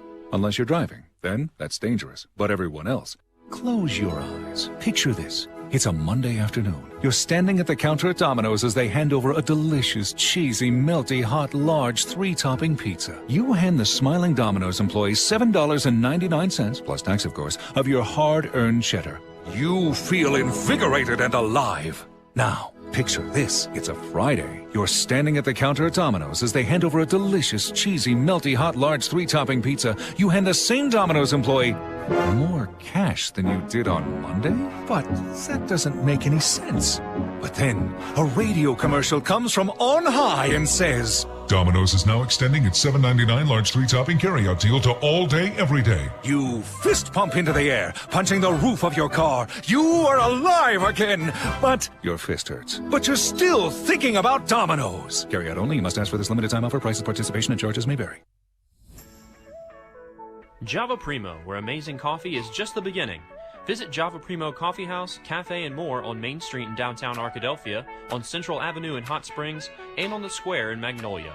Whether it's breakfast, lunch, dinner, gifts, or desserts, Java Primo has something amazing for everyone. Shop for gifts and gift cards for your favorite Reddy online 24/7 at javaprimo.com.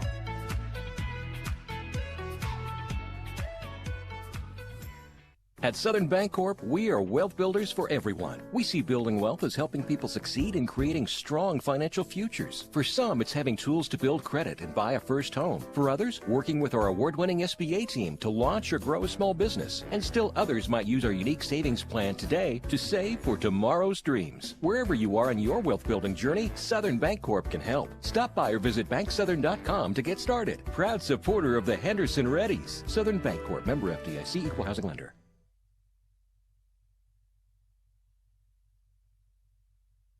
Reddy fans, be sure to register to play in the 21st Annual Henderson State Homecoming Golf Tournament on Friday, October 15th at DeGray Lake State Park. The 4-man scramble features a catered lunch, beverages on the course, door prizes, raffle items, and more.